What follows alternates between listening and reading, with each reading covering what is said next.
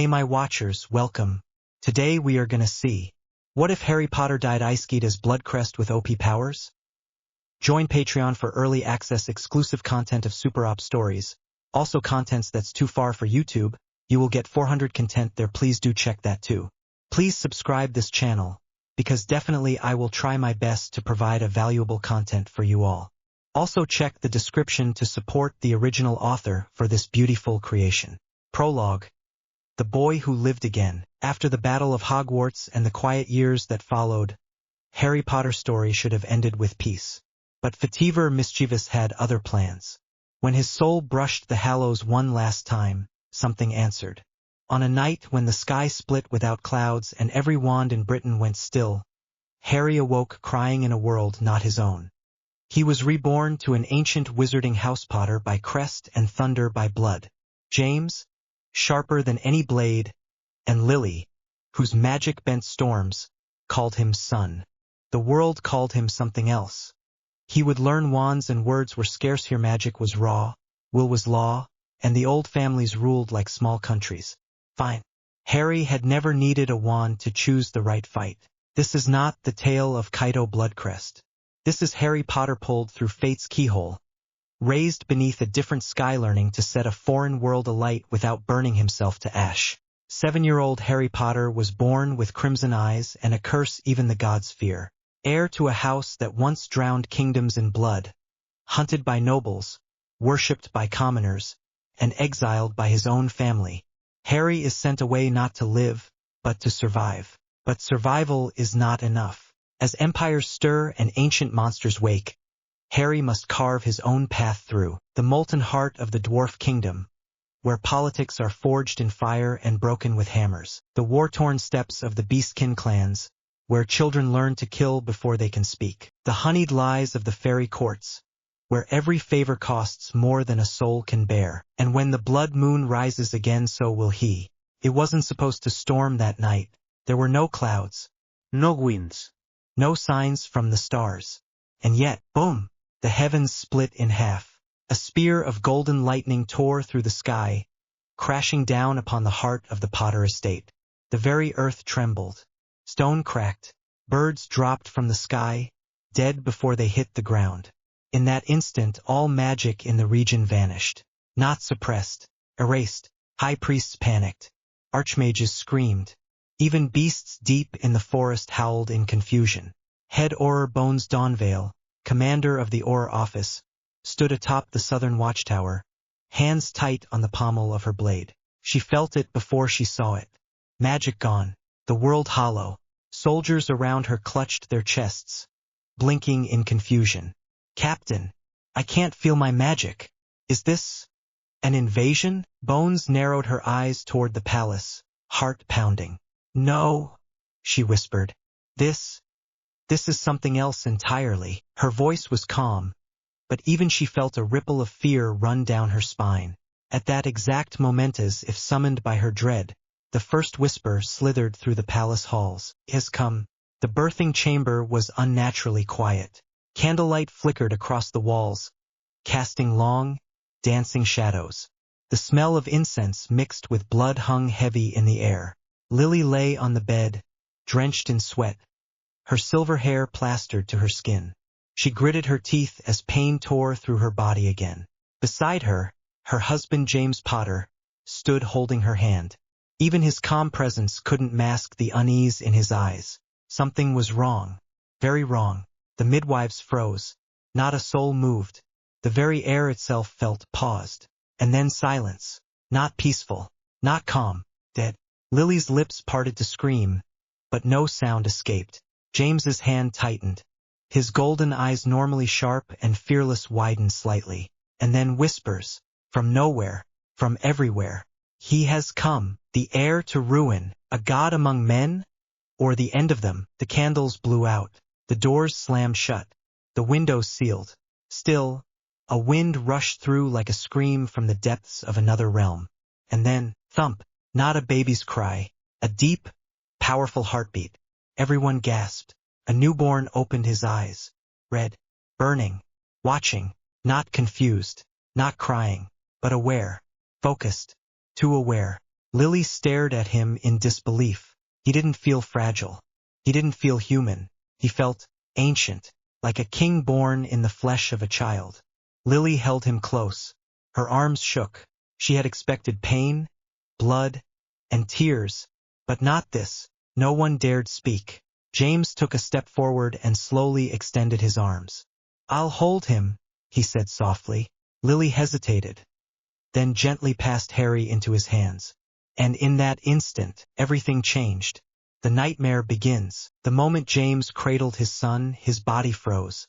He didn't move, didn't blink, didn't breathe. "James?" Lily's voice cracked. James." No response. Maids rushed in, panicking. "Master James." Still nothing. His gaze stayed locked ahead, eyes wide, body stiff, as if he were trapped in a vision. Varian Greaves, head butler of the royal estate, watched from the doorway, a silver tray in his hand. When he saw James stiff and unblinking, his old hands trembled. The tray shattered to the floor. "My gods! He's not moving." His voice was barely a whisper. He turned and barked, "Get help! Sound the silent alarm." But then James moved, just slightly. His eyes blinked slowly, like waking from a deep, freezing sleep. "James!" Lily cried. "Master!" The maids yelled. The voices reached him, echoing faintly, then louder, until he gasped and stumbled back to his senses. Everyone froze staring. His shirt was drenched in blood. A deep, slashing wound carved across his chest, fresh, real, and bleeding fast. Lily dropped to her knees, trembling. "And no, James, what happened?" Maids screamed. One even fainted. Another dropped a basin of towels as blood splattered across the marble. One maid fell to her knees, whispering a prayer under her breath. "Mother Luna, protect us." The wound on James's chest was deep, carved like a blade had torn through flesh. His shirt was soaked red. Lily's voice cracked as her eyes widened. "Ryzen! No." Lily collapsed to her knees, clutching Harry like he was the only thing keeping her alive. Mela, the head maid, not understanding what's happening. Her hands trembled, but she kept moving, head maid or not. This was beyond anything she'd ever faced, but she rushed forward. "Get the royal healer. Now!" Head Bones stormed into the room with her sword half drawn. Breath caught in her throat as she looked at the wound on the strongest man she had ever known. This can't be happening. "That thing, whatever it is, we let it be born inside the kingdom," she whispered. Servants chattered in panic. "Did the demon king reincarnate here? We're all going to die. The Potter line is cursed." "Enough!" James's voice boomed through the room, silencing everyone. He staggered forward but stood tall, blood still dripping from his chest. He looked around at the knights, the maids, the captain, and finally at Lily. Then his voice softened. "He's our son." The room fell dead quiet. James looked down at the sleeping newborn cradled in Lily's arms, his red eyes now closed, peaceful. "This child, Harry, he didn't bring ruin. He brought change. And it's up to us how that change unfolds." He knelt beside Lily, wincing from the pain, and cupped her cheek with trembling fingers. "If we raise him with fear, if we treat him like a curse, then maybe he'll become one. But if we give him love, strength, and warmth," he smiled faintly, his voice raw, "then he'll grow to be the greatest king the world has ever seen." His golden eyes welled up. "He's not some monster, Lily. He inherited our blood. He's our son. No one else's." Lily broke into sobs, clutching James tightly, her forehead pressed against his. "But you're wound," she whispered through tears. He chuckled softly despite the pain. "You think this is something to me?" He pulled her close, his voice warm even through the storm still echoing outside. "It's just a scratch to welcome our boy into the world." No one moved. Even the wind seemed to hush. Swords were sheathed. The crying stopped. In the presence of something divine, the only sound was the newborn's breath and a future being written. Melaverine, the head maid, clutched the doorway with trembling hands, tears in her eyes. She whispered to herself, "This child isn't a miracle, nor a curse. He's the beginning of something else entirely, and she remembered the past. One night she overheard a conversation. Do you think our child will be cursed? Lily had once whispered beneath the stars. Only if we raise him without love, James had said then. And now, bleeding, he still stood by that answer. And far above them, in the sky that had once known peace, the stars shifted, just slightly, as if they, too, had acknowledged the arrival of something that should never have existed. Chapter 2. The Flame Beneath the Crown. Chapter 2. The Flame Beneath the Crown. Time skip 5 years later. The royal estate had changed. Children's laughter echoed through the corridors. A small boy with night-black hair and golden eyes darted across the garden, his tiny hands grasping the air like he was casting spells. Harry! You'll trip. A maid's worried call was met with giggles as Harry ran straight into his mother's embrace. Lily, still dressed in a travel cloak, dropped to her knees and hugged him tightly. You came back, Mother. Of course I did, she whispered, brushing his hair. I always will. That evening, sitting in the sun-drenched balcony chamber, Harry leaned over the balustrade with a curious expression. Mother, can you teach me magic now? Lily chuckled. Magic is a gift of nature, Harry. Not everyone is born with it, but I'm your son, right? I must have it. Her smile softened. It's not that simple. Before anyone can use magic, they must form a magical core. Imagine a second heart made of energy. The bigger it grows, the more power you can hold. To form it, you need years of meditation. You must absorb magic from the world around you slowly and steadily. Rushing it can shatter your core permanently. Harry pouted. You've told me this before. I meditate every day, and you never watch. I thought you didn't care. Lily ruffled his hair lovingly. Oh, you little storm. I care more than you'll ever know. But I also know how long core formation takes. Even the greatest prodigiously sensed magic at 6, and I formed my core at 9. Most people do it around 14. She winked. But you're our child. You'll surpass us all. Even my sister? The smile faded briefly. Harry continued. I only hear tales about her. I've never met her. She's in her final year at the Royal Academy. But don't worry, she's coming home for her break. You'll meet her soon. Promise. Promise. Now come, let's train. In the training chamber, Harry sat cross-legged. Lily stood nearby, arms folded, watching with a curious smile. He closed his eyes, and something clicked. Wait, Harry. You're absorbing magic. He opened one eye, confused. Yeah. You're really sensing it? That fast? I've always been able to. I just didn't tell you. You were busy, so I wanted to surprise you. Lily blinked, then laughed, then hugged him. You're more than gifted. You're divine. Her mind flashed back to 2 years ago when he had altered the shape and flame color of her fire spell. At the age of 3. Harry, from now on, I'll be here for every session. But remember, don't push too far. Yeah. I'll become so strong you won't ever be worried about me. Oh, look at you acting like a mature person, you little brat. Chuckles. That night, as servants lit candles across the grand halls, the air was filled with laughter. Lily told James of Harry's shocking advancement. The butlers prepared wine. Even the usually silent night, Captain Bones smiled faintly. He's not just our son, James muttered, lifting his cup. He's a storm cloaked in sunlight. Harry curled beside Lily on the couch, fast asleep. She stroked his hair. He'll change the world, won't he? He already has, James replied. Later that night, the celebration had long ended. Stars filled the sky, and calm silence rested over the Potter estate. Inside the royal chamber, torchlight flickered gently against stone walls. James sat at the edge of the bed, shirtless, while 2 healers stood nearby, silent, helpless. The scar still remained. That strange wound he received 5 years ago. It had never faded. Not even the best healing magic could mend it. Lily had fallen asleep beside Harry, unaware of the quiet storm raging inside her husband's heart. James slowly ran a hand over the mark on his chest. It didn't hurt. Not anymore.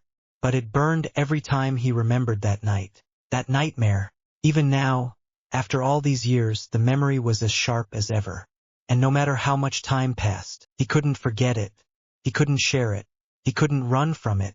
His eyes darkened, breathing slowed, and the world around him faded as the nightmare returned. Fire. The sky was broken.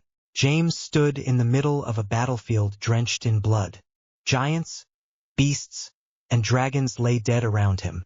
The very clouds bled flame. A throne stood atop a mountain of bones, and seated upon it was Harry, not a child, not a man, something between. Red eyes burned from his shadowed face. His hand rested on the hilt of a jagged, cursed blade. He looked at James not with malice, but with fate. "You will stand before me one day, Father," the voice echoed, divine and demonic too layered to belong to a boy. "And on that day you will bleed." James's chest tightened. Harry raised a hand. Slash. A burning pain tore through James's chest. He fell to one knee, blood spraying from a wound no blade had delivered. His vision blurred. The nightmare shattered like glass. James gasped, his body drenched in cold sweat. His fingers trembled as they traced the scar, the same one from his dream. The same wound that never healed. "You will bleed." That voice, so unlike Harry's childish laughter, still echoed in his skull. He turned his head slightly, watching his wife and son sleeping peacefully beside him. Harry's tiny fingers clutched Lily's sleeve, his face innocent, free of the monstrous weight from James's vision. Was it just a dream? A premonition? Or something worse? James clenched his jaw. No, he refused to believe it. His son was just a boy, bright, mischievous, full of life. Not that. Not the cold, godlike figure from his nightmares. But then why did the scar remain? Why did the dread cling to him like a second skin? The next morning, Harry bolted upright in bed, his golden eyes wide with excitement. "Mother, Father, today's the day, right? My sister's coming home." Lily, already dressed in her riding attire, chuckled. "Yes, little Storm. Her carriage should arrive by noon." James stood by the window, arms crossed, his expression unreadable. The nightmare still coiled in the back of his mind, but he forced a smile. "You've been waiting for this, haven't you?" Harry nodded vigorously. "I've heard so many stories. How she's the top of her class. How she can summon lightning like it's nothing." He puffed out his chest. "I'm gonna be just like her." Lily ruffled his hair. "You'll be better." James's grip on the windowsill tightened. Would he? At the evening, Harry nervously adjusted his tunic for the 10th time. "Do I look okay, Mother?" Lily smiled as she fixed his collar. "She's your sister, not the Empress." "But the maid said she fought 3 teachers at once," Harry said, bouncing on his feet. Behind them, James's hand moved slightly toward his old scar as the sound of horns echoed. A black carriage entered through the gate, then stopped suddenly. Before the servant could open the door, it burst open with a flash of violet lightning. A shadowy figure jumped down from the roof, landing silently.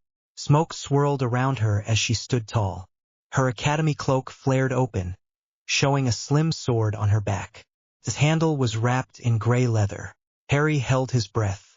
Arya Potter looked over the courtyard, her sharp steel-colored eyes catching everything. The servants bowed deeper. Even head bones stood straighter. Then her eyes landed on Harry. Before he could say a word, she walked straight up and grabbed his wrist. Her thumb pressed against his pulse. Her hand felt cold as ice. "Interesting," she said softly, sensing his magic. A faint spark danced on her fingertips. "You're not totally useless." Harry swallowed hard. Arya smirked and let go. Then before he could react, she tapped him lightly, one finger, sharp and swift, right between the brows. "Try to keep up, little Storm." As she turned to walk away, every torch in the courtyard flared with blue flames. Harry rubbed his forehead, smiling without meaning to. This wasn't the warm, smiling sister he imagined. She was even cooler. Behind them, James let out a long breath. Arya stopped beside him and spoke in a low voice only he could hear. "Still bleeding, Father?" Her eyes glanced at where his hidden scar was. "What are you becoming, my son?" Then she walked off toward the palace, leaving Harry full of questions and James pale and silent. To be continued. Chapter 3. gift of storms. The grand dining hall was unusually quiet. Dozens of maids stood at the corners, lined up like shadows. Knights stood tall, pretending not to stare. Silverware clinked. No one spoke, until Arya dragged her chair beside Harry and plopped down like a queen claiming her throne. He blinked, confused. Before he could speak, she grabbed his cheeks. "Oh, so soft like marshmallows." Everyone froze. She laughed, picked up a spoon, and scooped soup into his mouth. "Say ah, Harry!" Laughter broke out around the room. The butler dropped his ladle. Arya wiped his lips with a napkin, all smiles. "You're still such a baby." Harry turned red. His spoon shook in his hand. Then she stood and clapped once. "I've brought gifts." She turned to James. "Father, for you." A sword of black steel appeared in her hand, glowing faintly. "Adamantite?" James asked, stunned. "Yes, practice with this one. You've already broken 1,000. James chuckled. "You counted." "I did," Arya replied with a smirk. Next, she moved to Lily and carefully pulled a box from her cloak. Inside was a diamond necklace, studded with a single ruby. Arya gently clasped it around her mother's neck. "Still the most beautiful in the palace." Lily smiled warmly. "You've grown elegant, my daughter." Then came the voice. "Harry, what about me? What's mine?" Arya turned, expression cold. "Tch, so impatient." He flinched, but then whoosh ground changed color. She was kneeling on the floor now, a small velvet box in her palm. Inside, a ring, sleek and silver, inlaid with a tiny blue gem. She slid it onto Harry's finger. "Here's your gift." She leaned up and kissed his forehead. Harry went red from ear to neck. The room exploded with laughter. Knighthead Bones. "Hey now, Lady Arya. When are you marrying this fine lad?" Head butler. "Captain, please. Look how red the boy is." Harry buried his face in his hands. Arya ruffled his hair, humming. The long night ended with cheers, teasing, and warm smiles. The next morning, Harry darted down the hallway, giggling as the maids chased him for skipping breakfast. Then clang. Boom! The sound of metal clashing echoed through the hall. Harry froze. He turned toward the training chambers. His feet moved before his brain could catch up. Inside, the air was heavy. The stone floor cracked beneath their feet. Arya stood in the center of the field, black training outfit clinging to her sweat-covered body, sword in hand. Facing her were 3 knights, Uncle Valdin, Big Bro Kaysen, and Vice Captain Riorda, also known as the Gambler. Each one was a monster. All were Stage 6 aura wielders except Riorda, who wielded a deadly maroon aura of Stage 7. Harry whispered, "She's up against them?"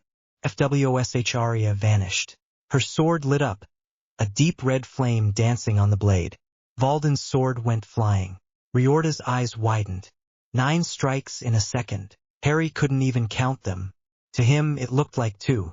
Then came a spell, Glacius Maxima. The ground froze. Ice burst across the floor. Kaysen blocked the projectiles, but Arya was behind him. Boom! He collapsed. Harry narrowed his eyes. Teleportation. Head Bones stepped beside Harry. "No, kid. She's just fast." "But magic and aura?" At the same time, Bones smiled. "That's the Potter legacy. Purebloods can handle magic, aura, and even holy power. But one wrong step and their body explodes from the inside." Harry, "Wah! That's terrifying." Back in the field, Riorda lunged. Arya met him head-on. Crash. Waves of pressure exploded from the clash. The stone cracked. The air trembled. Harry would have been thrown if Bones hadn't grabbed him. 3 seconds. Dozens of strikes. Sparks flew. Riorda pushed harder. "You're good but not good enough." Arya jumped back. She needed space. She prepped a spell but Riorda didn't give her time. Too fast. But Arya just smiled. She'd already cast it. Glissio. A childish ice spell meant for fun. Riorda stepped and slipped. Arya's sword stopped an inch from his neck. She won. That was Glissio, right?" One knight whispered. "I used that to prank squirrels." Everyone stood frozen. "Harry? She won." Riorda chuckled from the ground. You're terrifying, girl. That last spell was pure genius. Who uses Glissio like that? Arya smirked. A mastermind, perhaps? Harry ran up to her, eyes sparkling. You're amazing, sis. A genius. A tactical genius. In that moment, Harry decided he wanted to be like her. Arya blinked, sweat dripping. In her head. I was so scared I casted it by reflex. I thought I was a goner, but hey, it worked. Then she scooped Harry up and rubbed her face against his. Aw, praise me more, meatball. Your sister's a genius, right? The coolest, right? The most beautiful, right, Harry? Sis so sweaty. Stop. Arya grinned wildly. Totally worth it. They'll never know I nearly peed myself when Riordan lunged. So embarrassing. James watched from the shadows, a faint smile ghosting his lips. Just like your mother. But more reckless. That night, Harry couldn't sleep. His mind replayed her every move. But something was off. The ring she gave him was glowing. Chapter 4. The youngest mage in history. Harry tosses in bed, drenched in sweat. The silver ring from Arya normally dim starts glowing red. Slowly at first, then blinding. A surge. Harry screams. The room trembles. Magic explodes. Glass shatters. Cracks spider across marble. The air ripples. Knights rush in. Servants scream. Arya, James, Lily, everyone runs to his room. Harry floating above the cracked floor, surrounded in a sphere of blazing crimson light, bleeding from his eyes and ears like tears from a wounded god. The ring pulsed like a heart no, like a warning bell. Lily, what's happening to him? James, gritting teeth, that ring. Arya, explain. Arya, shaken. It's just a magic trigger ring, meant to react to minor leaks. I only gave him a thread of magic, barely a spark, to help him form a core. But this is a wildfire. James, grabbing Arya's shoulder. And why did you do that? It was Arya's first time seeing James so furious, as if he was ready to snap her in two in a moment's note. Lily leaps forward, cradling Harry. Lily knelt, pressing glowing hands over his chest. Heal, please, heal. Her voice cracked under panic. Don't take him from me, the strongest mage of the continent, forced into desperation. Even she struggles to suppress his overflowing magic. For an entire hour, she pours everything into stabilizing her son. It's all happening because of me. The strongest and cold. Teen broke into tears. Finally, Harry collapses, unconscious, alive. Bones. Shocked, a child with this much magic? It overwhelmed Her Highness. How is this real? Later that night, Arya rushed towards her room full of tears and locks herself. Arya, weeping, all I did was give him a thread of magic. And it almost killed him. Her voice broke. I didn't protect him, I pushed him off a cliff. What kind of sister does that? And even now I'm locked up in here just crying, whereas mother is giving her best to save Harry. She breaks down completely. Maids and knights outside her door remain silent. None dare enter. At morning, Harry blinks, awake in the ruined chamber. Cracks in the walls. Floor scorched. Yet, everyone around him smiles. Lily rushes over and hugs him. You're awake. Thank the stars. Harry. Why's everyone in my room? And why does everything look broken? James kneels, placing a hand on Harry's head. You've done something never before seen in history. You awakened, my son. At just 5 years old. You formed a magical core. Harry? Huh? This strange sensation in my kestis, that magic. Lily, tearing up, yes. And now you're officially a mage. Bones. The youngest to ever exist. Not just in our lands, but in the entire known world. Maids bow. Knights salute. Riordan mutters. A true potter. Mela along with Varian. Nah. Maybe a true monster. Harry notices someone missing. Harry? Where's sis? Lily? She hasn't left her room. Cried all night, blaming herself. Ha! Why would she? Doesn't she help me to form a core?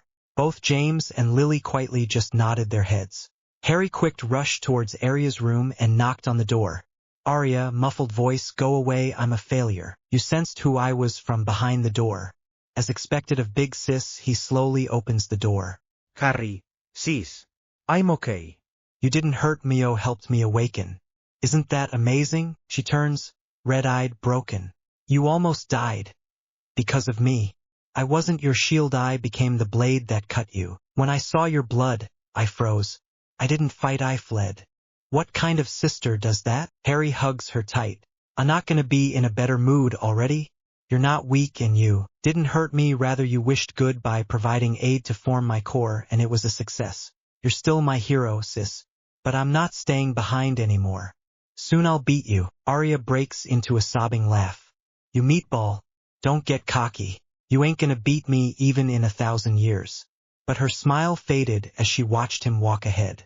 But maybe he'll soon will, after all, he's a strong kid unlike me. Now let's go and help ourselves with a little meal, I'm quite hungry for some reason. Later that evening, in the throne chamber, James stands tall, his voice echoing through the halls. The boy has awakened. That means it's time. A unspeakable from the Ministry of Magic arrives through teleportation circle. Draped in white and gold, eyes glowing with divine power. Unspeakable. He must undergo the sacred ritual in a time period of 3 days. At the Potter awakening grounds, gasps spread through the hall. Murmurs. Arya, internal monologue. I awakened at 11 and barely survived. The pain. The fear. How will a 5-year-old survive it? Royal Council Room, Potter Castle. James, calm but firm. Harry has formed his core. I'm ordering the Potter ritual to be held in 3 days. Summon the dukes, marquises, all high nobles, Elder the Lion. What madness is this? That child was practically born yesterday. Viscount Aerith scoffs, His Majesty must be mistaken. A 5-year-old forming a core. Elder the Lion, shaking head. Don't mistake James for a fool, Aerith. You know who we're dealing with, bears the blood of the divine. Truth sounds like madness when spoken by gods. Lady Cora, grim, let's not forget the Lord's son. Vanished into nothing during his trial. Despite being a genius in sword and aura, he became a stage 6th aura user in his early 20s. Elder the Lion. I hope you don't forget he was not a Potter. He was just a normal noble from this kingdom who thought highly of himself and let his foolishness take over him, resulting in his death just for a futile try to achieve strength. Door Krieks open, Lord Orwain enters. Lord Orwain, stern, do not misunderstand. My son lacked the strength. It was not the ritual's fault, nor the bloodlines. Even Potter heirs have been consumed. That is why this ritual is nearly forbidden now. The last success was the princess. But princes have not fared the same. Elder the Lion. Then why risk it now? Lord Orwain, softly, because if this boy is who we think he is, the world won't give him peace. Power is not a luxury for him. It's his shield. Royal Garden, late night. Lily, tears in her voice. Why, James? Why would you risk this? You saw him bleeding last night. Do you know what that did to me? For a moment I thought I'll lose our Harry and my heart was about to break. James, quiet, I know. Lily, furious, our ancestors died in that ritual. Kings turn to ash. And he's just 5. I don't care how strong he is, still my baby. If you don't give me a reason, I'll stop that ritual even if it means I crush you right here. James, voice cracking, you think I'm proud of this? Every second I hesitate, I want to run to him to save our child. But I can't be just a father. I have to be his forge. And this trial is the flame he needs. Every decision I take as king feels like carving a knife into my chest. Even yesterday I was about to lose my mind and shouted at Arya for the first time in my life just to redirect my anger at someone. I can't even imagine losing our children who is brimming with innocent and just took his first step in this world. Lily? Then why? James, tears falling, because if he succeeds, he'll grow thrice as powerful as he normally would. The ritual doesn't just test, it awakens. It gives you the key to break fate. You must know that the ritual is mainly based on the willpower of an individual. Lily softens, you're betting our child's life on willpower alone. James closes eyes, and I've never seen a will stronger than his. They embrace, both breaking down in silence. A king and queen, a father and mother. Scene 2. The Potter ritual. The ancient Potter awakening grounds stood silent. A towering, circular chamber of blackstone pillars etched in glowing crimson runes. Yellow magic fog hovered over the altar, the air thick with power and fear. Nobles from across the Potter Kingdom, dukes, marquises, high-ranking families sat in balconies above. Silent, waiting, watching. In the center stood Harry, just 5 years old. Small, alone. His fingers clenched the edge of his tunic. A unspeakable of the Ministry of Magic raised his staff, voice echoing. The ritual shall now begin. This child will face his bloodline's legacy. Let the magic of the Potter flow through him. The runes lit upon by one.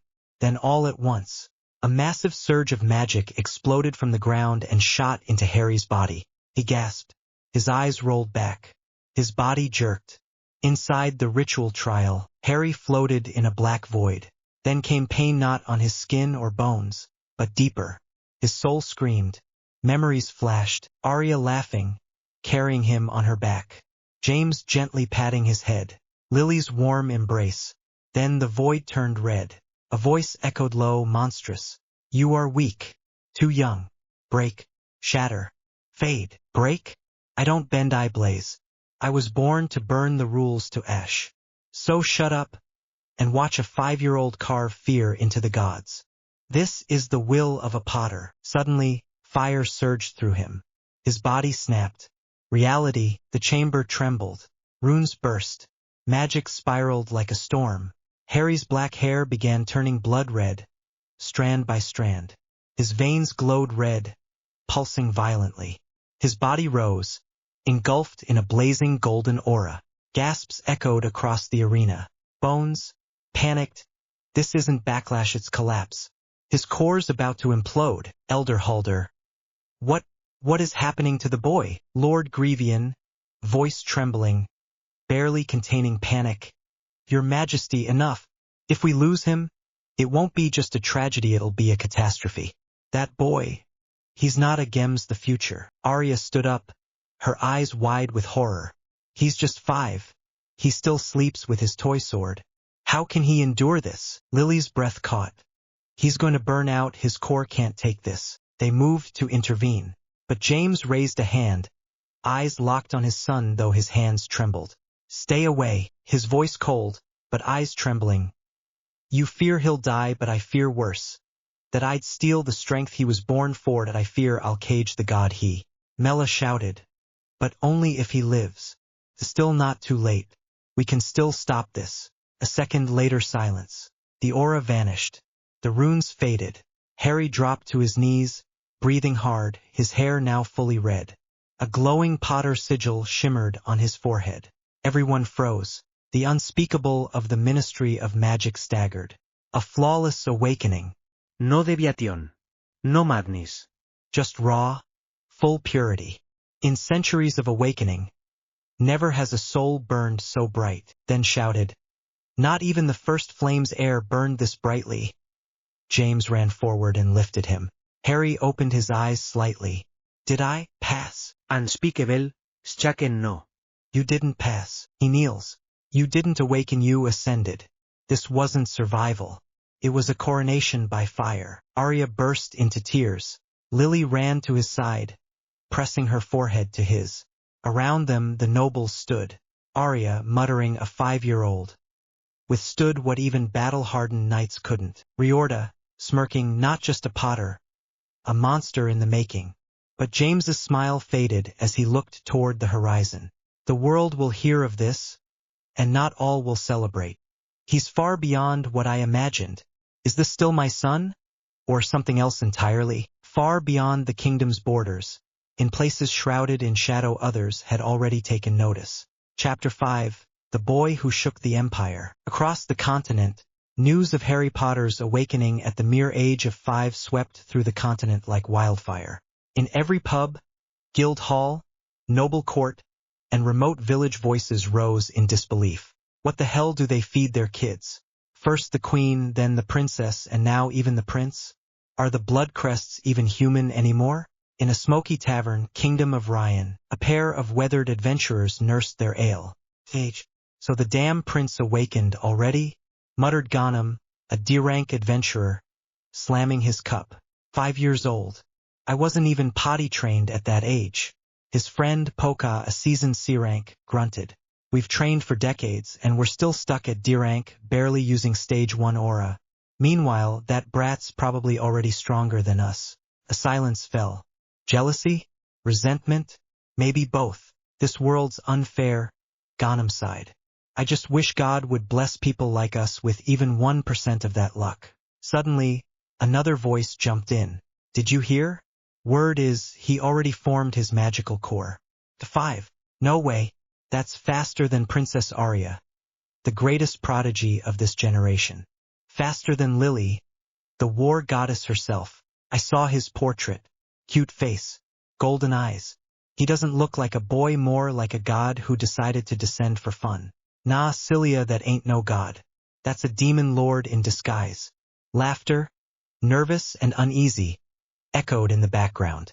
In the Ministry of Magic, within the grand golden halls of the Sanctum of Providence, whispers of Harry echoed like gospel. The minister sat upon his high throne, robes trailing like waves of silk. You were present during the ritual, were you not, Department Head Ruviel? The minister asked, his voice calm yet demanding. Speak freely. What is your judgment of this, Potter child? The cardinal bowed deeply. If I may be blunt, your majesty, I cannot reveal all.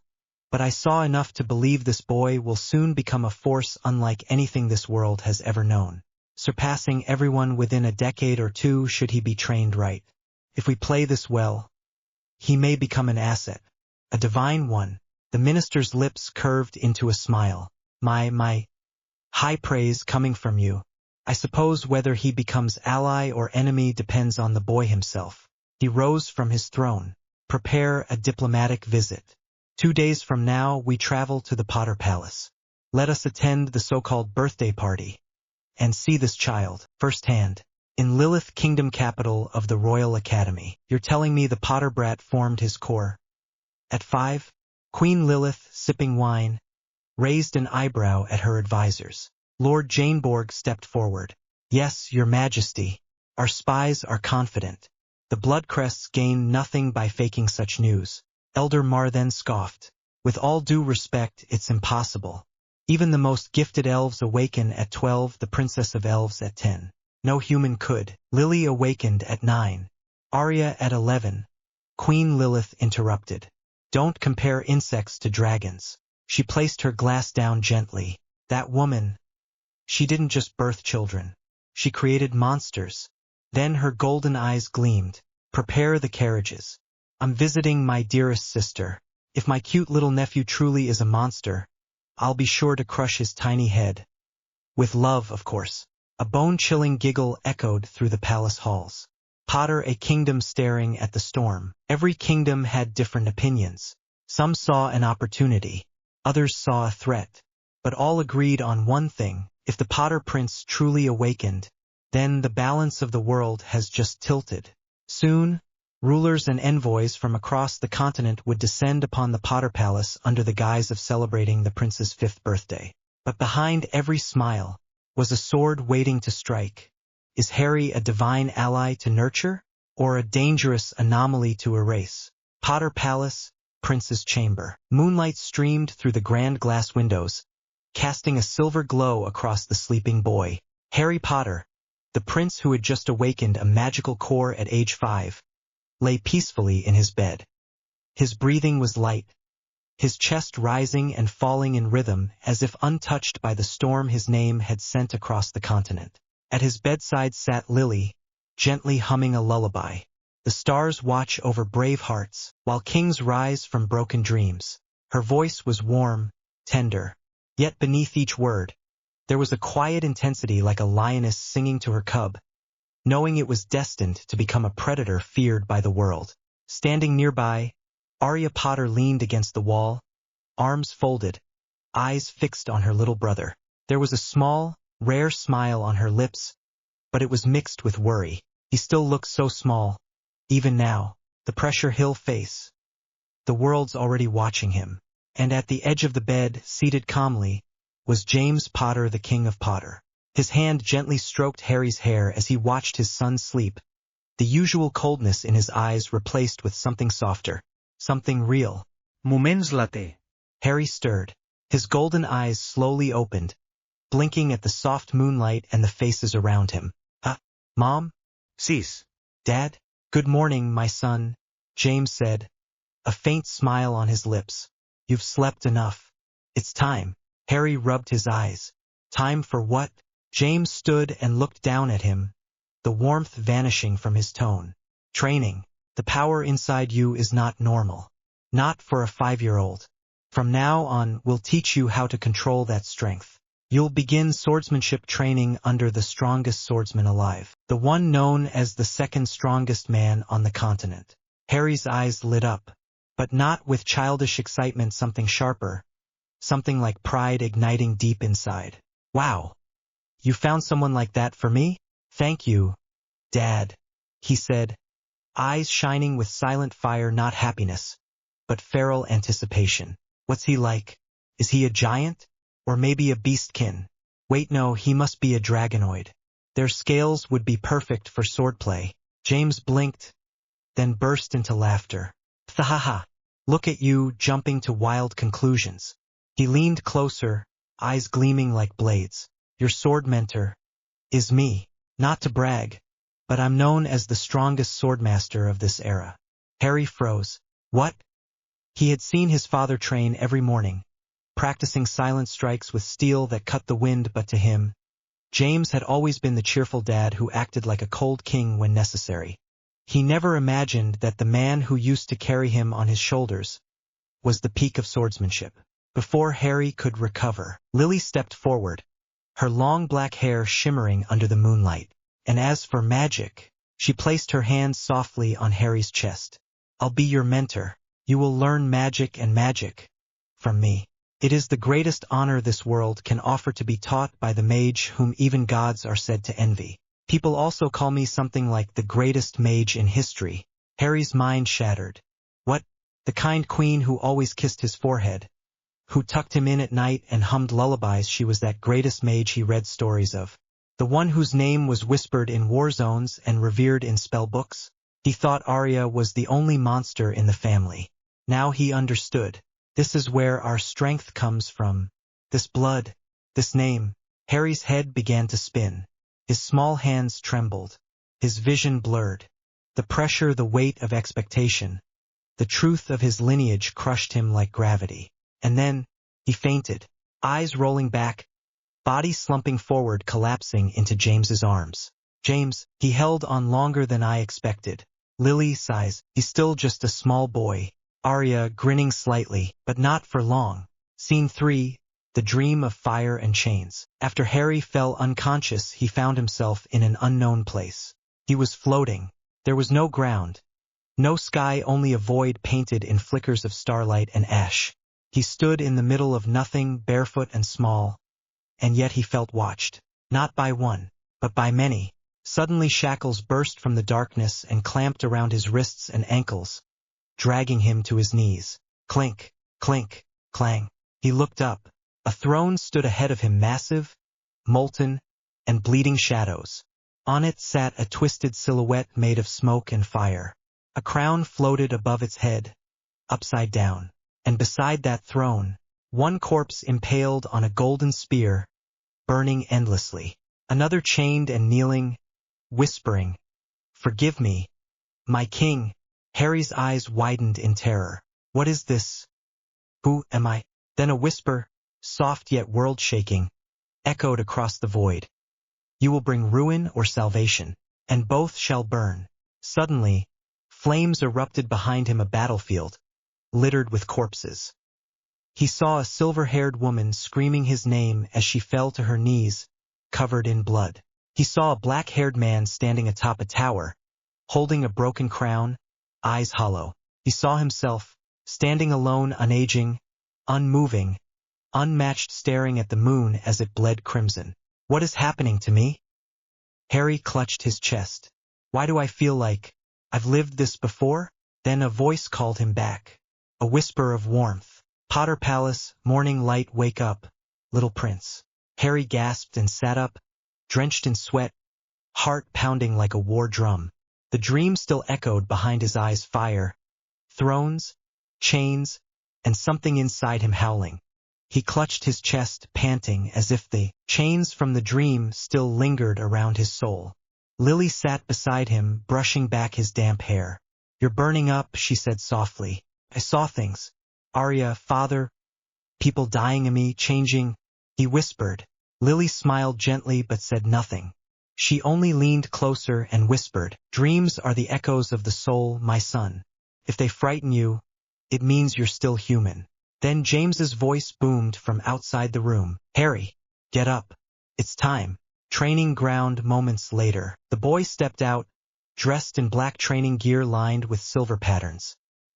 His golden eyes burned, no longer just filled with childish excitement, but with purpose. James stood tall in the middle of the palace's private training arena, dressed in nothing but loose-fitting warrior's robes. In one hand, a wooden sword. In the other, nothing, because he needed nothing. Lily stood by the edge, arms crossed, smirking. Arya sat on the highest balcony, legs swinging, watching silently, her red eyes narrowing with anticipation. "Show me, little brother. Show them what's inside you." "James, today you begin your journey. Forget titles. Forget royalty. Here you're just a boy with a sword. So pick it up, and try not to die. If this is my first step, then I'll carve it into the world." Chapter 6. The Strongest Sword Under Heaven. Chapter 6. The Strongest Sword Under Heaven. The wind whistled through the Potter training grounds, brushing against the cold, morning silence. "Ah! Here I come!" A small boy's roar tore through the calm. Harry lunged forward, his tiny feet pounding against the stone tiles as he swung his wooden sword toward the man in front of him. His father, the king of Potter, James. "Too slow," James said calmly. He sidestepped without breaking posture. "Your grip is too weak. Hold the sword tighter." Another swing. Dodged. "You don't have aura yet, so your only weapon is raw physical force. Use it better, extend your arms more. Push from your legs, not just your torso." Harry panted, his cheeks puffing as he tried again. His brows furrowed, and he swung with all his might. Finally, a decent strike. James's smirk sharpened. "Let me show you what a sword without aura should look like." He stepped forward and raised his blade.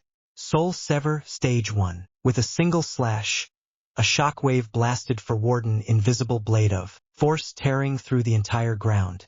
Earth split. Training dummies fell. The very air screamed. And then clang. Lily's protective barrier stopped it dead. Took only seconds. Everything in its path was cleaved in half. Harry stared, eyes wide with disbelief. What was that?" "That, son," James said, "is the first form of our household's technique. It requires no aura, just pure technique and raw power." He turned his sword and planted it firmly. "I learned it in 2 days. Arya too. And I've seen you swinging sticks like a madman since you could walk. So don't disappoint me now." "Wait. Those weren't training sessions," Harry blinked. "I was just playing with the knights and laughing. That was me messing around." "Then listen carefully." James's tone hardened. "If you can't learn Soul Sever before the banquet, you're not meant for the sword." Harry froze. Those words hit like a blade to the chest. "I'd prefer you focus on magic instead," James continued.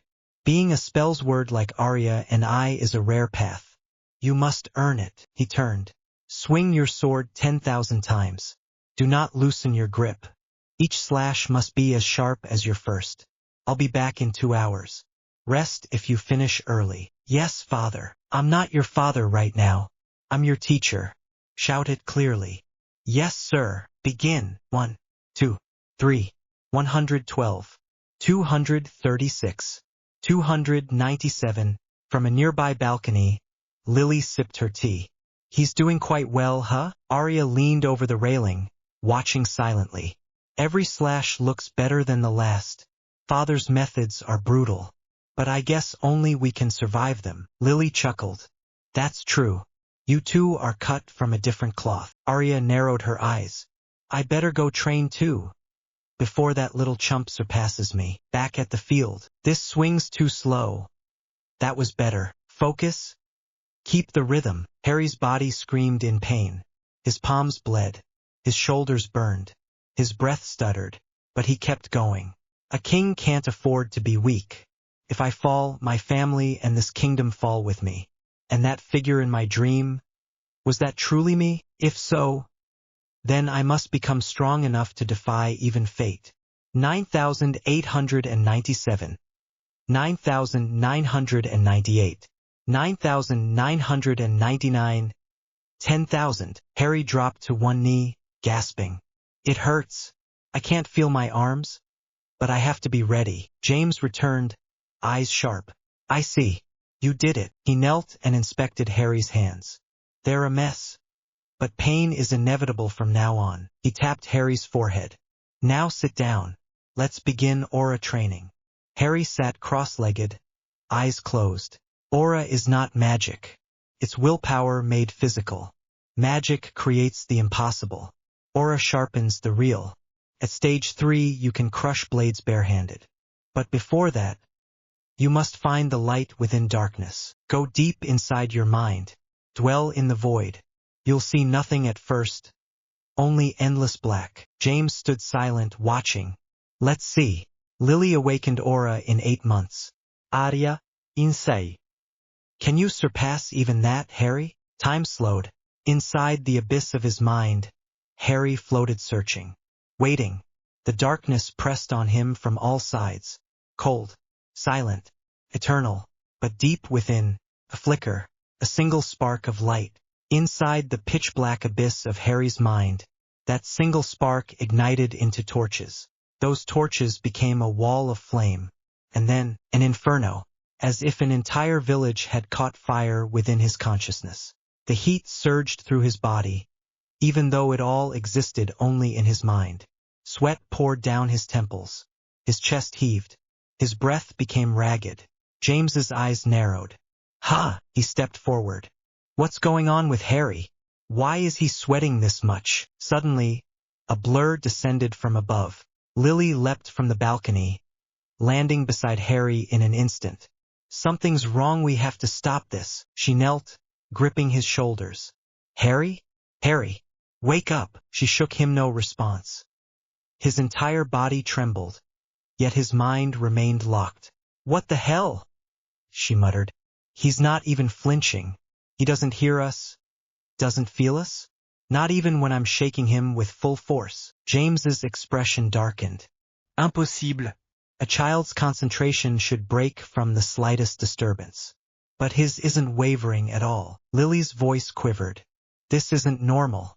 How can a 5-year-old have mental discipline like a trained master? Ha! Harry screamed and collapsed backward unconscious. In that same moment, Arya sprinted into the clearing, sword in hand.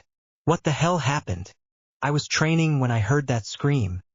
He passed out while meditating, James said slowly, staring down at his son.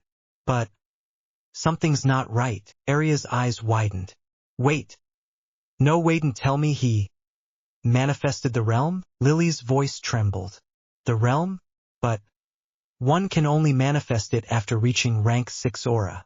That's a stage even elite knights struggle to touch. James stood up, his gaze never leaving Harry's motionless form.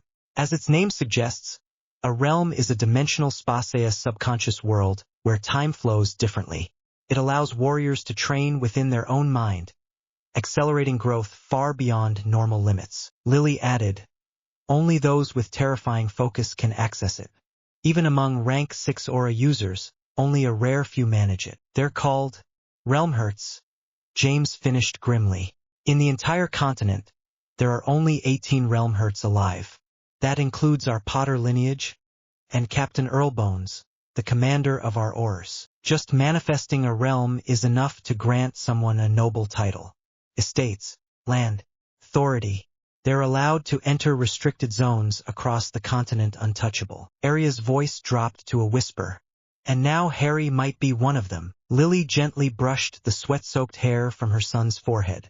If that really happened, then Harry didn't just touch the edge of genius. He's already walking among legends. James exhaled. Let's wait. When he wakes up, we'll know for sure. A few moments later, Harry's eyes slowly fluttered open.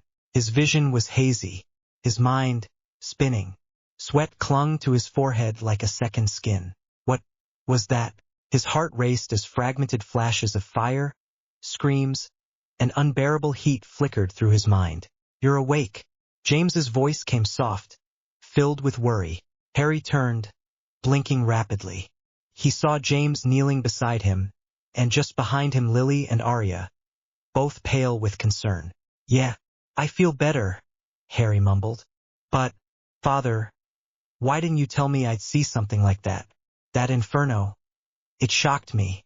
And the heat, I could feel it. Suddenly, his expression twisted. He clutched his tiny hands over his ears, trembling. And then, there was a scream of hundreds of people, crying, suffering. That was all it took. In that moment, the three adults around him exchanged grim, horrified glances. Lily's breath hitched. Arya's worried smile twitched, trembling at the corners. Harry, you really did it.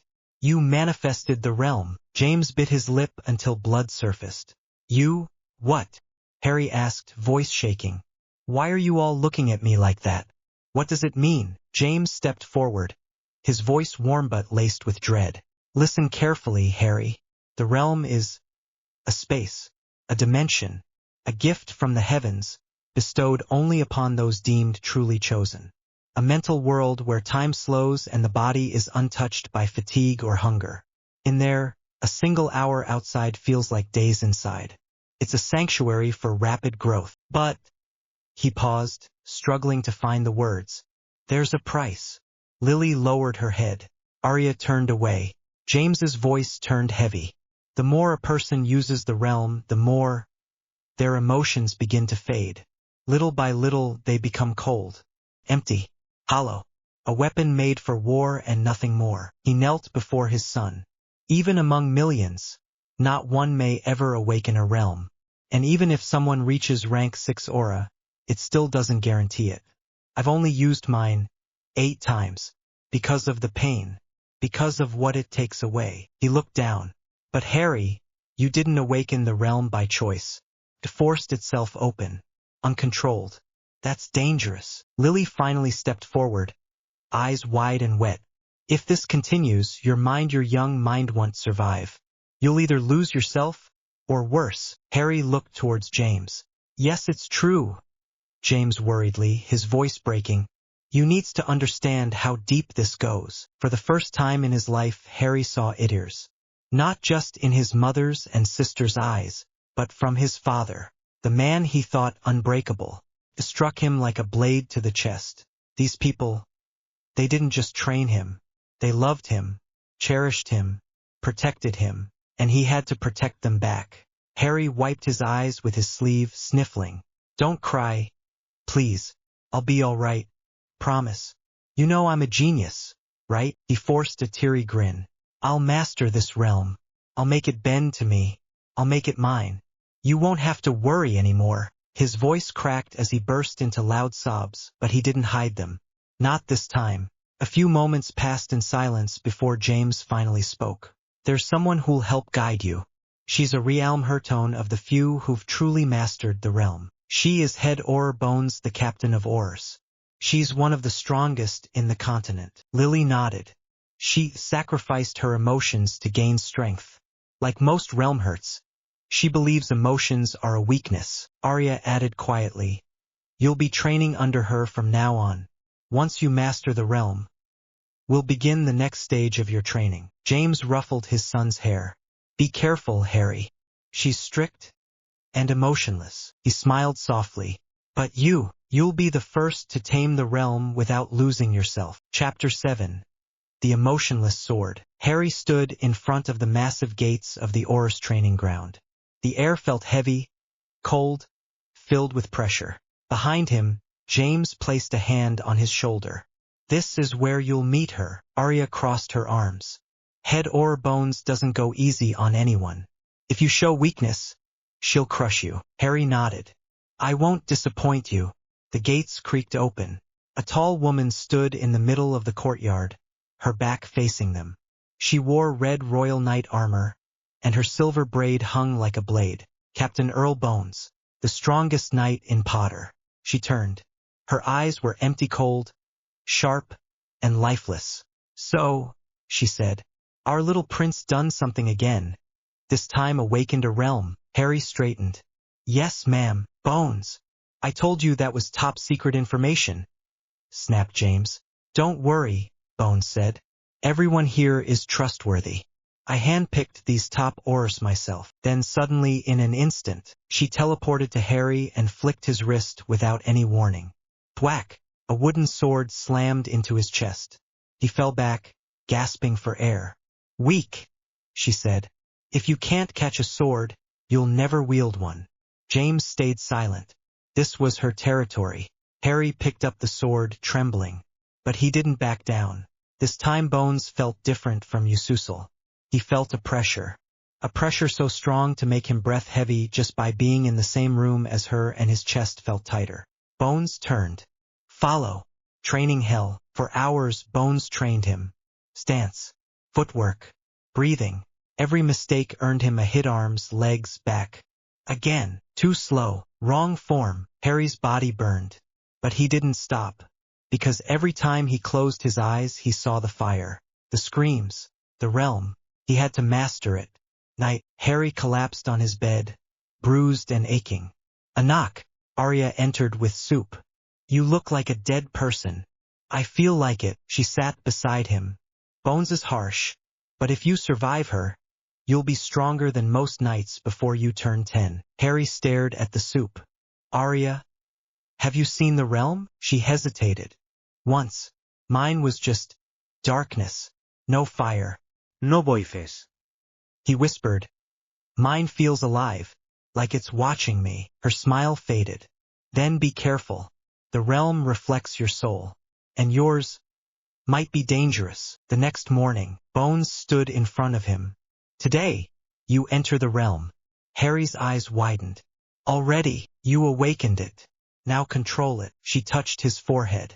Close your eyes. The realm, fire, an endless inferno surrounded him. Heat burned his skin. Screams echoed in every direction. Bones's voice echoed through the chaos. This is your realm. It listens to you. Command it.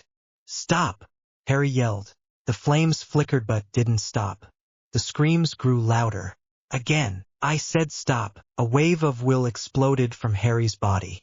For one moment, the fire froze. The voices stopped. Silence. Then, everything faded. Reality. Harry gasped, collapsing to his knees. Bones caught his collar.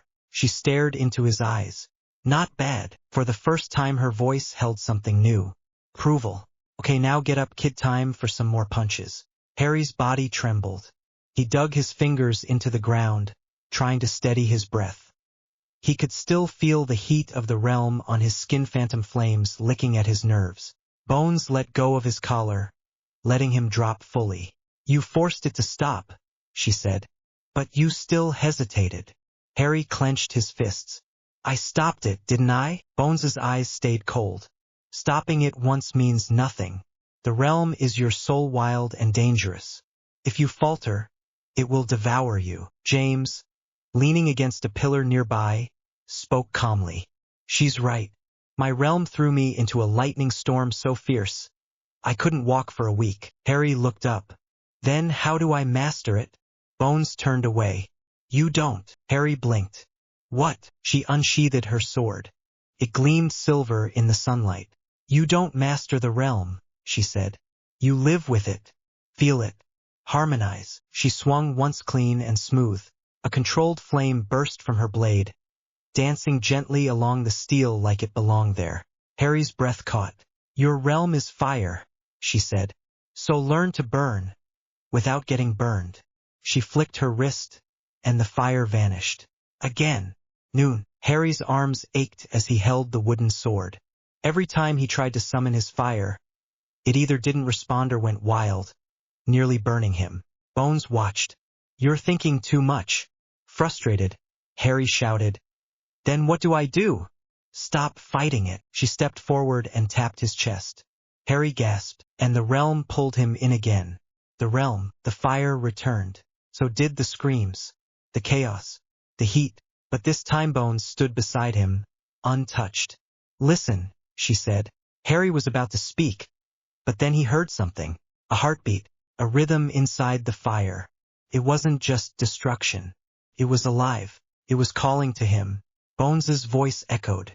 The realm isn't your enemy. It's your shadow. Stop trying to control it. Understand it. Harry closed his eyes and welcomed the fire in. Reality. His eyes snapped open. The wooden sword in his hands ignited. But this Timite didn't lash out wildly.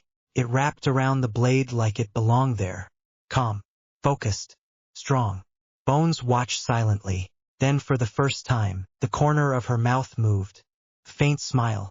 Better. Harry stared at the flame. It didn't burn. For the first time, the fire felt like his. And deep inside, the realm whispered back. Now go. Bones smirked. And tomorrow show those noble fools exactly who Harry Potter is. The banquet of sovereigns. The greatest banquet of the year had arrived, not a feast, but something far deadlier.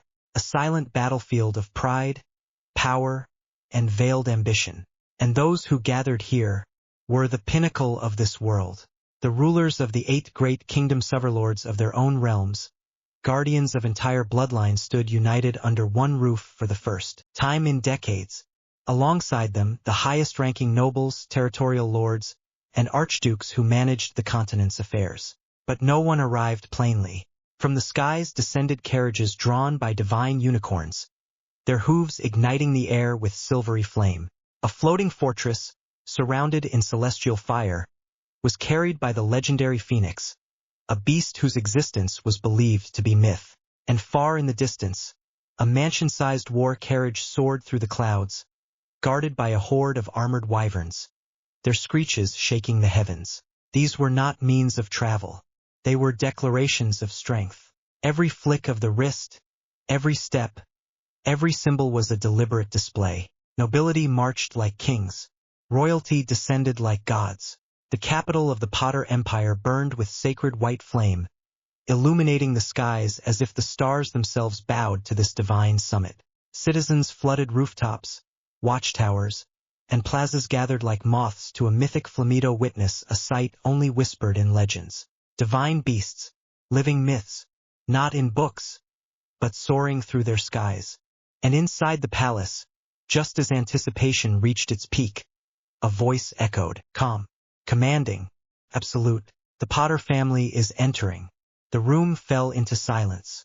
Even among monarchs and highborn elites, a chill slithered down spines. Not because of the words, but because of the man who spoke them. Varian Greaves, the head butler of House Potter.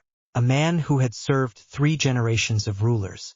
A legend in his own right. Clad in midnight formal wear, his every step echoed authority. His back remained straight. His gaze emotionless, but the aura leaking from his body warped the very air. That's the butler? One noble whispered. He looks like a devil in disguise, murmured another. No, that's Varian Greaves, an 8th stage aura user, said to be on par with Earl Bones. I can't even breathe properly near him. My knees feel heavy.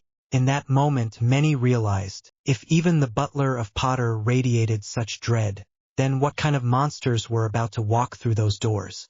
Silence. A single word spoken in a calm, cold tone. And yet, most nobles dropped to their knees. Even the rulers of kingdoms felt their breaths grow heavy. The air itself seemed to tremble. And then, he arrived. The legend, the myth, the man known as the God of War. James Potter.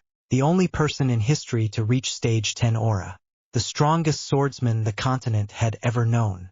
A man who stood not with kings, but above them. Each step he took, the pressure in the hall grew heavier. When people looked into his eyes, they didn't see a man. They saw something else. The incarnation of the god of destruction. And just as the crowd felt like they could finally breathe, it happened again. But this time, it wasn't just heavy. The air itself vanished. People gasped. Some forgot how to breathe altogether. Others just froze, feeling their souls being crushed. And she arrived, the most powerful mage in history, the woman even the gods were said to fear, the queen of Potter, Lily Potter. Her beauty could be mistaken for a goddess, but her presence was terrifying. Every mage in the hall dropped to their knees not in respect, but from pure instinct. Their magic cores shivered. Some even clutched their chests, feeling like their hearts were about to burst. Don't look at her. Feels like my core's cracking.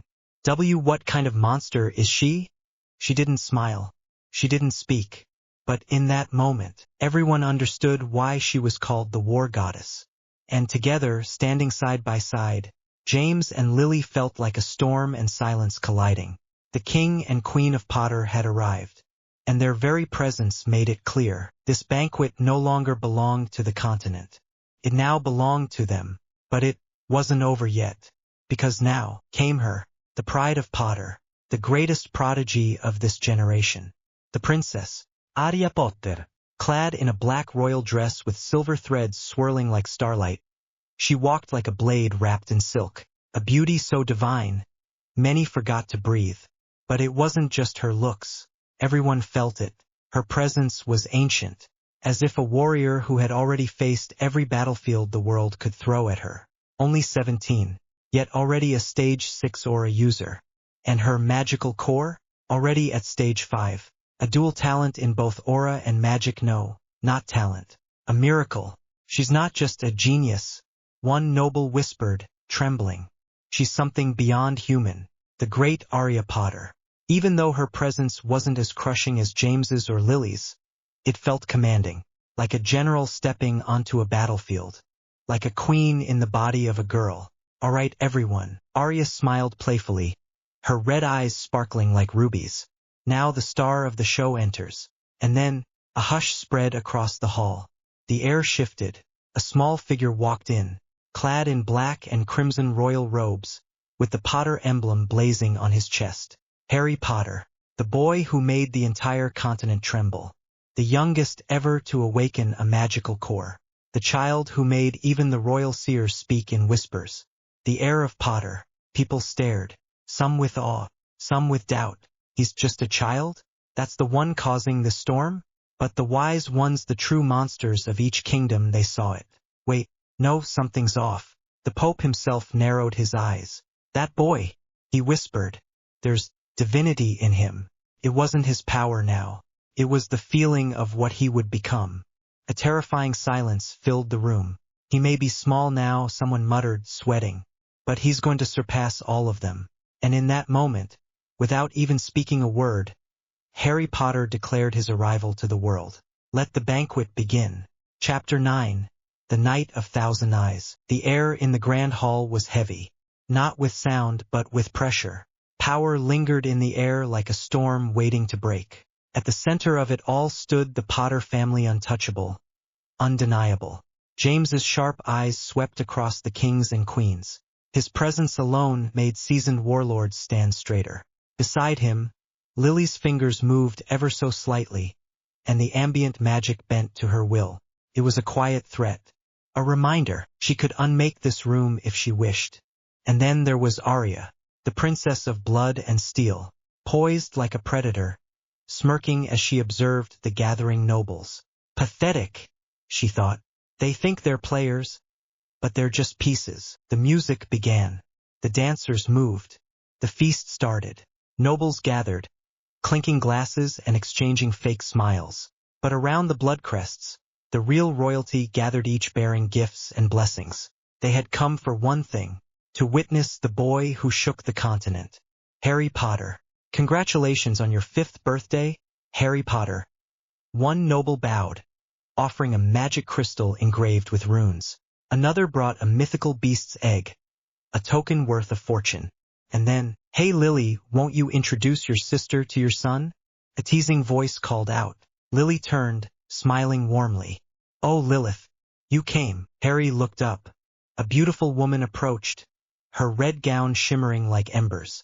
Harry, Lily said, this is Queen Lilith of Lilith Kingdom, and my sister. Harry blinked. Your sister. Lilith grinned and immediately swooped him up into the air, hugging him tight. Nice to finally meet you, little one. I heard so many rumors, but wow, they were all true. So when are you coming to my kingdom? Huh? Sorry, Aunt. I don't understand what you meant. Lilith chuckled and turned to Lily. You haven't told him yet? Lily smiled. Harry, your Aunt Lilith is the founder of the Royal Academy. It's located in her kingdom. Arya stepped in. Yeah, this granny is our academy founder. She sometimes shows up during championship matches. For some reason, people say it's a great honor to fight in front of her. Hey! Lilith pouted. I'm not a granny, Arya. I've told you 1,000 times. She huffed proudly. I'm not just a queen and founder. I'm a world-renowned mage. Thank you very much. My magical core's at stage 7. I'm an archmage, you know? It's a great honor to be seen by me suddenly. A booming but cheerful voice echoed. Hey there, young prince. A towering man with golden armor and a sun-emblazoned cape stepped forward. I'm King Solaris, ruler of Sunflower Kingdom and an old friend of your father. He beamed, placing a hand on Harry's shoulder. It's good to see such a talented kid like you. James, you lucky bastard. Behind him, a small girl peeked out nervously. Go ahead, King Solaris encouraged. Introduce yourself. She stepped forward, trembling slightly. I'm Solara Sunflower, the Pea Princess of Sunflower Kingdom. And nice to meet you. Harry blinked. Why is she so nervous? Still, he replied politely. Nice to meet you. I'm Harry Potter, Prince of Potter Kingdom. Solara turned to her father with wide eyes. I did it, Daddy. I introduced myself. Solaris laughed with pride. Yes, that's my girl. I'm so proud of you, Solara. Harry looked around awkwardly. What is happening? James smirked. Still the same doting father, Solaris. Solaris grinned. Hey, I'm not the only one. I bet you love your kids just as much. And damn, your son's something else. Awakened the moment he turned 5? That's monstrous talent right there. James shrugged modestly. Takes after Lily, I guess. The boy's going to be a future pillar. Solaris ruffled Solara's hair.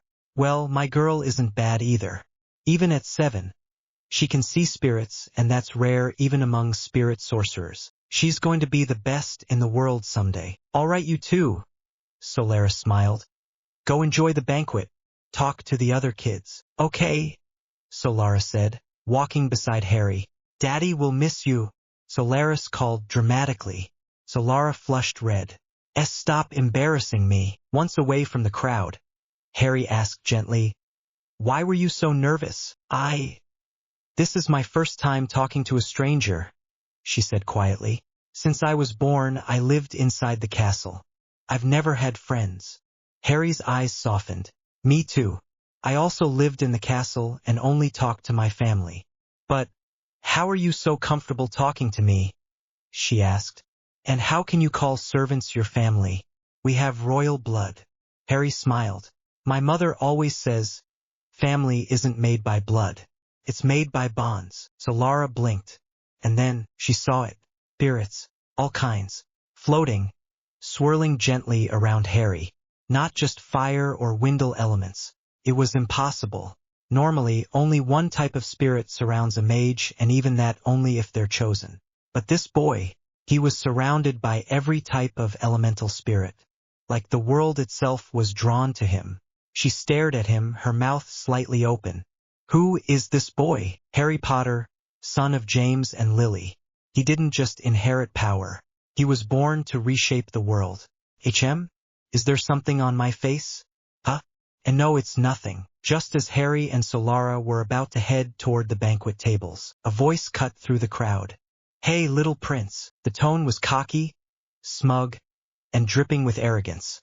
A teenage boy stepped forward, flanked by 2 snot-nosed kids little older than Harry. He had golden hair, a crimson cape, and an aura that screamed, look at me. Every other noble stepped aside as if providing him a route. I'm Cassian Aurelian, Prince of the Aurelian Empire, he declared with a grin.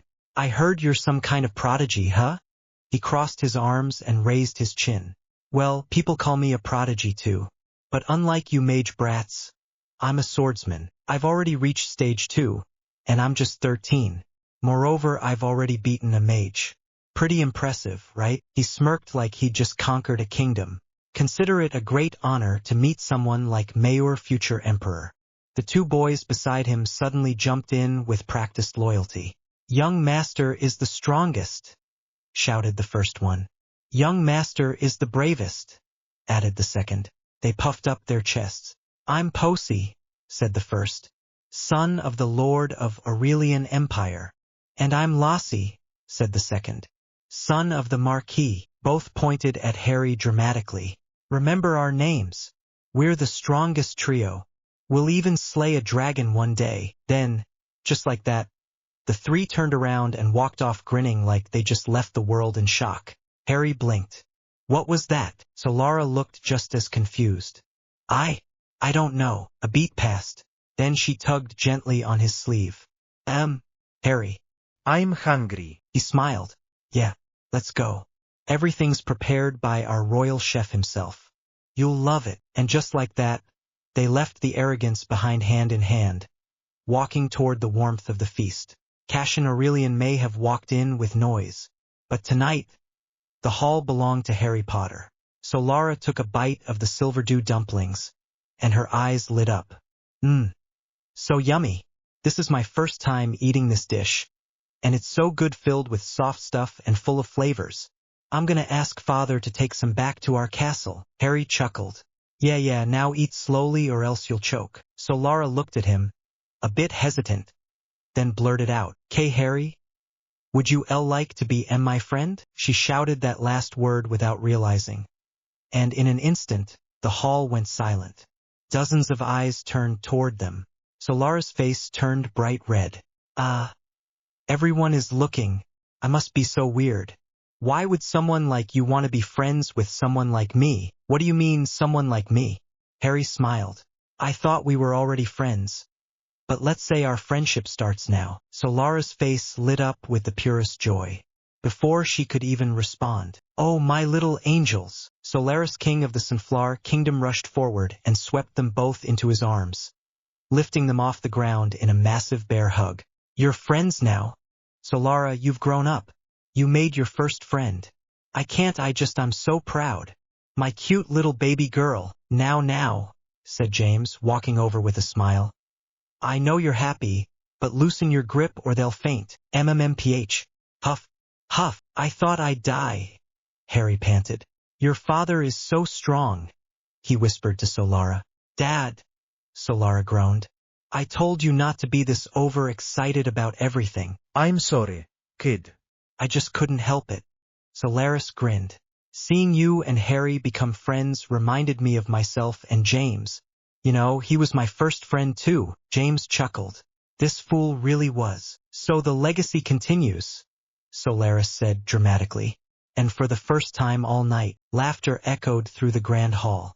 The heavy pressure melted. The nobles, smiling. The tension, gone. "Damn, did you see the King of Sunflower?" one noble whispered. "He's a doting father for real. Beyond doting. That's pure dadcore," another muttered. Arya walked past Harry and ruffled his hair. "Oh, look at you, little chump. First friend, and a girl at that," she teased with a proud smirk. The banquet entered its final moments. Nobles danced, a few sang drunken songs, and the musicians played one last melody to mark the night. Later, Harry stood on the balcony alone, away from the noise.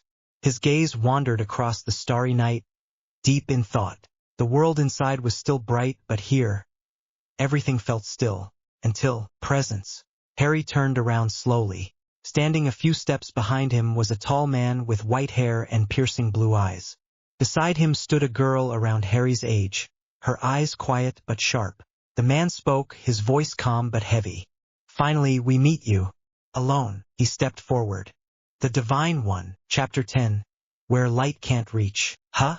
Who are you, and what did you mean by Divine One?" Harry blinked, his voice steady but shaken. The air around him pulsed strangely, like it was resonating with the man before him. The tall man gave a gentle smile and bowed with grace befitting a king. Forgive my sudden approach, young prince. Allow me to introduce myself properly." His voice echoed, calm yet authoritative.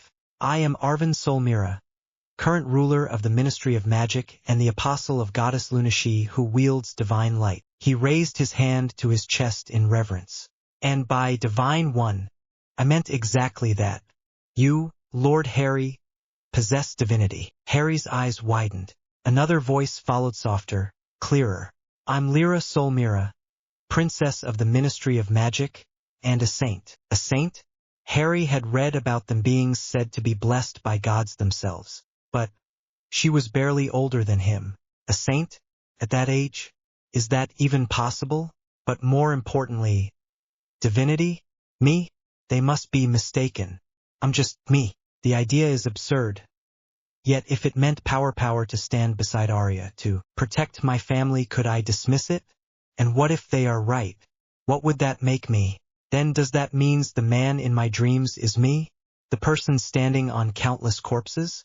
Harry shook his head slightly and spoke with humility. I'm sorry, but I think there's been a misunderstanding. I'm just a normal human standing in front of you. Arvin didn't flinch.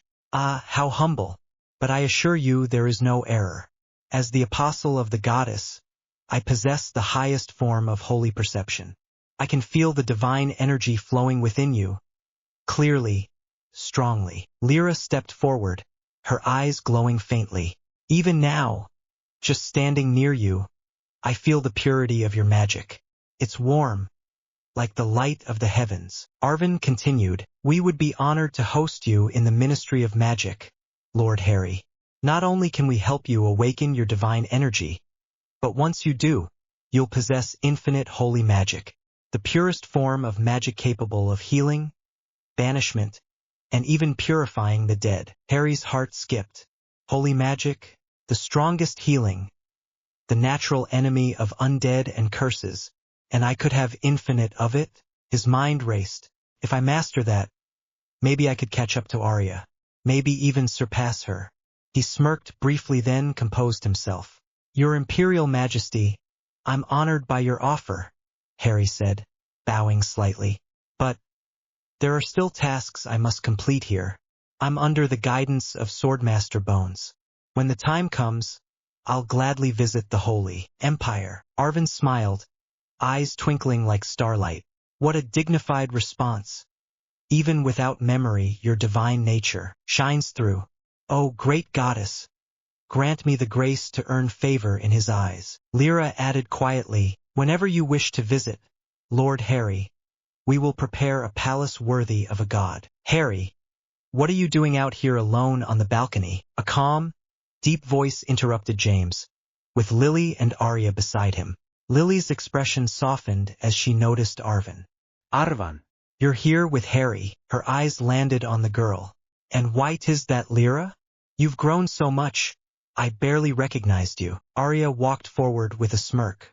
Oh ho, little Lyra, why were you staring so hard at our Harry, I know he's quite handsome, but don't you think it's a bit early? Princess Arya, it's not what you think. Lyra paniçket, her checks glowing. He's divine, so Lily chuckled gently and changed the topic. So, what were you all talking about out here? I didn't see you since you left. After gifting that egg. Remember? Arvin nodded. Ah yes, we were simply catching up. And Lord Harry, do keep that egg close. Now that your magical core has awakened, try infusing it with magic. He looked serious. A companion will hatch from it soon. One worthy of standing by your side. Now if you'll excuse us. As Arvin and Lyra walk away, Lyra glances back at Harry. A god in the form of a boy. How terrifying. Arvin responds quietly, no, my dear. Not terrifying, hopeful. The world has a chance. As long as he lives. Well, would you look at this? My little brother grabbed himself 2 beauties on his first meeting. As expected of a Potter. Cease. Stop teasing me. Solara is my first friend and all I did was have a little chat with Lyra. My, are you perhaps blushing? How cute, said Lily with a bright smile on her face. With all the encounters, new friendships, fiery rivalries, and divine revelations, the banquet drew to a close. One by one, the nobles and royals began to depart, returning to their kingdoms. Some left amused, curious about the boy who shook the empire. Some left glad, their hearts lightened by bonds formed like Solara, who wept quietly, clutching a letter from her first friend. But not all left with pure hearts. In the corners of the grand hall, eyes narrowed behind wine glasses and jeweled masks. The Bloodcrests. They've grown far too powerful. If we don't act now, this kingdom will rise beyond control. As the final candle dimmed and the golden sky bled into twilight, the dawn had ended. Now begins the rise, and in the shadows, a whisper spread, "This kingdom must fall." That night, Harry stood alone in his room, staring at the stars. So much had changed, and even more was coming. The training hall next day. The sunlight barely peeked through the thick clouds above the Potter training grounds. The air was cold, heavy like it already knew what was coming. Standing in the center of the vast hall, Bones crossed her arms, her face unreadable. "Now that the banquet is over," she said slowly, her voice echoing through the stone chamber, "it's time for your real training to begin, my disciple. Are you ready? I hope you are, especially after seeing where you truly stand in this world." "Yes, master," Harry shouted, his eyes burning with resolve. Bones gave a rare, thin smirk. "Good. Because what comes next will break most people. And I won't hold back." She looked out toward the horizon, remembering the fear in the noble's eyes. To be honest, the way the nobles and royals looked when Potter family appeared yesterday, she chuckled darkly. That terror was satisfying. All those who thought they ruled this world shaking in front of your father, your mother, and your sister. She turned his gaze back to Harry. "But if you want to keep that fear alive, if you want the world to never look down on you again," she leaned in close, "then you must become stronger. Stronger than anyone else. Stronger than me. Stronger than even His Highness." She then paused. "And if the stars favor you, maybe one day, stronger than Her Highness." Harry swallowed hard but nodded. "From today, your true training begins." Bones's voice hardened like steel. "Each day will feel like a year in hell. You'll train for at least 12 hours per day. No breaks. No excuses. You'll learn to control your aura. You'll master your realm. Only after that will you be allowed to touch magic again." "Why, yes, ma'am." Harry caught himself. Bones raised an eyebrow. "TCH. Close enough." She then walked past him toward the door. "Pack your things. You're coming with me." Harry blinked. What?" Bones didn't turn around.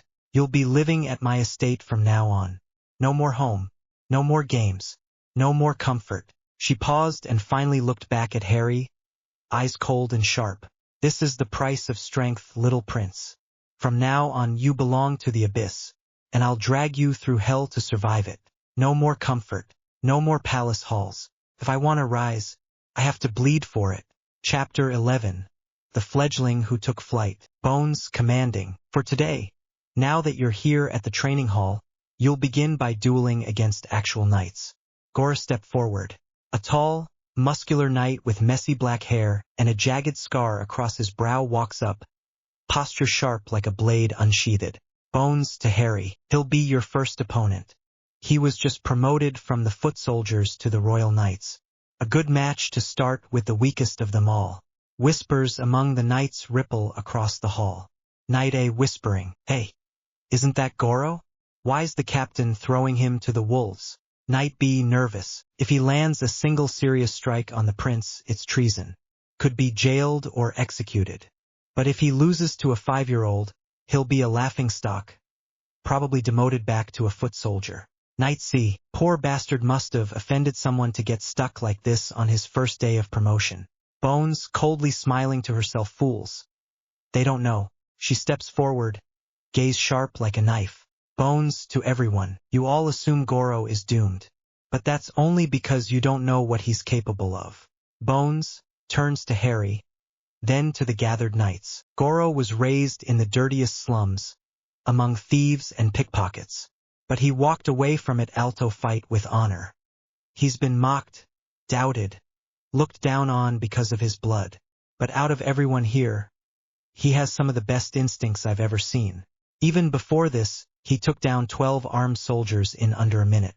On the battlefield, his name is whispered as a phantom of war." Bones' sharp tone, "So don't underestimate him. This duel isn't for the sake of sparring. It's a test of skill, of courage, and of potential. Bones to Goro. Goro, your task is to subdue the prince without injuring him. Understood? Goro nodding. Understood, Captain. Bones to everyone. The prince may be a genius, but he has no real battle experience yet. This is his first duel. If he survives for even 30 seconds, I'll be impressed. Harry steps forward silently. No fear. No hesitación. Just calm resolve. The knights stop whispering. They feel its odd pressure in the air. Harry thinking, she's taking me lightly. It's true I have no experience, no proper training even. But I've trained my body, my grip, my resolve. I can hold out a minute at least. Maybe even land a hit or two. Goro thinking, how did I end up here? First day as a royal knight and I'm tossed into a duel with a 5-year-old prince. If I hit him too hard, I'm done. If I lose to him, I'm worse than done. He eyed Harry quietly. Still, this kid. Why does my instinct feel off? He's short, clearly inexperienced. But there's pressure. Subtle, untrained, but heavy. And what's worse, I'm sure he doesn't even feel it himself. TCH, whatever. I'll just deflect his sword. He'll fumble and it ends cleanly. Bones, ready? Goro and Harry nod. Bones, begin. Harry charged forward with a leap faster than most expected, but his blade met a wall. Goro's stance didn't even flinch. The gap in raw strength was absurd. 10 times at least. But Goro wasn't some chosen prodigy. He was the result of countless battles, endless drills, and hopeless failures. A man who never awakened aura despite trying again and again. His strength and instincts were his only weapons and he'd sharpened them to the limit. He should have overpowered Harry in an instant. Goro thinking, here it Kamisa rookie's basic forward strike. Parry it and his sword goes flying. Clean and safe. He moved. The wooden swords clashed. But then, Harry didn't let go. The moment Goro deflected the strike, instead of losing his weapon, Harry flew backwards, still gripping the sword with all his might. Goro shocked. What? That grip? It's not normal. Because it wasn't. Harry had swung his sword 10,000 times a day. Even while bleeding, even while his arms trembled, even while the sun set and rose again. To let go now? Never. Goro thinking, alarmed. Wait, he's injured. Goro dashed forward. This time he didn't hesitate. He activated his only technikia, rapid footwork dash. Still imperfect but enough to vanish from Harry's view. Harry eyes wide. He disappeared. Thud. Goro tapped a pressure point at Harry's neck, and the boy collapsed, unconscious. The entire duel lasted 11 seconds. Goro, wide-eyed, guilt-ridden. I should have done that from the beginning. But Noi tried to be gentle. I underestimated him. That kid's a grip monster. No, a freaking genius. Suddenly realization hit. Goro panicking. Wait, new. 2 just injured a royalty. He dropped to his knees, a nervous laugh escaping his throat. I'm doomed. Bones grinning. Now take it easy, Goro. I bet you would have been executed for treason if you actually sent a prince flying. She paused. Her smirk widened. But not here. She stepped closer, her voice carrying weight now. This is the Potter Kingdom. And here, strength matters more than status. I talk to the king like he's my drinking buddy. The prince calls me master despite me being just an earl and a knight captain. So don't worry, our little prince won't be mad enough to get you executed. Harry stirred. His eyelids fluttered open, vision hazy. A crowd of armored knights stood around him in awe. Bones teasing. Oh, he's awake. Goro rushed forward in panic, nearly kneeling beside him. Bones grinning. Now, little prince, what's your opinion of this knight? Harry sat up slowly, eyes blank in thought. Then he muttered softly, voice calm but shaken. He's strong. Very strong. When our swords met, it felt like I struck a mountain. And I don't even know what happened next. He vanished, and I blacked out. Bones. So then, would you like to execute Goro for treason? After all, he did injure royalty. Harry blinked, then shook his head slowly, brows furrowed. Huh? Why would I? That doesn't make sense. It was an honor to face someone like him, Even I could tell was holding back. Not even using a fraction of his power. Yeah. Not even a friction. Suddenly Harry's voice broke. His fists trembled. Tears welled in his eyes. All his life they called him a prodigy. They said he was divine, born with a gift mortals could never dream of. But this was reality. He couldn't even survive 11 seconds. He couldn't even scratch the weakest royal knight. The same knights his sister toyed with during training. The same ones meant to protect him. Harry, quietly, I thought Master was underestimating me. But she wasn't. She overestimated me. I thought maybe I could stand against the weakest. I thought maybe I was strong enough. But I wasn't. Bones's expression darkened. Her grin vanished. Her voice dropped, like the cold wind before a storm. If this had been a real fight, you'd be dead. A knight in the crowd muttered, Don't you think Captain's being a bit too harsh? When I was 5, I couldn't even hold a sword, but before he could finish, a sharp whimper cut through the hall. Harry, I know that. Even if I'm dumb, I know. He clutched his chest, sobbing with frustration. It's so damn frustrating. Bones softly at first. Good. Her eyes gleamed. Her voice sharpened into a blade. Now listen well, little prince. Crying won't make you stronger. Crying won't beat Goro. You want to grow? I'll show you hell. I'll train you like you're dying, but you won't. You'll suffer. You'll break. You'll beg to stop. But you won't. I'll protect you, but I'll break you. And when you come out, even the gods will hesitate. She leaned forward eye to eye with him. But that depends on you.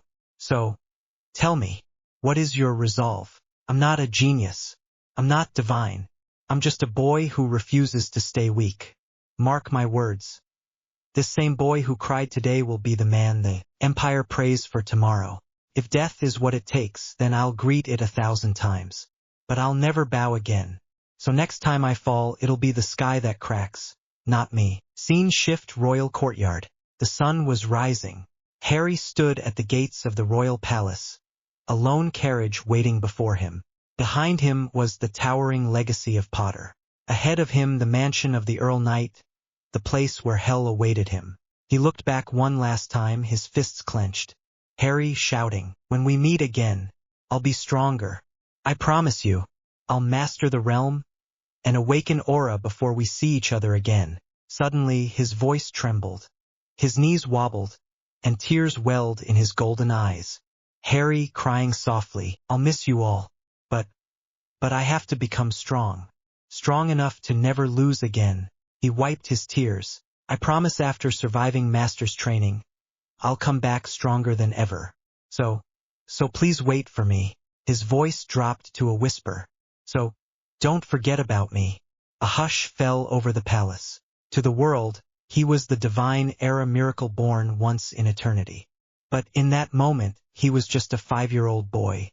A boy wondering if he'd be left behind. A boy wondering if failure meant being forgotten. After all, in Potter, strength mattered more than status. And if a prince was weak, then perhaps it was better not to have him at all. Lily knelt before her son.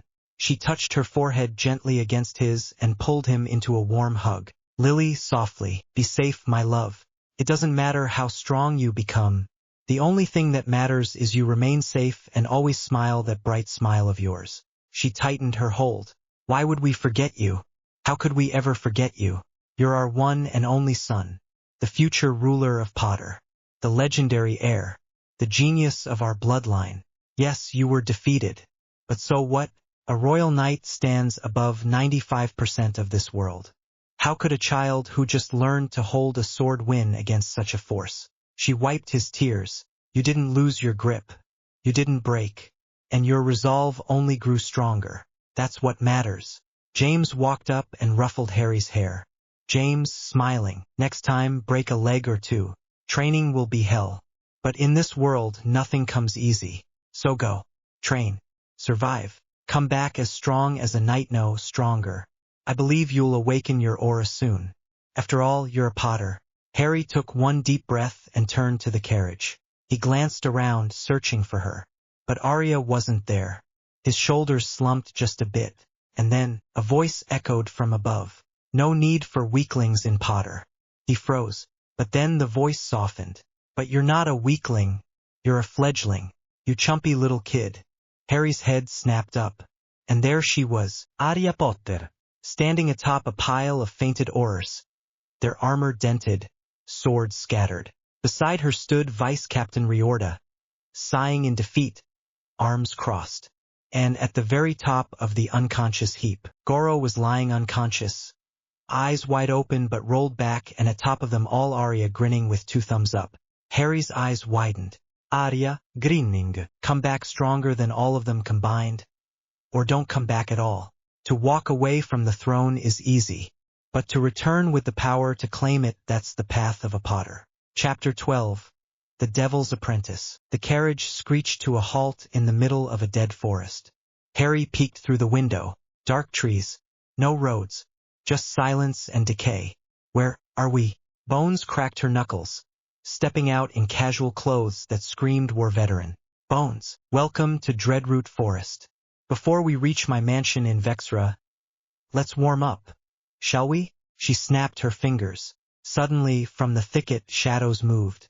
Grotesque creatures emerged, green, hunched, snarling. Orcs, brute monsters, known for crushing skulls with raw strength. There were 9 of them, each bearing blood-stained axes and the stench of rot. Bones hands Harry a rusty iron sword. Here, kill them. Harry, huh? Bones's tone changed. The teasing smirk warped into something cruel. Her eyes gleamed with wicked delight. I'd love to say don't worry, but you should worry. She grinned like a devil, because I'm not stepping in. Not even if they break your ribs or bite your arm off. You mess up once, you lose a limb. You slip twice, you die. This isn't training. This is a battlefield. Either kill or be killed. Let's see if the Potter heir has any spine, you little prick. Harry stood frozen, sword in hand, legs trembling, a heartbeat louder than the forest. The orcs marched. Teen. Brute monsters with blank, soulless eyes. No words. No roars. Just intent to kill. His fingers clenched tighter. Splinters bit into his palm. This isn't training anymore. They're real. This is real. I'm going to die. From the carriage seat, the driver watched quietly. He's just a child. What kind of demons raise children like this? Harry's breath hitched. His mind screamed. His chest felt hollow. His knees were ready to give in. Then, he looked up. I said I won't lose again. He took one step forward. The orcs noticed. Blades rose. He didn't run. The wind slowed. His world shrank to one truth. If I fall here, I'll never rise again. One of the orcs charged. Harry moved. No strategy. No stance. Just instinct. Just raw survival. Clang. The wooden sword deflected steel. Harry's wrist cracked from the force. He screamed but didn't let go. He spun, ducked, and crack, landed a blow to the orc's knee. It stumbled. He struck again. And again. His eyes were wide. Terrified. Alive. Bones leaned back against a tree, watching. A 5-year-old fighting for his life and not giving in. He's farming instinct. Pressure. Hate. Fear. He's learning aura the hard way. A second orc came. Then a third. Harry was drenched in sweat, clothes torn, bleeding from a gash on his arm. But his grip, still firm. His gaze, sharper. The battlefield, his classroom. Harry was holding his own. Until he wasn't. Crack. An orc struck from behind. His body flew, slammed into a tree. He collapsed. His sword fell from his grip. He vomited blood. His ribs cracked. It hurts. It hurts. It hurts. Not like training. Not like the sword swings. This was different. Too real. Like death was sitting on his chest. Then, a voice. Inside his head. Why are you fighting so desperately? Aren't you a prince? Heir of throne? Moreover, aren't you just a 5-year-old kid? Don't kids your age play in the sun? Don't they laugh with their mothers? Don't they sleep without nightmares? Then why are you here? Resent them, hate them, curse them. Harry couldn't move. Time itself had stopped. Yeah, I bet other kids smile more. I bet they don't bleed on their birthdays. Nor do they fight desperately for their life. But it's no reason to reason. Then it hit him. The smell of blood. The weight of pain. The madness of it all. I hate them. I hate them. I hate them all. Yes, Isekied, hate them, more. Marie, then, time resumed, but something had changed. Bones took a step forward, ready to intervene. But she froze. Her smile died. Her instinct screamed. Wah! What is this pressure? Harry Potter stood, or rather something wearing his face stood. His black hair bled into scarlet red. His golden eyes? Gone. Now a deep, primal crimson replaced them. The aura around him thick, suffocating, ancient. Not bloodlust, not rage, but hatred. Pure. Godlike. This is the same as the Potter trial. No, worse. That presence, how can a 5-year-old feel like a progenitor? The orcs froze. Their instincts duller than humans still sensed it. Death was here, and it wore a child's skin. The wind stopped. Not a single leaf moved. Even the forest held its breath. 9 orcs surrounded him, creatures of muscle, bone, and no mind. Beasts too dumb to understand strategy. Too primal to understand fear. But in that moment they did. Because what stood before them wasn't a human anymore. It looked like a child. It moved like a child. But the energy coming off him, the intent to kill, it wasn't natural. It wasn't mortal. Even beasts with no brains understood one thing. If we move an inch, we die. If we attack, we die. Even if all 9 charged at once, we die. Harry didn't speak. He didn't move.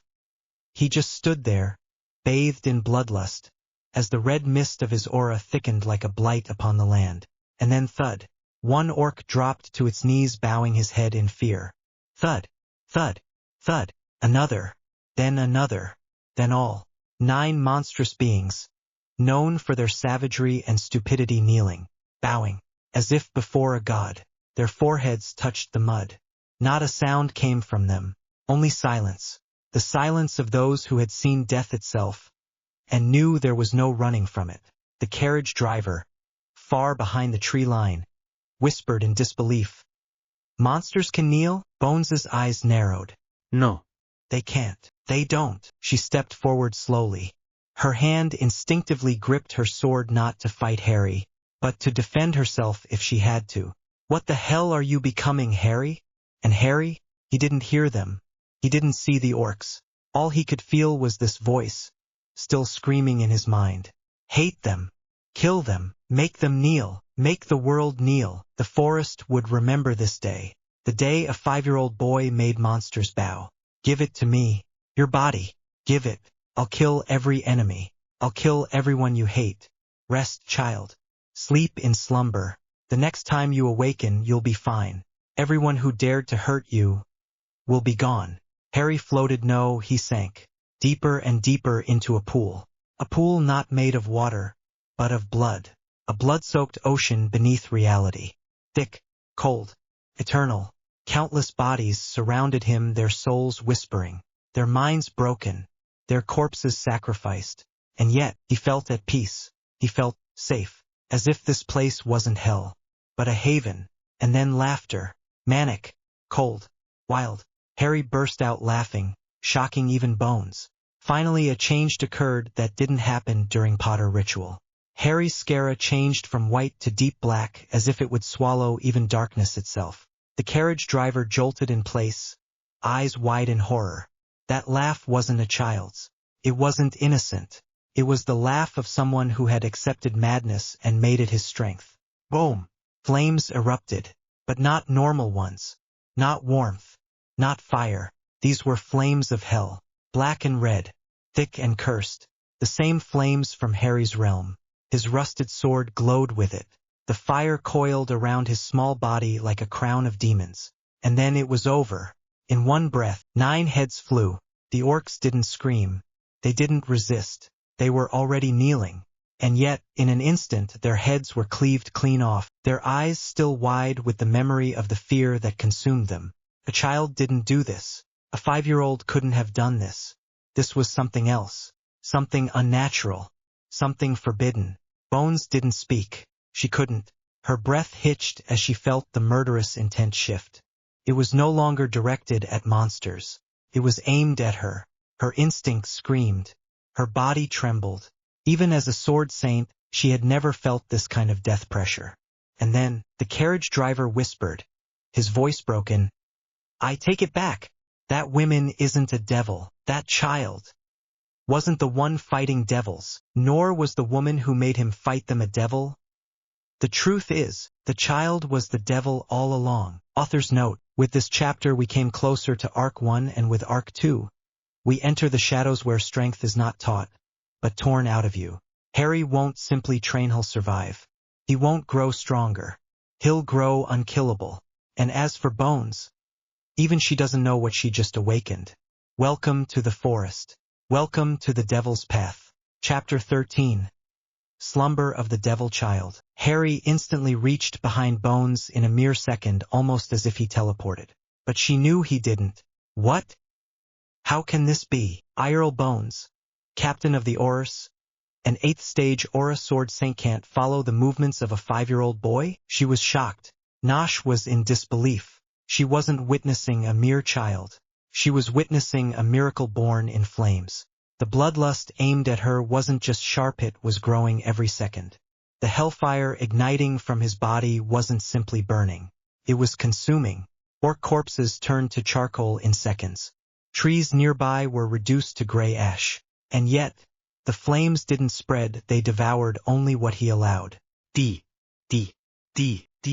You wench. You dared make me suffer? You dared pit me against death? You dare look at me with those dead eyes? Soul Sever Stage 1.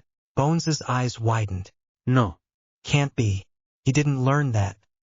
He only saw it once, never even practiced it. Then, an invisible force erupted. A blade forged in fire and hate, infused with the rage of a burning soul. Bones had no time to hesitate. Sky Azura Stage Null. A technique known only to sword saints. A technique built not to clash but to erase.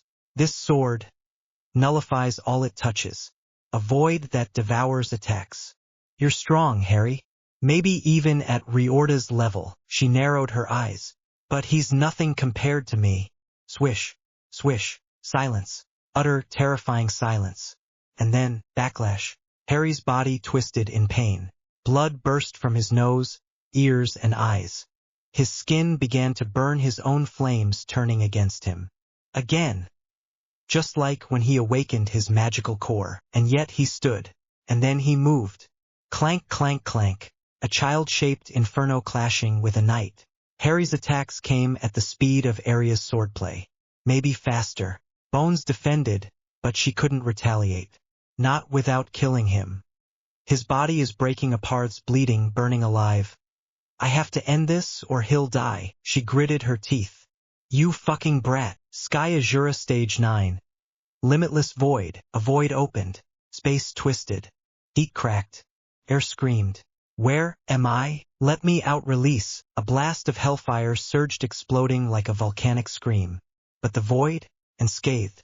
Bones roared. You've done enough, you monster. And then it happened. His body stopped. Crushed by pressure, his flames extinguished, his form reverted. The red hair turned black once more. His eyes unseen. Closed. He collapsed. Bones stared at him in silence. Her breathing ragged. To think I'd have to use my strongest technique to suppress a 5-year-old. She dropped to one knee, sweat trailing down her face. Sky Azura Stage 9. Limitless void. A forbidden aura technique. Lost for centuries. Only one known to wield it now, Earl Bones. She, the girl who abandoned emotion for strength. The one who reached Realmhurt at just 19. But now, she felt something. Emotion. Surging back to her. Like a dam cracking open. And it was because of him. A child. A 5-year-old boy who hadn't even begun learning aura. Yet made her heart race like she was staring at a god. Bones stood still. Staring at the fainted child before her. His body was in shambles. Burns traced his skin like cruel tattoos. His clothes were scorched and shredded. Blood stained the earth beneath him, yet his expression in unconsciousness was eerily calm. To think, he suddenly became so strong. Her fists clenched. Just moments ago, he was shaking paralyzed at the sight of orcs. And now, he wielded a power that rivaled legends. No, didn't wield it. That wasn't him. It was something else. Something deeper. Something sleeping inside him. The same presence that had injured His Highness James when he first held Harry after his birth. A forbidden force. Menacing, yet divine. Her voice dropped to a whisper. If a 5-year-old can release such pressure, then what will he become? She walked closer, her boots crunching the ashes of the orcs. His body, it's shattered. That skill soul sever, or whatever mutation he birthed, it's not meant for someone like him. The toll it took. He shouldn't be alive, she exhaled, and then, she punched the unconscious boy right on his forehead. Who the hell did you call a wench, huh? She huffed, shaking her fist as if that would wake him. TCH, just get up once, brat. I'll train you harder than I planned. You'll cry blood. Then she paused, looking down at him with narrowed eyes. Still, I felt it. Deep inside you, rage, grief, desperation. You didn't just want to win, you wanted to erase everything that made you feel weak. Meanwhile, the carriage driver stared from a distance, completely frozen. His knuckles were white from gripping the reins too tight. She subdued that devil in an instant. I knew it from her presence. She wasn't normal. But that boy. He looked down the hill where Harry lay in ruin. She may be stronger now, but when that boy reaches her age, he swallowed. He won't just surpass her. He'll surpass everything. The strongest being alive. No. He's not a person. He's the reincarnation of the devil. Bones turned around, her voice cold. Hey, driver. The man flinched. Don't tell a soul about what happened here. If you want to live safely with your family, that is. He nodded furiously, his soul nearly leaving his body. In her mind, Bones sighed and knelt beside Harry.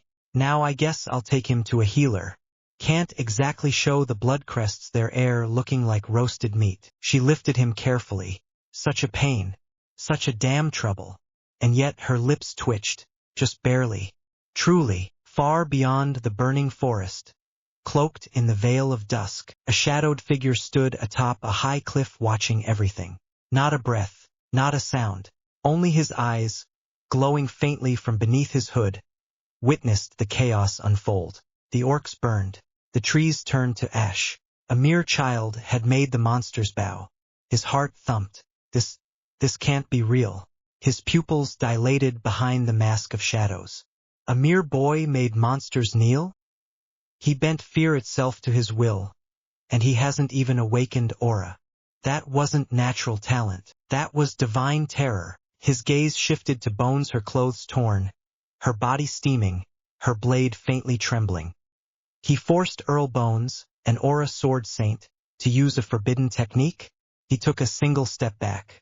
Even the wind seemed afraid to rustle his cloak. He's not normal. No, never was. The Bloodcrests were always monsters.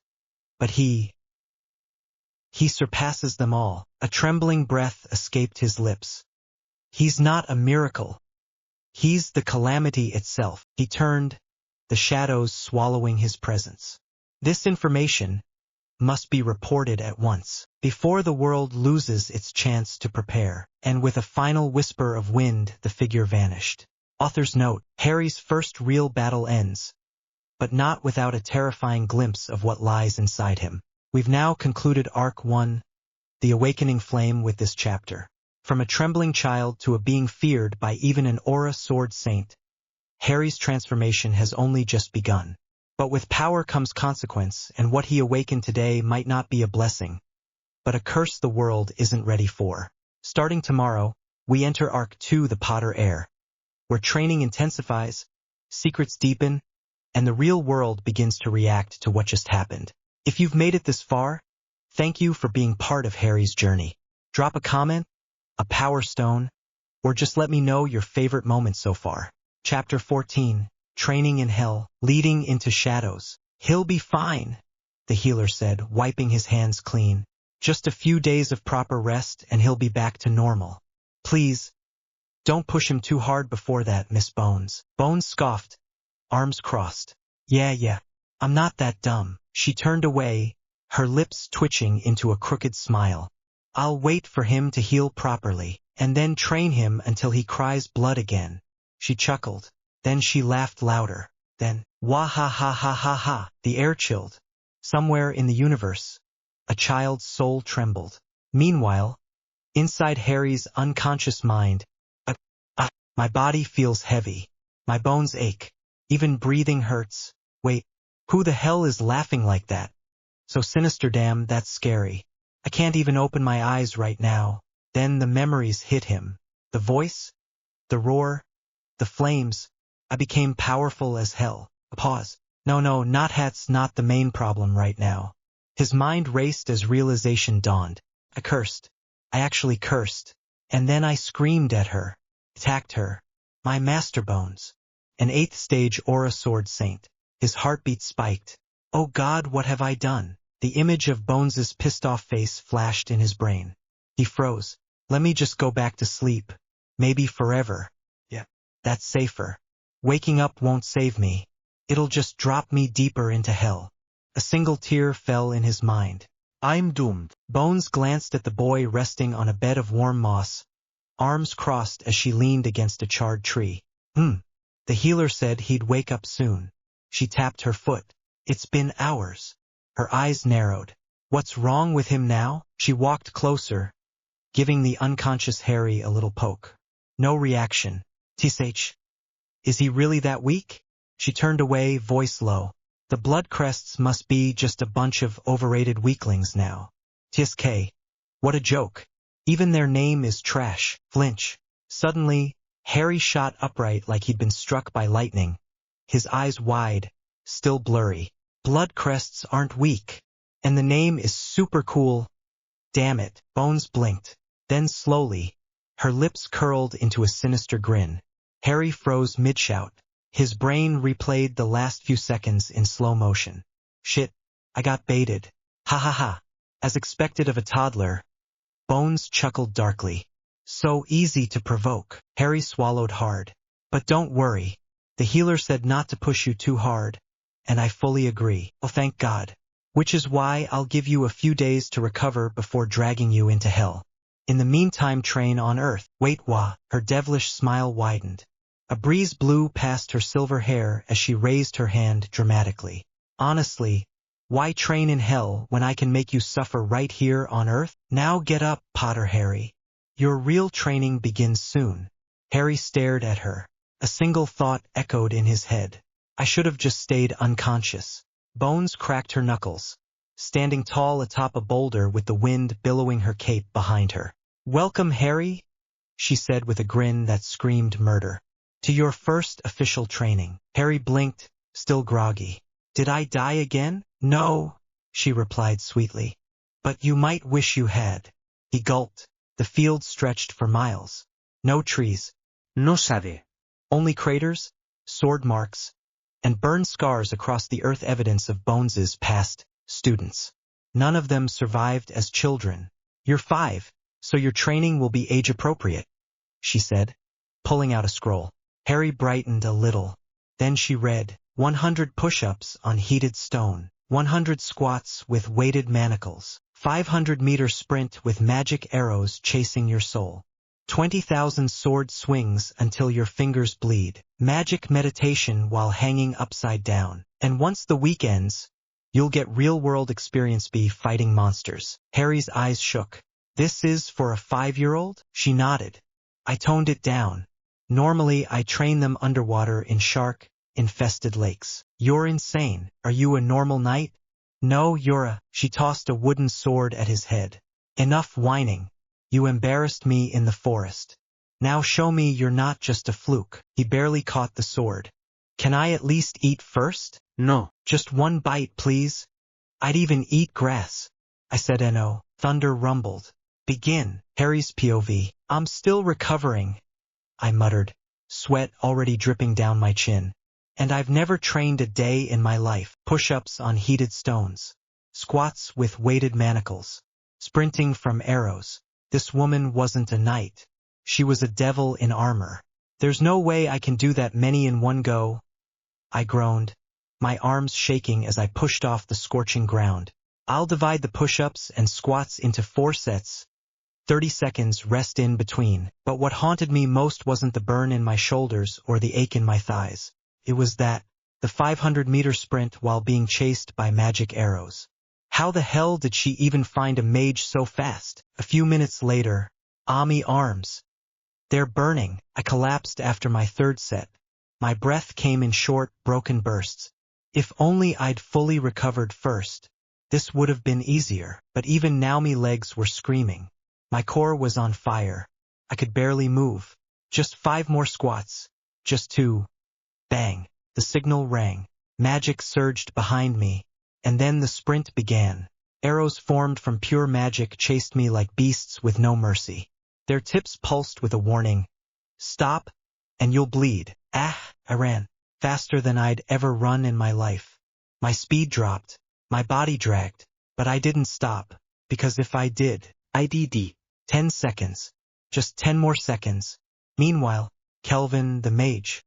He stood in silence, his hand outstretched, having just fired the last arrow. The air crackled with tension as he watched the 5-year-old collapse past the finish mark, barely dodging death. Kelvin adjusted his cloak, sweat beading his brow. I can't believe it, he whispered. A 5-year-old ran that much. After doing all that strength training? His mind reeled. And his speed. He is almost as fast as a trained apprentice knight. Kelvin's eyes narrowed, finally taking in the boy's features. Black hair, golden eyes, 5 years old. No way. His lips parted in disbelief. Why wait? Is he Harry Potter, the boy who awakened his magical core at age 5? Kelvin froze. No. No, that makes no sense. Why would a Potter heir be here? He shook his head. It must be someone else who resembles him. Besides, if a child awakened his core that early, no sane mentor would waste time on physical training. They'd drown him in magic arts, spells, elemental theory, meditation. Physical training would be a waste, Kelvin mumbled. He's got a 9-year head start over every other mage his age. He could be stage 2 by the time others awaken. Stage 3 if he's talented. Stage 4 if he's a monster. Kelvin's gaze lingered on the boy, now lying face first in the dirt, breathing like he just escaped death. If he really is Harry Potter, then his future isn't just bright. It's terrifying. He crossed his arms, watching the boy lying in the dirt, chest heaving. Phew, he survived, Kelvin mumbled. Most quit before the first arrow even touches them. He scoffed, shaking his head. Well, I bet that real prince is in the royal bedchamber curled up with fairy tales right now. Maybe meditating, sipping juice like a true noble. He glanced back at Harry, who was already trying to push himself upright. But this one? He's built different. I mean, the captains brought dozens of children here before, gifted orphans, noble brats, even one temple-born child blessed by the Church of Valor. They all quit. Some couldn't take the weight training. Others broke under pressure. A few even ran away crying after a few magic arrow stings. Kelvin shrugged like it wasn't a big deal. We did heal them afterwards. It's not like they died. Still, that's how most humans are, right? They fear pain more than weakness. They fear suffering more than mediocrity. Instead of breaking their limits, they settle for comfort, for safety. He stared at Harry. Let's see how long you last. Bones's voice bellowed like a war drum. All right, break's over. Her tone carried no mercy. Time to swing your sword 20,000 times today. Go. Pick it up. Harry stumbled to his feet, picked up the dull-edged training sword with both hands, and began swinging. 1, 2, 3. Each swing echoed through the clearing like a declaration of war against his own weakness. Clench. Breathe. Swing. Again. And again. With every swing, his raw palms slipped on the wooden hilt. Blood mixed with sweat dripped down to the earth, staining the dirt like ritual paint. Bones leaned against a tree, quietly watching the boy. He's doing better than I expected. If he keeps this up, I won't have to hold back much longer. But still, after seeing what he became in the forest, that form, that bloodlust, this is child's play. She smirked. Go ahead, Harry Potter. Show me more. Amuse me.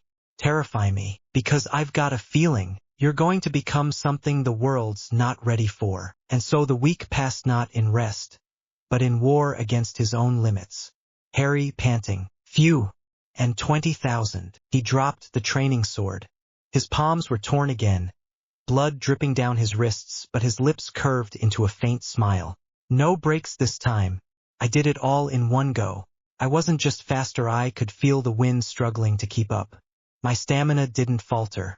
For the first time, I felt capable, and this strength... Eva groaned.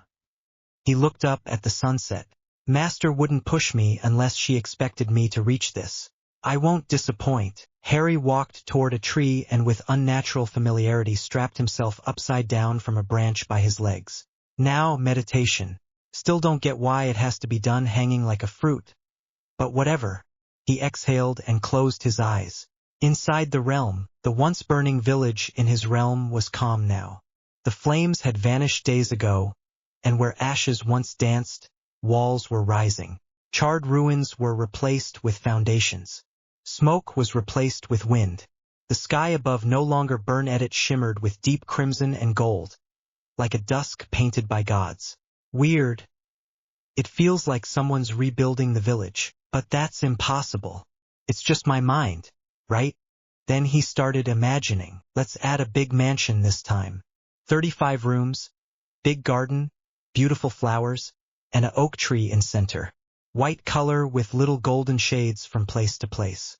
And just like that, the mansion shimmered into existence like his thoughts had been waiting to be born. Still curious, Harry tried something. I wonder if I can add residence? He imagined a child. Gray eyes, yellow hair, small nose, white outfit, my age, royal vibe. He opened his eyes. Nothing. Why couldn't I summon a person? Maybe it's because they need to want to exist too. Still, I can control the buildings. I can even change textures at will. And the screams I used to hear, they're gone now. Outside, reality whack. A fist smacked his head. Bones. Harry, you brat. You asleep. I said meditate, not nap. Harry hanging upside down. I was inside my realm, master. Bones narrowed her eyes. Making houses again? Harry, yeah. Thought it'd be fun. Bones mutters. You're something else, kid. She folded her arms, stepping closer. A realm-hurt's inner world is supposed to reflect their true self. Most lose emotions.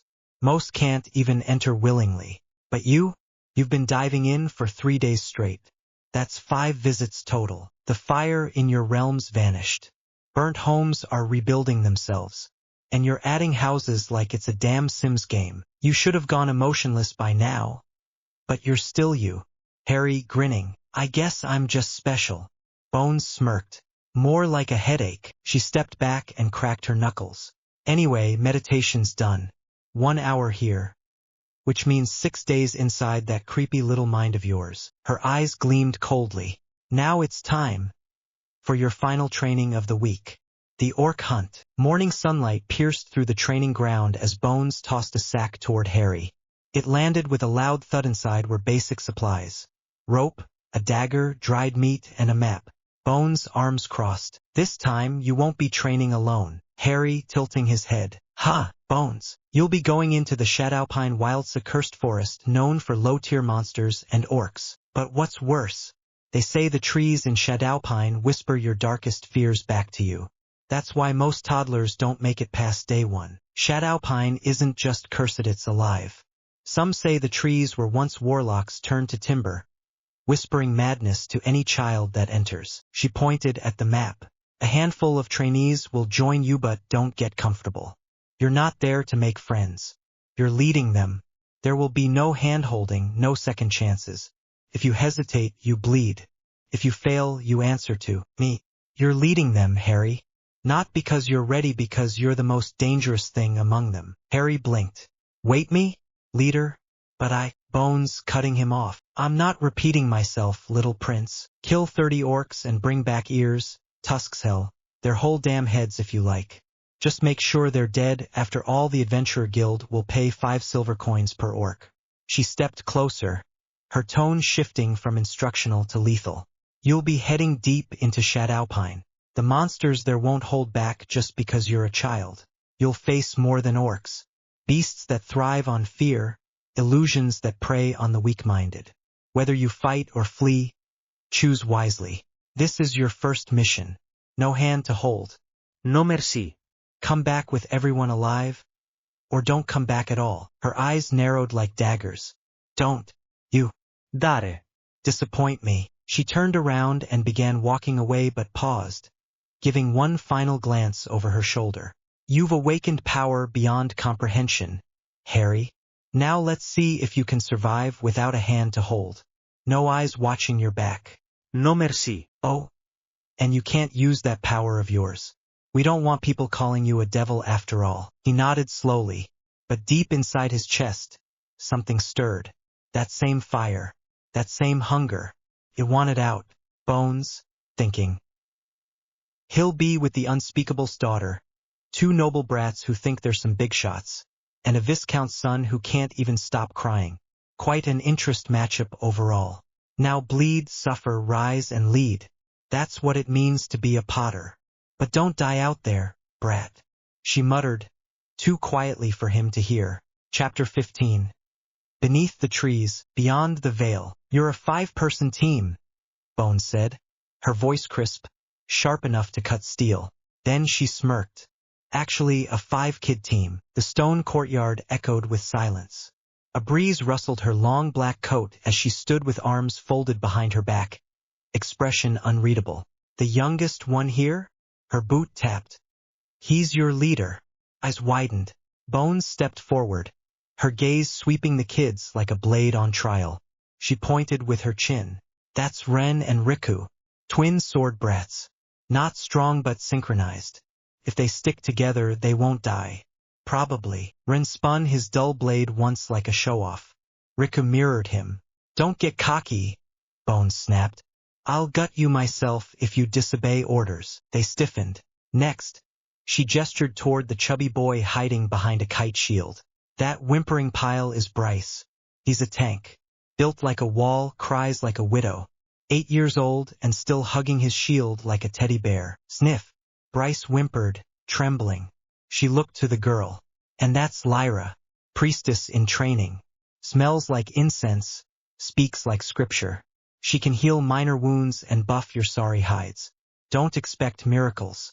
She's still learning. Lyra gave a polite nod then sighed when Ren and Riku immediately started eyeing her like a backup plan. And now, Bones turned to the smallest figure in the line. Ragged shirt, scuffed boots, black hair dusted with dirt, eyes that didn't blink not from fear, but calculation. Her palm landed on his shoulder. This is Kiro. He just turned 5. What? Regen blinkt. Riku laughed. Bryce froze mid-sniff. Lyra just closed her eyes like she sensed a storm incoming. You heard me, Bones said. He's your leader, Ren. Waith's 5. And dressed like that? What is this, charity work? Riku. No way he's a noble. Probably some commoner brat she picked up. Hell, he might be a slave. Bryce. Wait. Why you mean she's using us to train him up? Like we're just stepping stones for a slave. I don't want to die for someone else's questline. I want to go home and eat sweets. Riku whispering, relax. The captain's not coming with us. We'll just ignore that bastard. If it gets dangerous, we can always use him as bait. No one complains when a slave dies. Ren grinning tsh. Honestly, it'd be a blessing.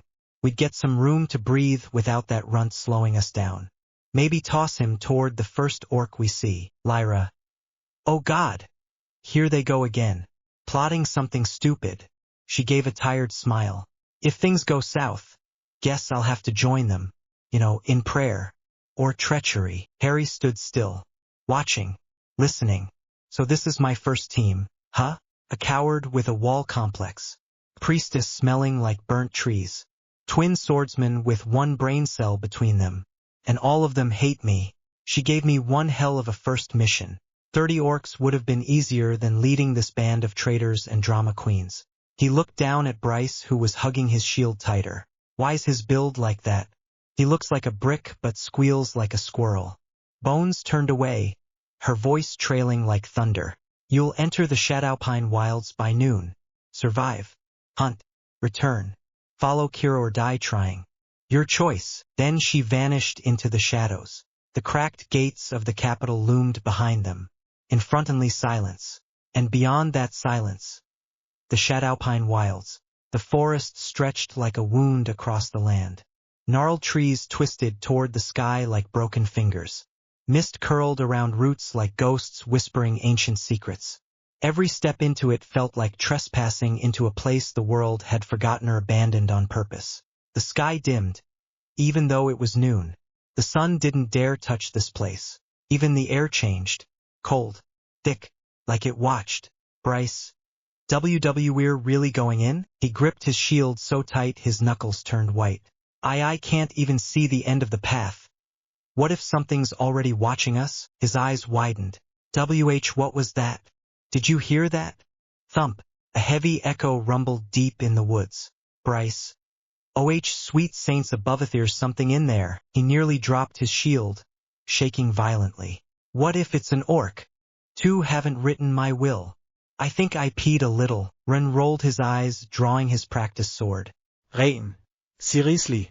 We haven't even crossed the tree line and this idiot's melting down. Riku. Ugh. I knew we should have demanded a real squad. Not some crying shield. A priestess with a creepy smile. And he looked at Harry. Whatever that is. Lyra. She smiled sweetly. Oh, don't worry, Ren. Riku. If Bryce gets eaten, I'll pray for his soul. Then tilted her head. After I stopped laughing, her staff glowed faintly in her hand, more for drama than light. She sniffed the forest air, a grin twitching on her lips. I love it. Smells like rot, mold, and fresh regrets. Harry stood still. The others squabbled, bickered, shivered. He watched the path. Roots clawed out from under the soil. The trees leaned like they were whispering to each other. This wasn't a place you entered. This was a place you survived. He turned, voice firm but calm. Harry, Kiro. All right, listen up. They didn't. Don't think. Just follow orders. We walk slow. I'll lead. Bryce behind me. Lyra in the center. Twins on the side watch the flanks. If anything charges, Bryce takes the hit. Run and Riku counter. Lyra shield Bryce if needed. Understood. He spoke like he'd done it before. Like he wasn't 5. Like he wasn't shaking inside while acting calm. Rain. Ha. You giving orders now? He stepped forward, jabbing his sword at Harry's chest. You think you can command sons of a viscount? Slave? Riku. This is a joke, right? You've got dirt on your face. You stink.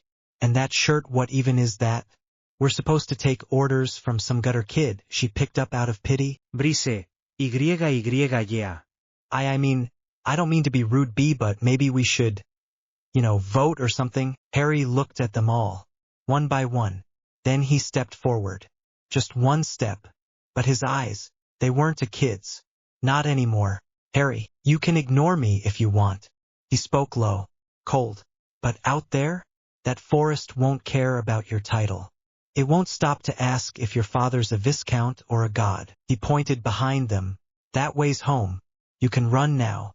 No shame in surviving. He took another step forward. But if you stay, then shut up. Listen. And fight smart. Silence. Even the mist paused.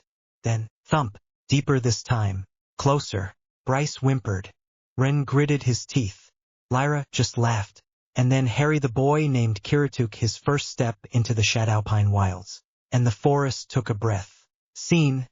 Military watchtower overlooking the Shadowpine Wilds, nightfall approaching. The sky above the forest bled into red. Below, the trees stood still, as if even the wind feared brushing against them. Inside the stone tower, torches crackled. Kelvin, the royal court mage, adjusted his robe. Eyes narrowed as he stared out through the broken glass slit, then turned. Kelvin, are you sure about this, Captain? His voice echoed. No response. He continued, stepping closer, urgency in his tone. You sent 5 children into a forest even Erankers avoid. That place isn't just cursed. It's alive. People fear it not because of monsters, but because of the other thing that lurks. Bones didn't move. Kelvin lowered his voice. The forest vanishes every year. Disappears without warning, leaving nothing behind. And tonight at midnight's due again. If they're inside when that happens, his voice trembled slightly. If even one thing goes wrong, Viscount Gregor will demand your head. Baron Midra? She'll call for your execution. And the church, do you understand what it means to lose the only surviving priestess in training? Lyra may be unnerving, but she's a rare bearer of true holy light. He took a breath. And if the forest shows them illusions, nightmare sweat, do you think children will do? They'll break. Bones turned, finally. A grin flickered on her lips. Dangerous. Sharp. Bones, relax. Kelvin. She walked toward the railing, staring into the trees. That boy leading them? Small package. Enormous power. She paused. I don't give a damn if a few noble brats get torn to pieces, or if the church loses its little lamb. Her eyes glinted crimson in the torchlight. They're pawns. All of them. Pieces to temper my future king. She smirked. The forest doesn't create nightmares. It just shelters those who do. Kelvin's eyes widened. You don't mean? Bones turned to him fully now. Calm. Cold. Bones, yes. Dark elves. Silence. Even the torches seemed to burn quieter. Kelvin whispers, you're saying the legends were true? He backed a step. Those descendants of the dark mage Ivan? The ones who painted their own skins with curses drenched in unholy magic. They live in that forest? His voice cracked. They don't even need magic stones. They breathe shadow. They use dark magic like we use firewood. You expect children to survive that? He looked at Bones like she'd gone mad. And for what? Some slave boy? You're ready to risk noble blood? Church wrath? National scandal for a kid with talent? Bones stepped forward. Eyes gleaming. Bones smiling darkly. A slave, huh? She leaned in. That slave is worth more than 1 billion lives. Just wait and see. Don't tell me she's mad over a 5-year-old. Moments later. A scout burst in, panting, face pale as ash, drenched in sweat though the night was cold. He dropped to one knee. Scout, head or Bones. Urgent report. Bones didn't turn. She already knew. Scout, multiple signatures, moving through the Shadowpine. Not beasts. Not magic-born either. Something else. And he swallowed hard. They're not targeting us. He looked up, dread in his eyes. They're circling the children. Kelvin, impossible. How can anything already track them? They just entered. Scout, we believe the forest knew they were coming. Shifted. The terrain changed. Kelvin stiffened. What? Scout, trembling. Trees moved. Paths warped. Like the forest was playing a game. Trapping them. He forced the rest out. And the air is turning thick. Like it's whispering. Sir, to think the illusions have already begun. We even lost one of our hawk familiars mid-sky. It vanished. Just gone. Silence. Then crack. Bones snapped the piece of wood she was holding in her hand. Finally, she turned. A low chuckle left her lips. Bones, grinning like a demon. So, she stepped forward. Cloak billowing. Crimson eyes glinting like molten blades under moonlight. They've begun their little game. She looked out into the pitch-black woods, no fear in her gaze. Only curiosity, madness, anticipation. Bones softly. Let's see what you do, little Kiro. Scene. Inside Shadowpine Wilds. Afternoon. Faint mist crawling in branches creaked above. The air had a weight to it now. Not wind. Not magic. Just pressure. The group had been walking for a while, Ren grumbling the loudest. Ren kicking a rock. Where is it? Where? Not even a single damn rat. What the hell's going on? Weren't we supposed to hunt orcs? The captain said 30 nightfall. We're wasting time. Riku rubbing his arms, uneasy. I guess we'll have to move deeper into the woods. But man, I'm getting chills for some reason. Finding orcs is harder than. Harry suddenly stopped. Sharp. Silent. Like a blade drawn mid-breath. Harry, low voice, wait. Don't talk. Riku snapping. Huh? How dare you interrupt me, you little slave. Harry's eyes narrowed. Calm. Calculating. Harry, without flinching. I sensed them. For orcs. Ahead. Close. He He pointed forward, through the dim fog between the blackbark trees. Harry, hide in those bushes. We'll observe from cover. Analyze their movements. Then we strike. Riku, offended. Bushes? You expect us to crawl in dirt like animals? Do you know how much these clothes cost? I'd rather let the orcs kill me than ruin these threads for some puny reward that doesn't even match the fabric.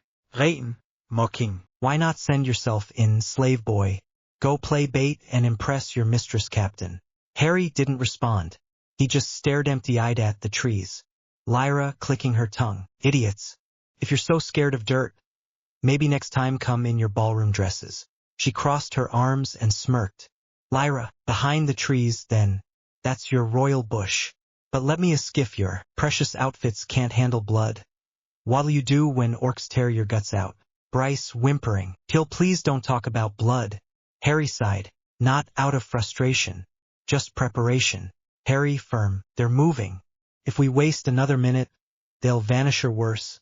Spot us first. He turned, already heading toward the nearest tree. Harry, move. Now. They hid some behind trees. Some reluctantly crouched in the bushes. Leaves rustled slightly. A branch snapped in the distance. Then, they saw them. For orcs. Bulky. Muscular.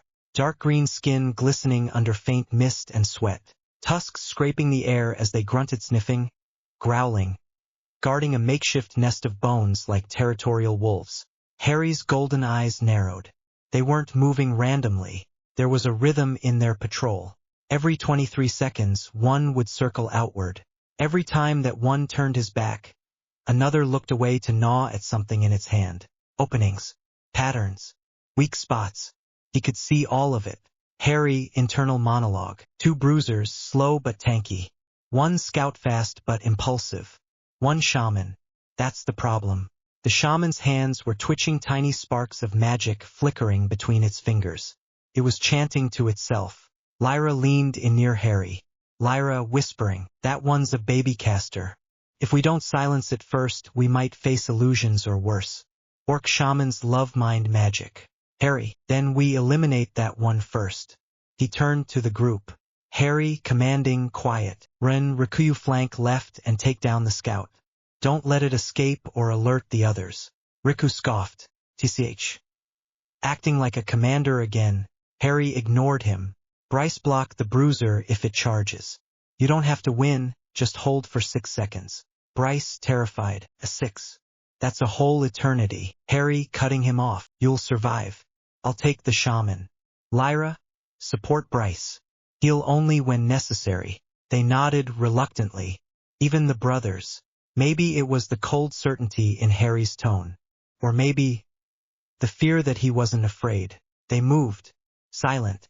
Precise. Harry was already dashing low to the ground. Knife gripped in reverse. His breathing slowed. Lyra's eyes gleamed as she whispered something under her breath. Light gathered in her palms. The shaman turned its head slightly. Too late. Harry lunged, blade flashing, straight into its throat.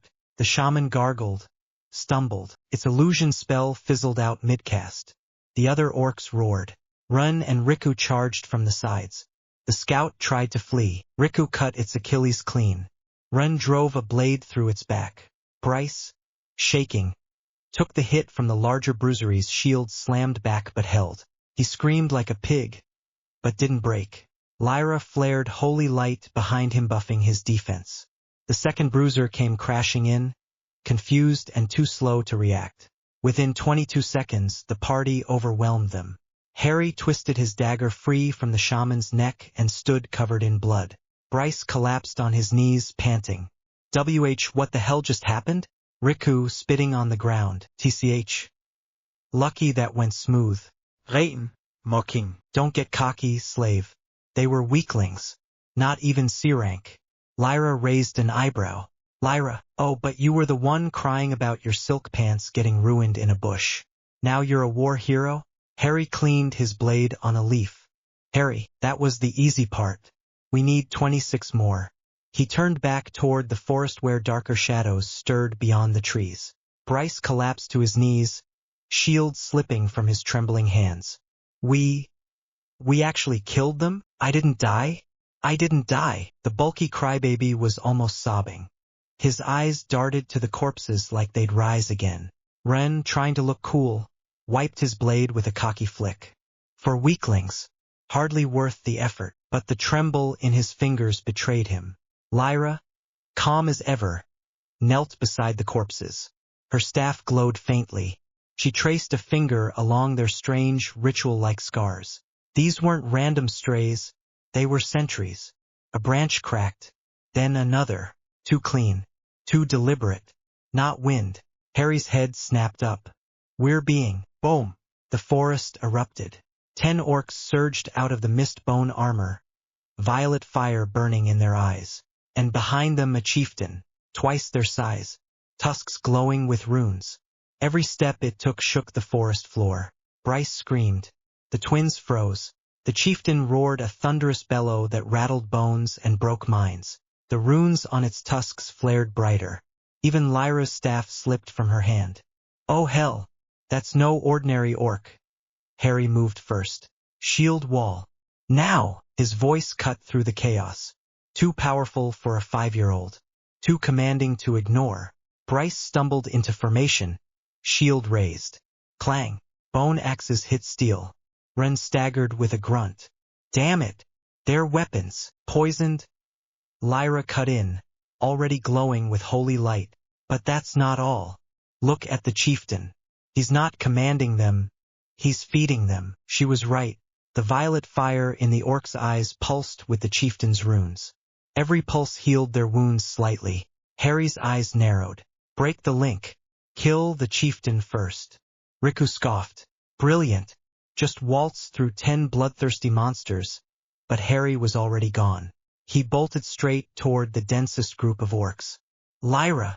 Light bomb on my mark. You're insane. Now! Flash. A blinding burst of light erupted. The orc screamed, stunned.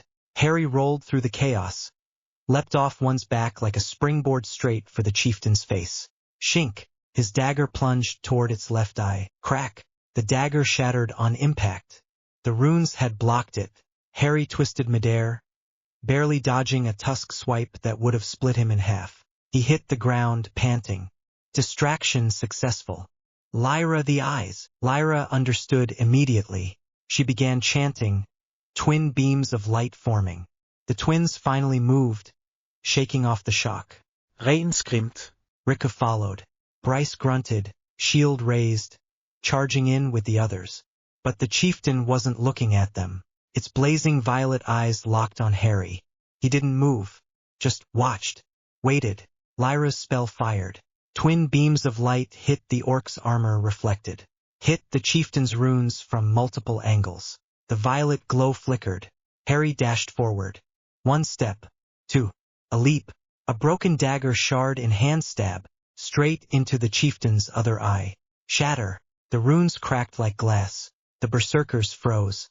Then fell. Silence. Only their panting remained. Then, Bryce vomited. Ren dropped. Riku just stared. Lyra, staring at Harry. That shouldn't have worked. You knew they were light-linked? Harry wiped blood from his cheek. I pay attention. He looked at the others. 14 down. 16 to go. Ren opened his mouth but froze, because the trees started whispering. Not poetic. Literal. Whispers in almost human voices. The mist twisted around their legs. Lyra's eyes darkened. We need to leave. Now. No one argued. As they gathered the orc ears, Harry noticed something. The chieftain's corpse, decaying too fast, rotting to bones in seconds. Human bones. His chest tightened. These weren't ordinary orcs. The forest had been toying with them all along. Chapter 16, Whispers and Shadows. Moments after Bones vanished into the canopy, watching from afar the kids began to move. Well, most of them. Hero remained still, eyes half closed. He didn't need motion to see. Not anymore. He had already mapped them. The loud footsteps, the nervous rustles, the blade drawn too early, the breath held too long, like ants scattered after a drop of rain.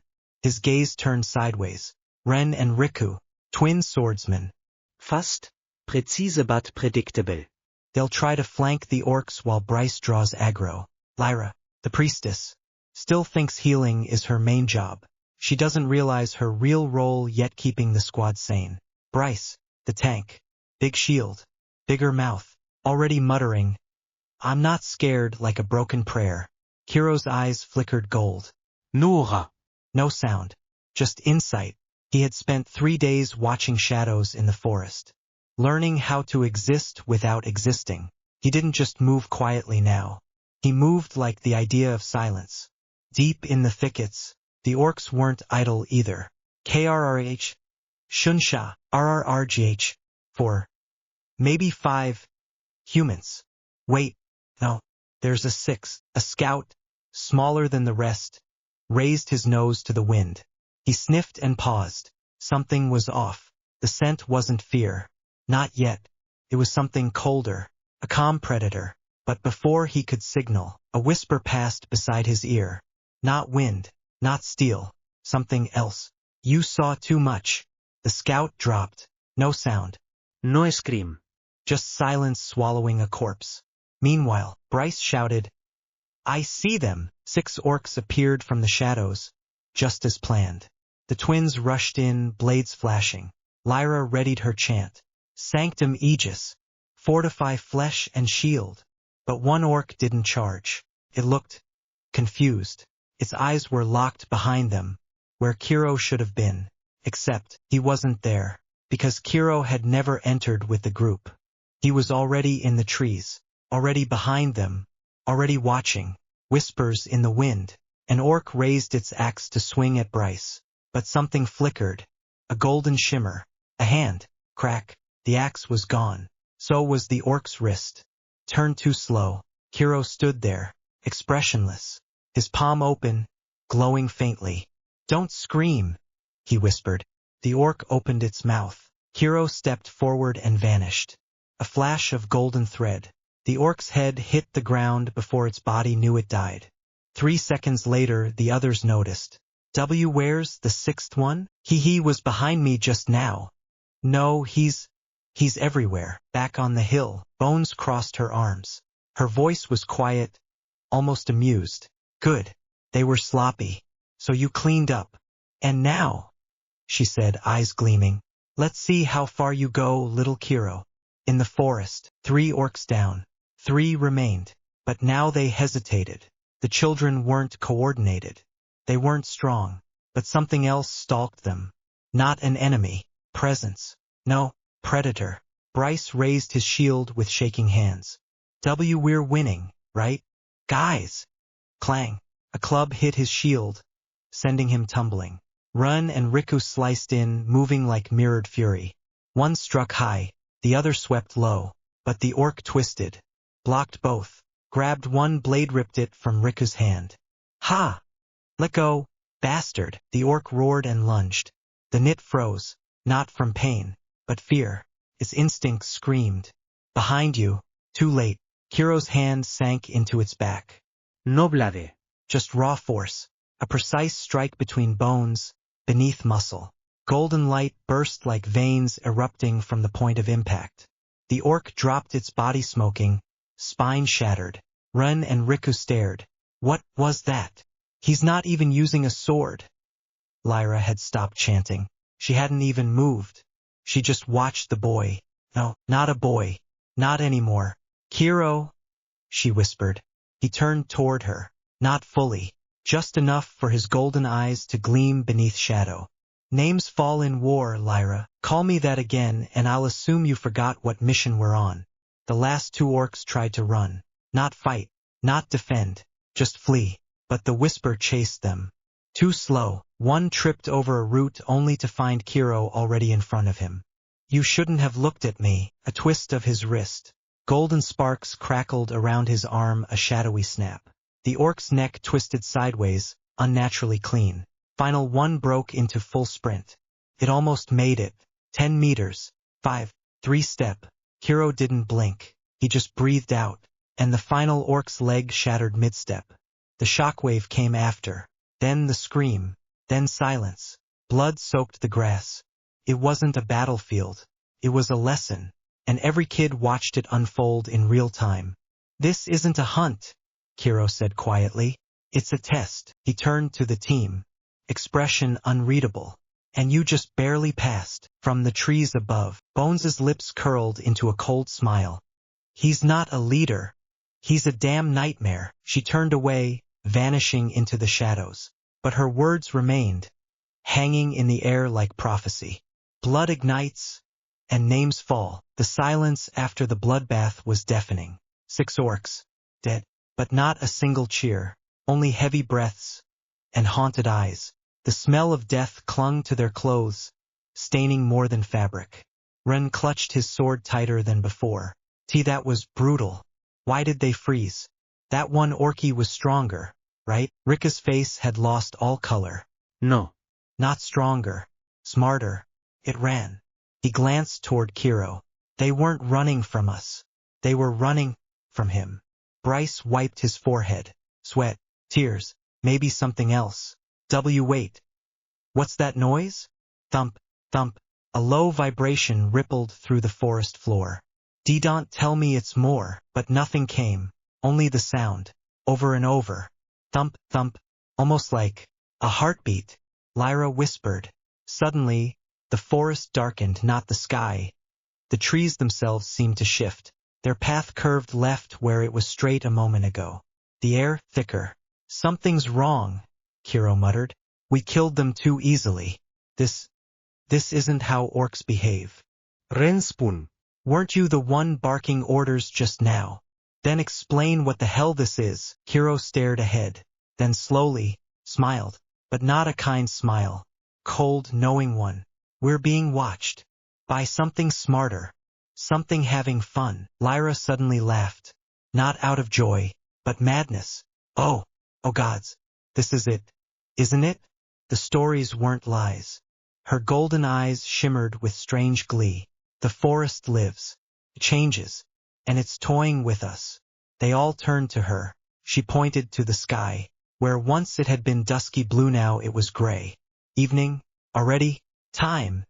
It's moving faster in here. She didn't smile this time. Or we're moving slower. Riku snapped.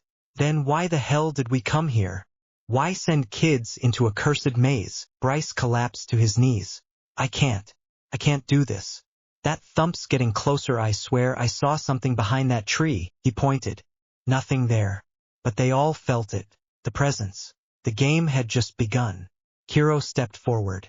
His voice calm, controlled but not emotionless. Listen up. Cry later. Curse me later. But right now move. He pointed toward the twisted path ahead. We go deeper. There's no way back. Rein left bitterly. You mean follow a path a haunted forest just made for us? Got a better one? Kiro replied. Lyra wiped her blade. Hot damn. I'm starting to like you, Kiro. She didn't say it playfully. She said it like a witch whispering before a curse. Meanwhile, far above, hidden among shadows, Bones stood with her arms folded, cloak fluttering from a wind that didn't touch the ground. Kelvin's words echoed again. You're using kids as pawns? And now, her smirk widened. They've realized it. The forest's first move. She turned, vanishing into the darkness. So they've begun their little game. Chapter 17. Blood ignites. Name falls. A faint mist began to creep in. It wasn't normal mist. Carried whispers. Words no one could fully catch, but they felt them. Accusations. Secrets. Regrets. As if the forest peeled their minds open like fruit. Slowly, painfully, one thought at a time. Ren turned pale. His sword trembled slightly. What was that voice just now? Riku gritted his teeth. I heard a father's voice. He was calling me a disgrace. They both looked to Kiro, half expecting comfort, half expecting orders. But Kiro was still, silent, until, Lyra. His voice was razor sharp. You heard it too, didn't you? She chuckled. It wasn't cheerful. Heh. It said my name will fall before sunrise. That my blood will ignite the flames of judgment. She raised her staff. The incense orb dangling below it began to flicker without flame.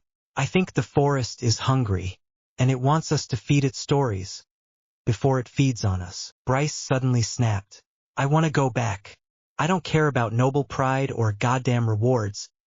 I didn't sign up to be haunted. His shield clanked loudly as he stumbled back, nearly tripping over a root. The air grew heavier. A black crow landed on a crooked branch overhead. Caught. Then another. And another. Dozens. Their glowing red eyes stared only at Kiro. Kiro looked up, unfazed. They're watching me. Lyra, you mean those things? Kiro. No. Not just them. The forest. He turned to the team. It's testing me. Not us. He stepped forward. And that means it's going to make you suffer, to see how I respond. Rain. So what now, O fearless leader?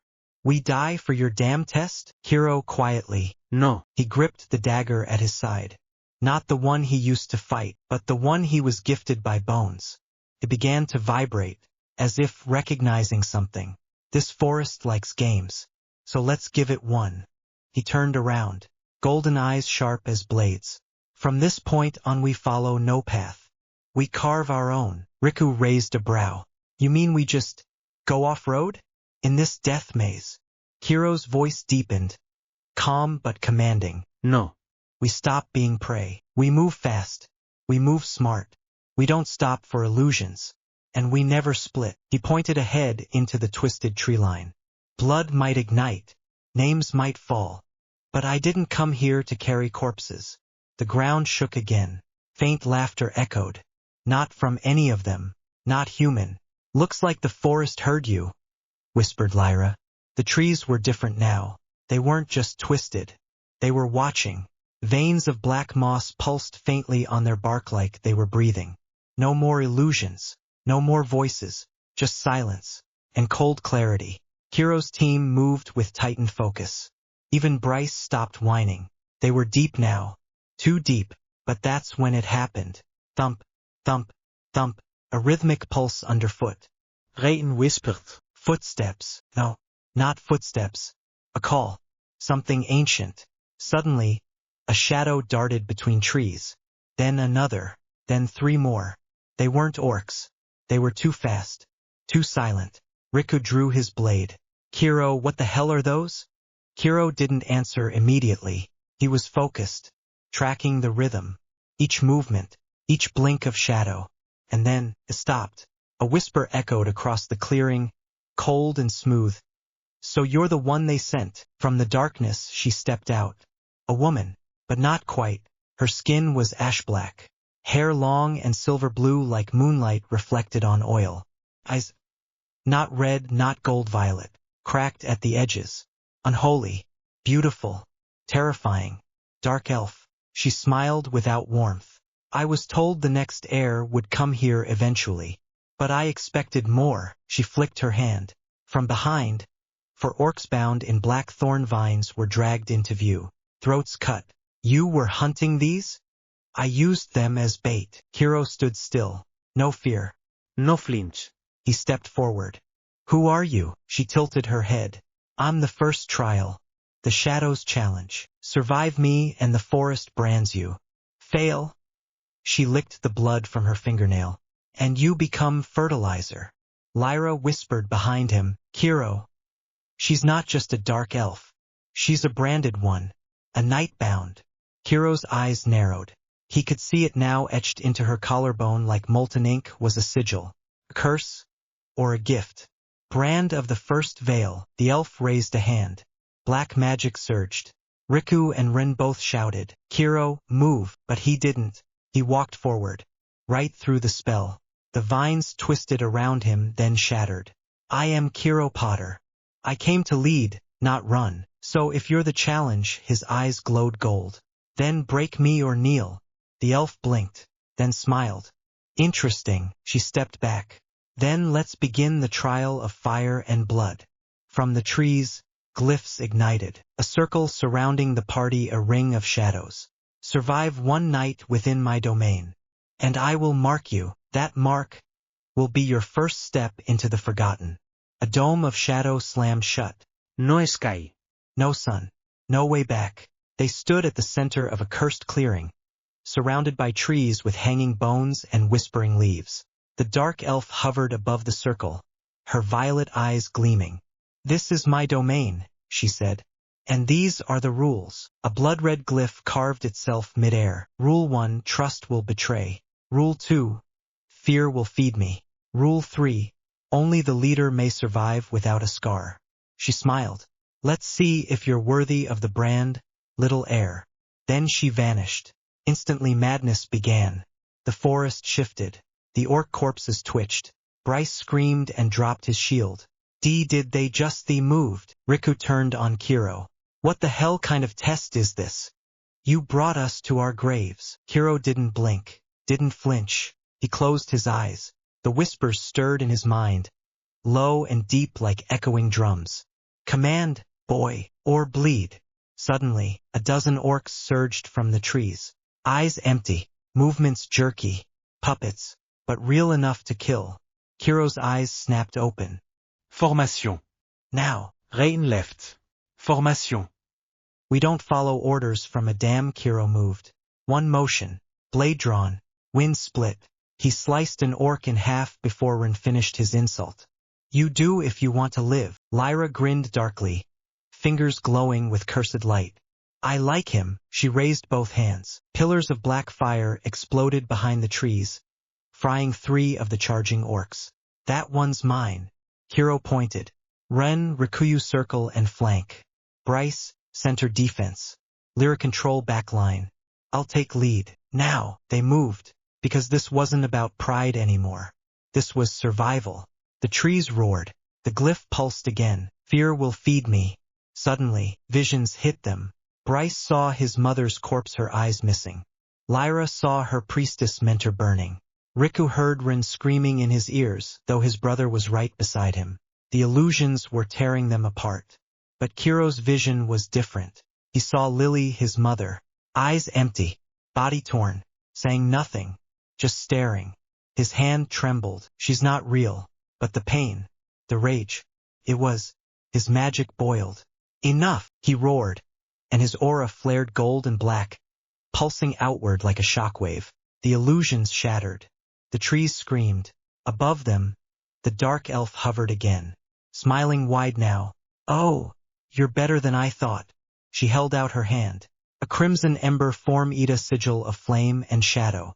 It dropped, slow motion, falling toward Kiro's chest, and burned into his flesh. First brand. Veil marked. Those who stand against shadow shall burn in it, or wield it. Kiro didn't scream. He exhaled. One down. Chapter 18. The second veil breaks. Suspicion and shadow blood. The forest didn't feel like a forest anymore. The deeper we went, the more the trees changed. Twisted bark, blackened roots, shadows dancing without wind. It wasn't nature. It was something else. Something watching. Ren rubbed his arm for the 5th time. To swear I felt something breathe on me. No one's here, idiot, Rika muttered, his voice far less confident than usual. But even Bryce had stopped crying. His shield trembled in his hands. But his mouth was shut tight, just breathing, heavy, shaky. Cold air clung to his lips. Lyra walked beside me in silence. She hadn't said a word since the battle. Until now. What did she mean? She asked suddenly. I blinked. That dark elf woman. She called you little heir, didn't she? Silence. Riku turned. Ren stopped walking. Even Bryce forgot to be scared for a second. She was toying with us? I said flatly. You heard her laugh. You think truth is found in the words of those who use shadow magic. She didn't seem like she was lying, Lyra said. Her voice, it was too calm, too real. Who cares what a crazy woman said? Rain snapped. He's a damn slave. Head or Bones gave him a name, remember? Kiro. That's not even a real noble name. I'm just saying it was weird. Lyra crossed her arms, not meeting anyone's eyes. And Head or Bones said we follow his orders. Not yours. I didn't respond. The truth was my blood hadn't cooled since that fight. The dark elf's whisper still echoed in the back of my mind. You reek of something ancient, not of this era. Little heir. Her words weren't for the others. They were for me, and they weren't wrong.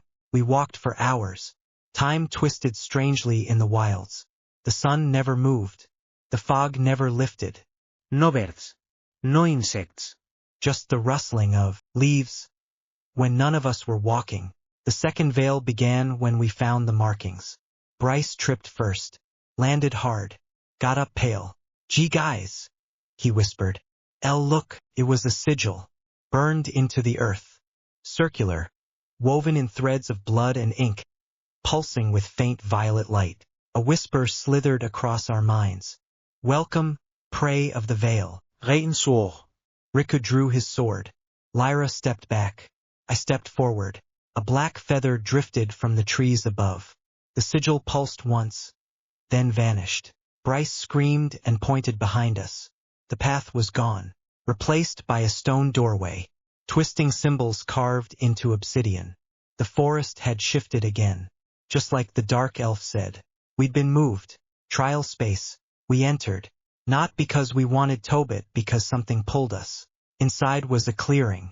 Moonlight fell through a single crack above, pale and silver. In the middle stood a figure. No face. No skin. Just black flesh, wrapped in chains. Eyes like dying stars. "You have passed the first veil," it spoke. "Now, face the second." The trial of doubt. Chains shot out from the ground and slammed into the earth around us, trapping us in a tight circle. Only one may leave. Only one truth may remain. "What?" Reten screamed. I didn't sign up for this," Riku shouted. Even Lyra stepped back, her hand glowing with weak holy light. But I already knew. This wasn't a normal test. This was a challenge meant for me, because the moment I looked down, my magic core was glowing. The chains surrounding us weren't normal. They weren't made of metal or magic. They were made of thought.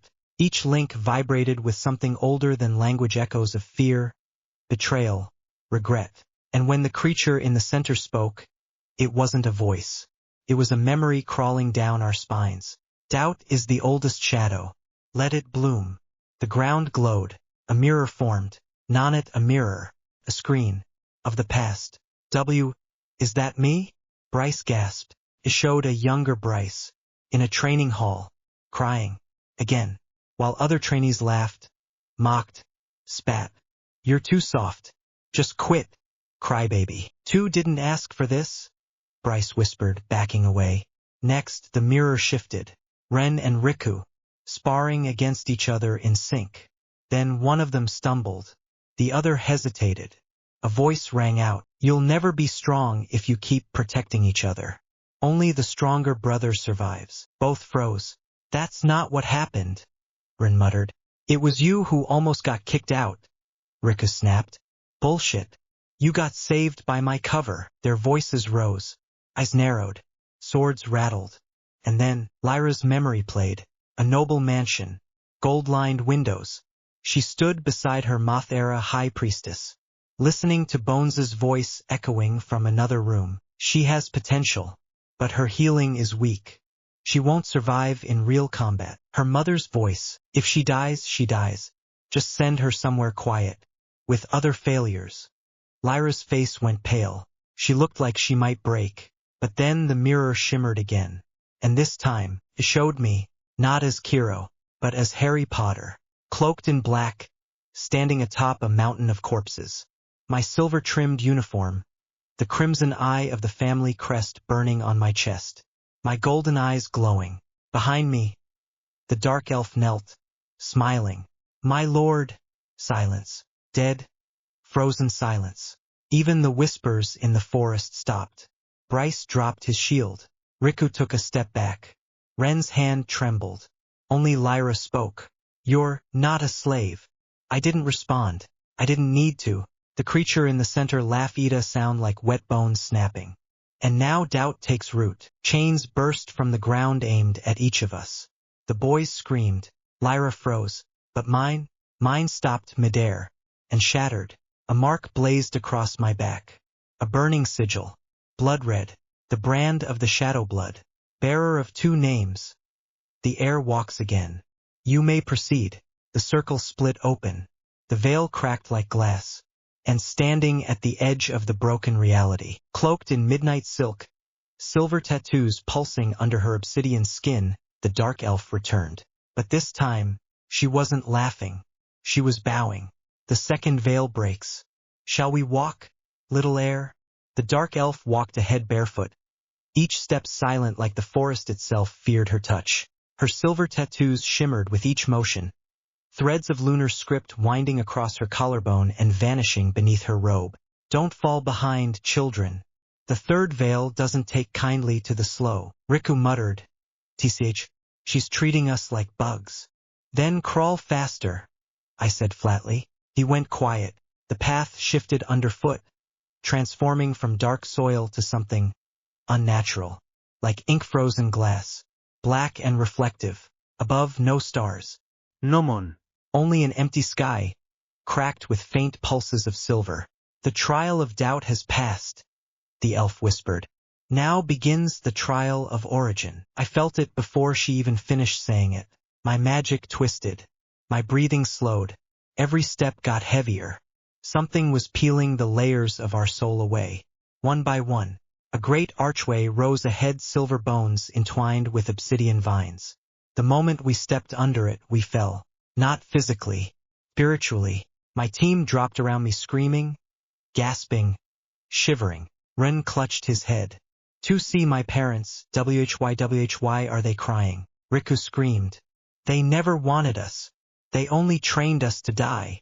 Bryce puked. Lyra was sobbing, curled up, whispering something over and over. Only I stood, or tried to. Something heavy pressed on my chest. My vision shook.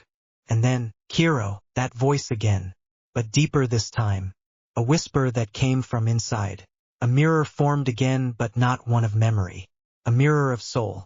In it, I saw myself. No, not myself. Not Kiro. Not even Harry. It was the first.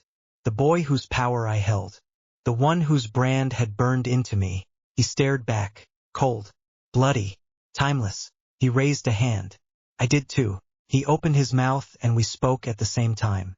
Your name will fall again. Cracks split the air. And the mirror shattered. I was back. The ground stopped shaking. The others gasped awake, pale, trembling, drenched in sweat. The elf was still standing there, watching. And then she smiled. You survived the third veil. You saw your soul and didn't run. She knelt, kneeling. To me. Then it's true. The brand wasn't a mistake. The forgotten moon acknowledges you, child of fire and silence. A new sigil appeared on my palm, silver crescent over burning red. A dual mark. Ren, Riku, Bryce, and Lyra were staring.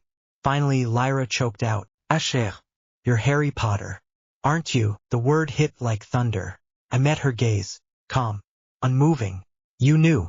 The moment I passed the first veil. Didn't you? She nodded shakily. Bryce croaked. Then why are you here with us?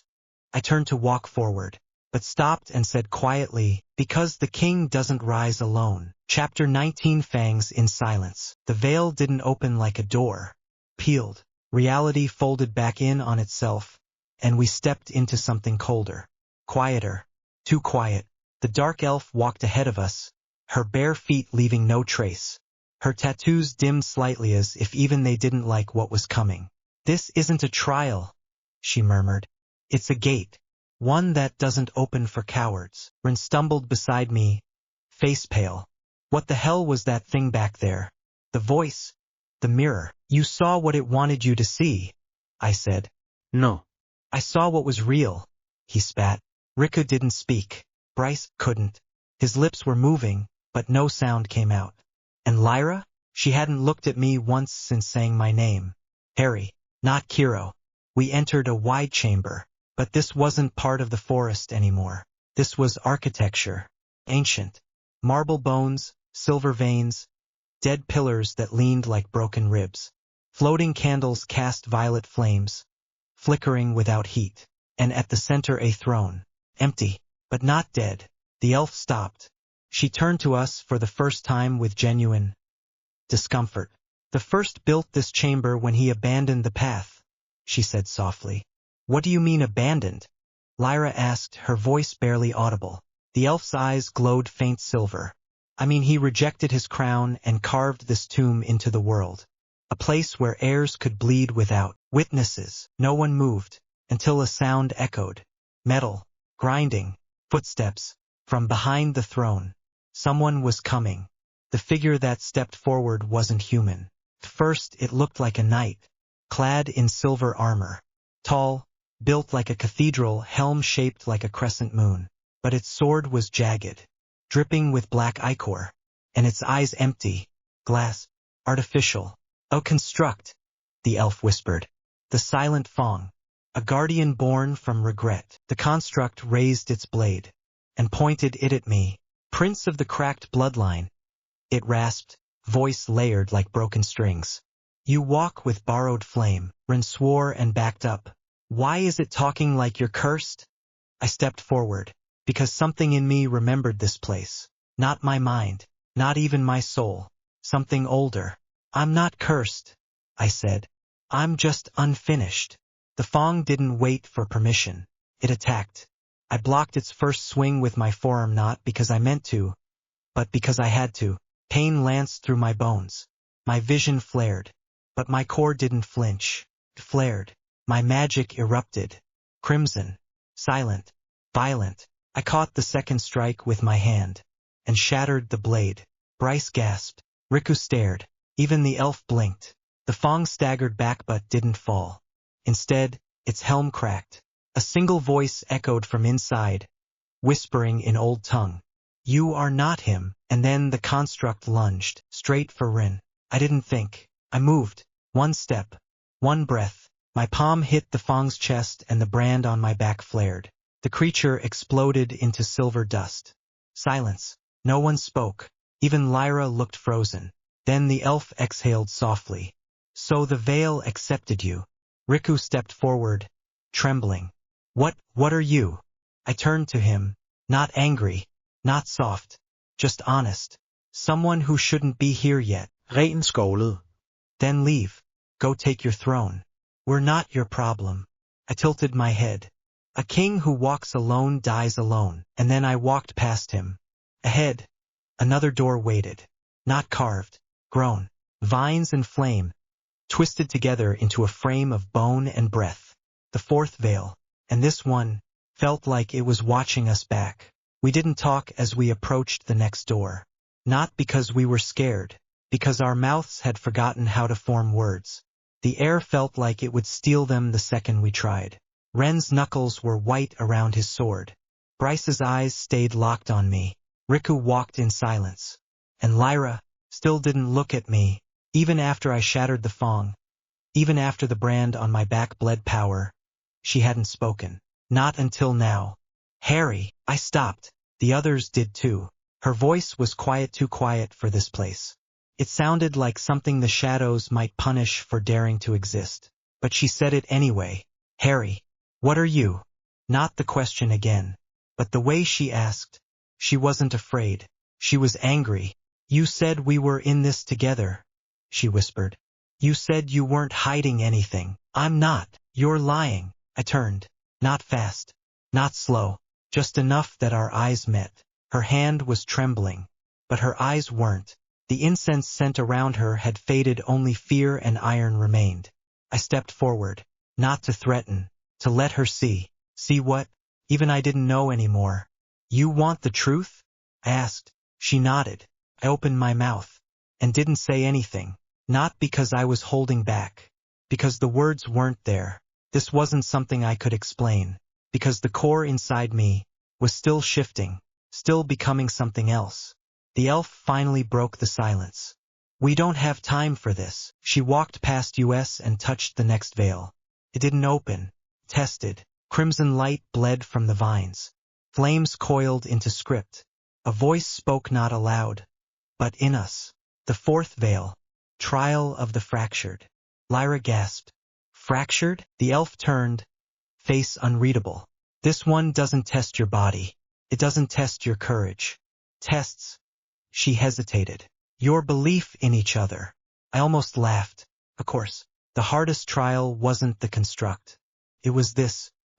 The veil shimmered, then opened, not into a forest, not a tomb, a reflection, not made of glass, not memory, but distortion. Suddenly, Rin stood alone. So did Riku. So did Bryce. Lyra vanished, and I stood in a black void, face to face with myself, but older, stronger, eyes golden, dripping flame, wearing a cloak made of void. My reflection smiled. You're still just a child. Ren's trial, he blinked and seemed the forest was gone. Now he stood in a potter dueling arena. Rows of nobles lined the stands, faces twisted in mockery. His father sat at the highest seat, expression unreadable.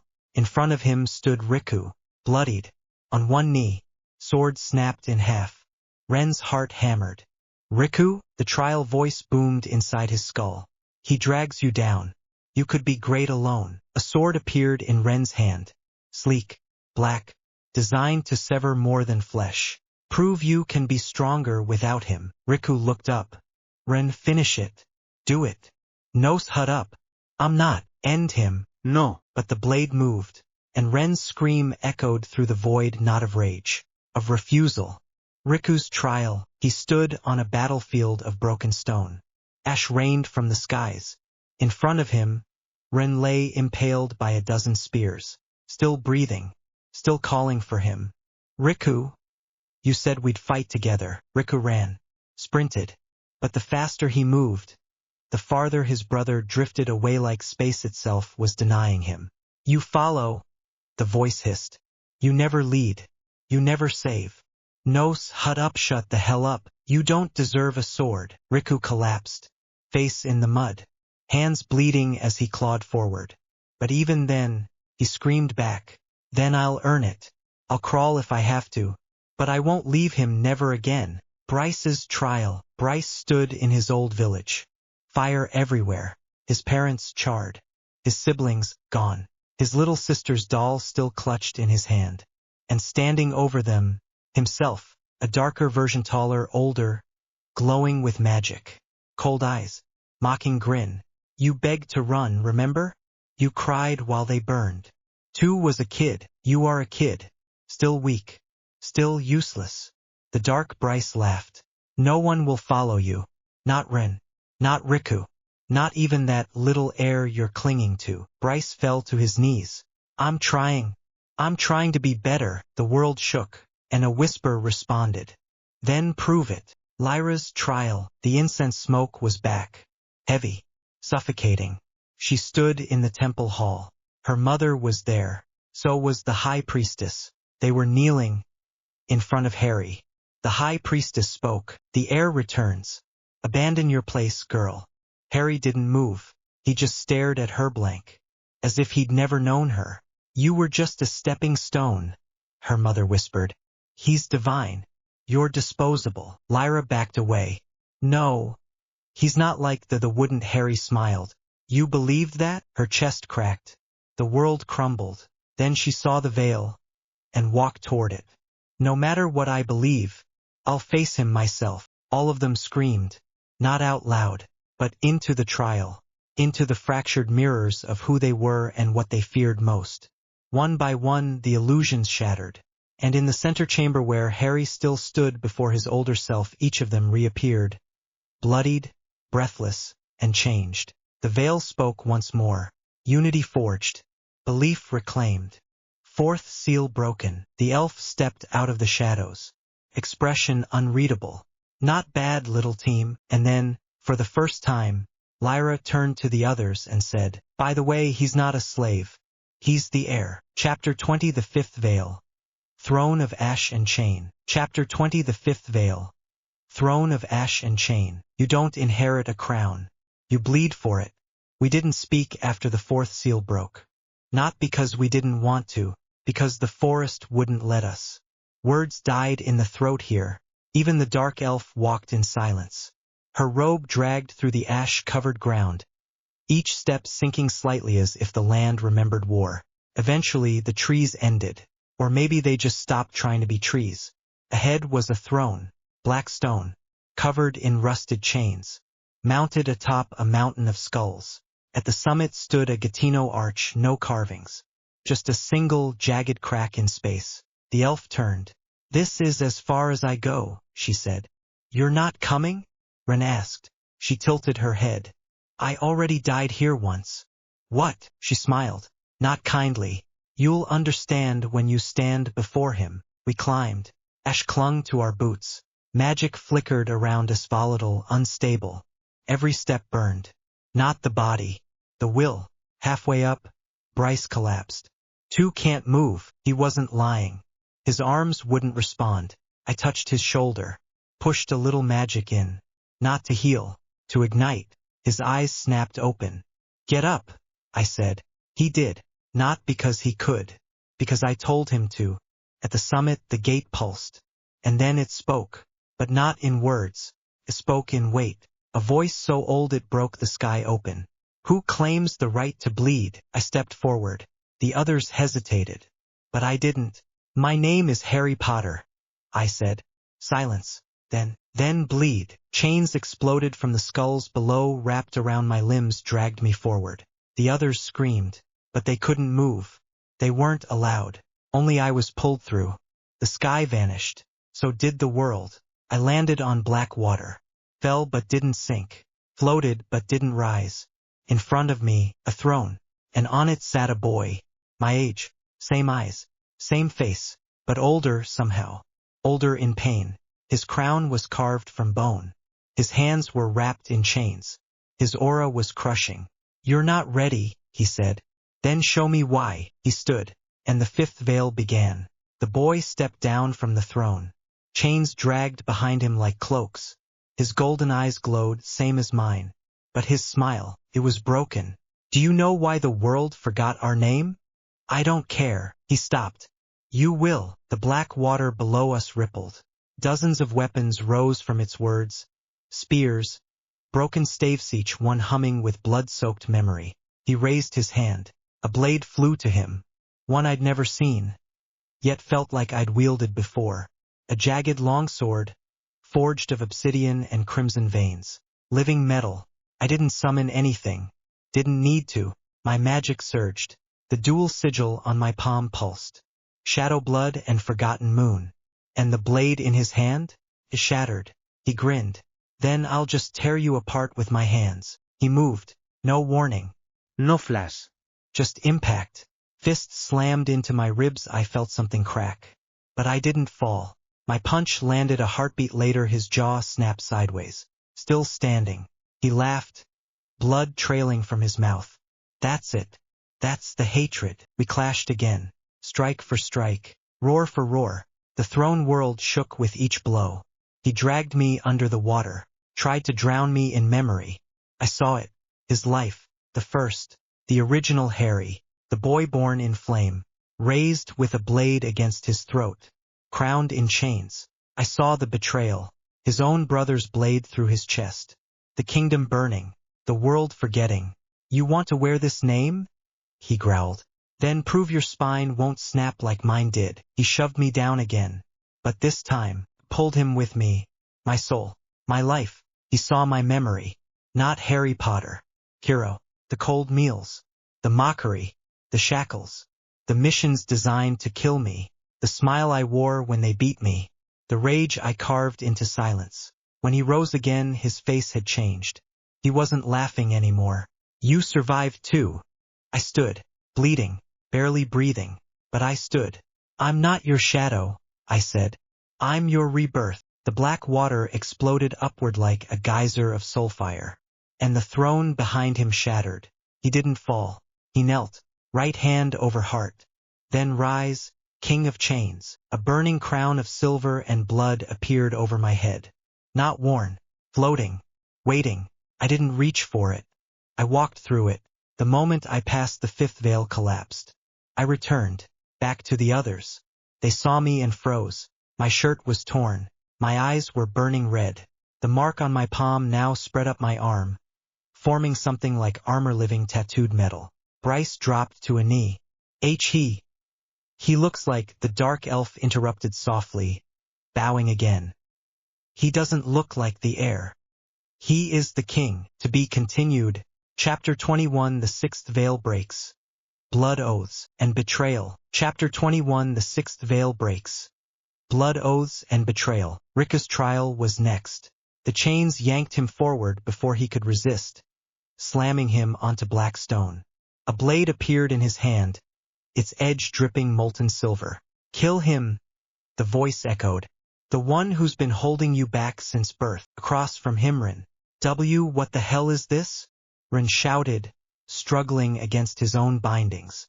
Don't you dare, Riku. But Riku's grip tightened. His breathing turned ragged. You always said I'd be nothing without you, he spat. Let's see how it feels. The blade came down fast. The stone drank the sound. No scream, no echo, just blood vanishing into the floor. When the light returned, only Riku was standing. His sword was gone. His eyes were empty. Bryce's turn. The chains didn't drag him. They lifted him, shield and all, into the air like a dangling carcass. A swarm of shadow wolves formed below, hundreds of glowing red eyes staring up at him.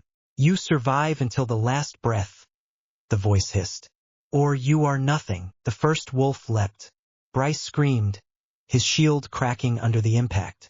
Another jumped. Then another. His knees buckled. His hands tore open, blood streaking down the steel. Minutes passed. Wolves kept coming.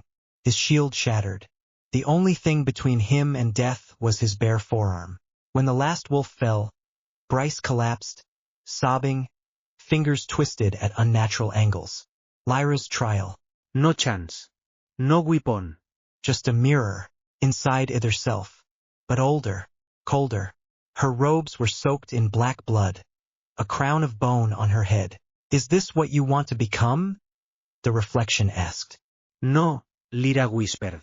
Then prove it. The mirror shattered without warning, slicing into her arms. Shards twisted mid-air, turning into spectral spears. She had no choice. She prayed, screamed, and threw her entire magic pool into a blinding burst of holy light. When the light faded, she was on her knees, coughing blood, but alive. The floor cracked. The trials weren't over. The voice rumbled again, this time louder, closer. Little heir, your turn. The ground beneath me split open, not like a crack, like a wound. Black flesh peeled back, revealing a drop into no floor. No horizon, just an endless, sucking abyss. The chains didn't drag me this time. They melted into my skin, burrowing deep until I could feel their cold inside my bones. Then the voice came, not the mocking whisper it used for the others. This was different, closer, sharper, tasting every syllable. Little heir. My body froze, the air rippled, and from the abyss, they stepped out. Father, mother, Arya. except no. Their eyes weren't the same. There was no warmth. No recognition. Just pure contempt. James's voice was a blade. You are no son of mine. A slave pretending at blood. Lily's voice was colder than the void. I should have let you die in the cradle. And Arya didn't speak. She simply turned her back to me. The abyss hissed like it was laughing. This is your trial, Harry Potter, the voice whispered. To stand when even your own blood casts you away. To fight when your worth is ashes. Fail, and you will remain here, forgotten. The chains tightened, forcing me to my knees. My breath came ragged. I could feel the abyss tugging, pulling at my will, stripping away every shred of defiance. My fingers clawed at the stone. My vision shook. No. It was barely a whisper, but it burned in my throat. I forced my head up, looked straight at the twisted reflections. You're not my family, the voice chuckled. And if they are, then I'll surpass them. I spat blood onto the stone. And when I do, they'll regret turning away. The abyss roared, shadows lunging at me from all directions. The chains snapped. My magic surged hot, raw, uncontrolled, but it was mine. When the shadows cleared, I was still standing, knees shaking, chest heaving, but standing. From somewhere beyond the veil, I heard Bones's voice, low, almost amused. So, you won't break, little Kiro. The floor sealed shut beneath me. The darkness receded. But I knew one thing, the voice wasn't done with me. The veil opened like a mouth swallowing us whole. Ren, Riku, Bryce, Lyra, and I landed on jagged stone under a sickly red sky. No sun, no wind, just an echoing heartbeat that wasn't ours. Then the voice came darker than before. Only 4 of you may pass. We all froze. Rika's hand went to his sword. What does that mean? The air rippled, and glowing chains formed a circle around us. Outside the ring, nothing but a sheer drop into the same abyss I had seen in my last trial. One must be sacrificed, the voice said, dripping with satisfaction. Not in spirit, not in theory, in blood. Bryce's eyes widened. Vous weit fat. We're not killing anyone. The chains constricted, heat searing into our ankles. A timer appeared in the air. 5 minutes. Lyra's voice cracked. It's forcing us. If we don't choose. Ren looked at me. Not Riku. Me. You're the leader, Kiro. His tone was low, calculating. Make the call. The weight of 4 stairs pressed into me. The timer ticked down. For 12. Bryce's panic was rising fast. We can find another way. There has to be another. 3:47. The voice purred. The unwilling will burn with the chosen. Sweat rolled down my temple. They wanted me to kill one of them, or make them kill each other. Ren's grip tightened on his sword hilt. Riku mirrored him. Lyra's staff trembled in her hands. And Bryce looked at me like a drowning man. 3:10. Every instinct screamed at me to play their game. But the truth was worse. This was the game. And if I hesitated, all of us would burn. I stepped forward. Fine. My voice came out cold, steady. We'll sacrifice someone. The air stilled. Even the chains seemed to pause. Ren's eyes narrowed. Who? I met each of their gazes in turn. Bryce flinched first. Lyra looked away. The twins stared back, unblinking. Then I smirked. We'll sacrifice no one. Before they could react, I drew in my magic and slammed my palm into the chains, forcing my will into the veil's law. The air screamed as shadows lashed at me, trying to tear my skin from my bones. The voice hissed. You dare defy the terms? My teeth clenched. I'm not killing for your amusement. The chains heated until my flesh smoked, then, abruptly, they shattered. The ground trembled. The abyss roared, furious. But the timer froze at 0:01. The veil didn't like it, but it let us pass. Somehow, I had the feeling that sparing them had just made me a bigger target than ever. We stepped through the archway, the red sky dissolving into darkness. The next chamber was silent, too silent. Rein motzert. Viel swatzit. He wasn't wrong. From the far end, a slow clap echoed. Each strike of palm on palm felt deliberate, mocking. That was entertaining. A woman's voice purred. A figure stepped into the dim light. She was tall, lean, draped in black leather that seemed to drink in the shadows. Silver piercings caught what little light there was. Her skin was an ashen gray, her hair as black as the void we'd just escaped. But her eyes burned gold, slit like a predator's. A dark elf? Ren breathed, his hand instinctively going to his sword. Her gaze swept past him like he didn't exist. Past Riku, past Lyra, even Bryce. And then she stopped in me. You broke the veil's terms, she said, almost amused. Interesting. I didn't reply. You defied the will of the trial, and it let you live. That means, she stepped closer, her boots silent against the stone. You either don't understand the rules, or you're dangerous enough to make your own. The air felt heavier. I didn't move. She smiled faintly, a smile that didn't reach her eyes.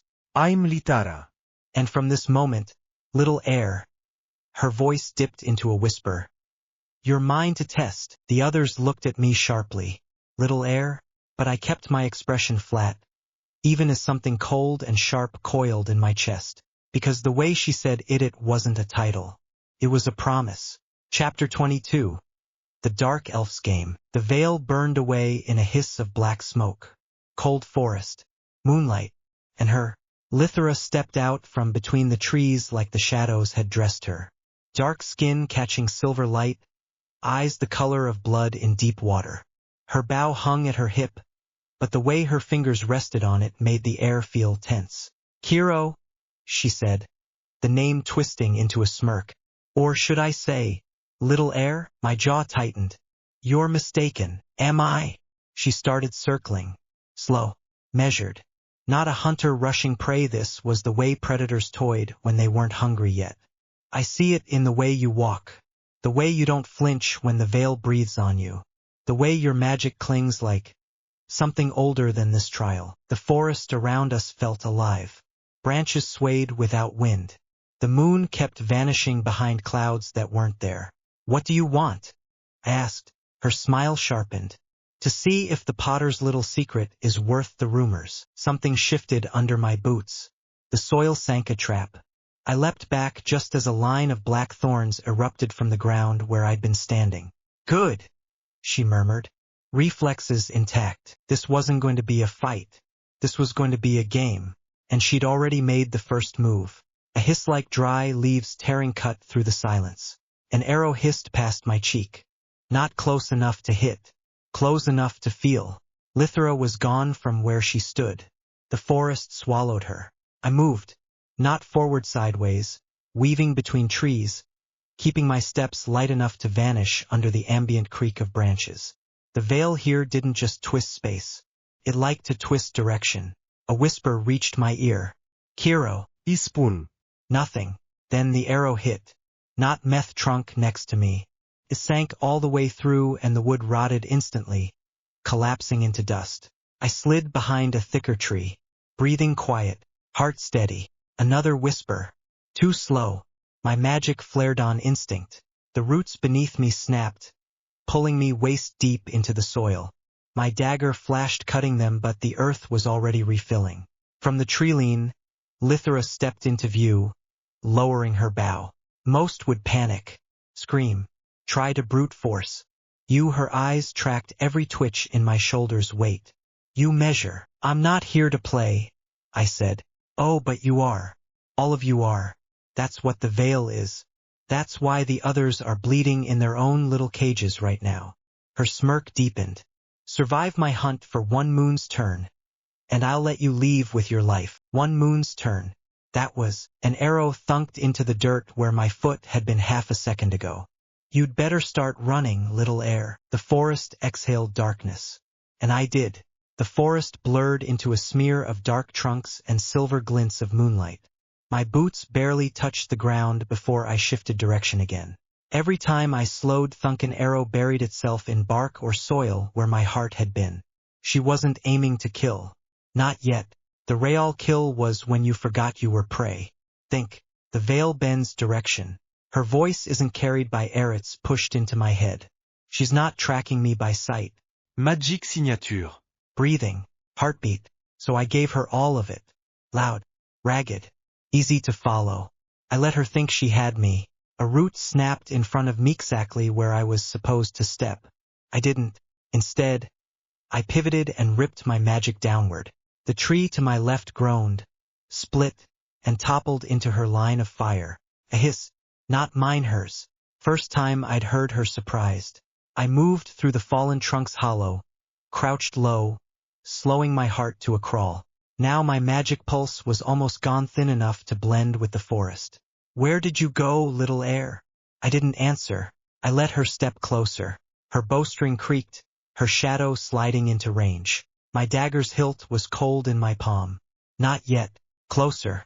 The moment her foot landed in the rotted patch of soil I'd passed earlier, I flared my magic upward. The ground erupted.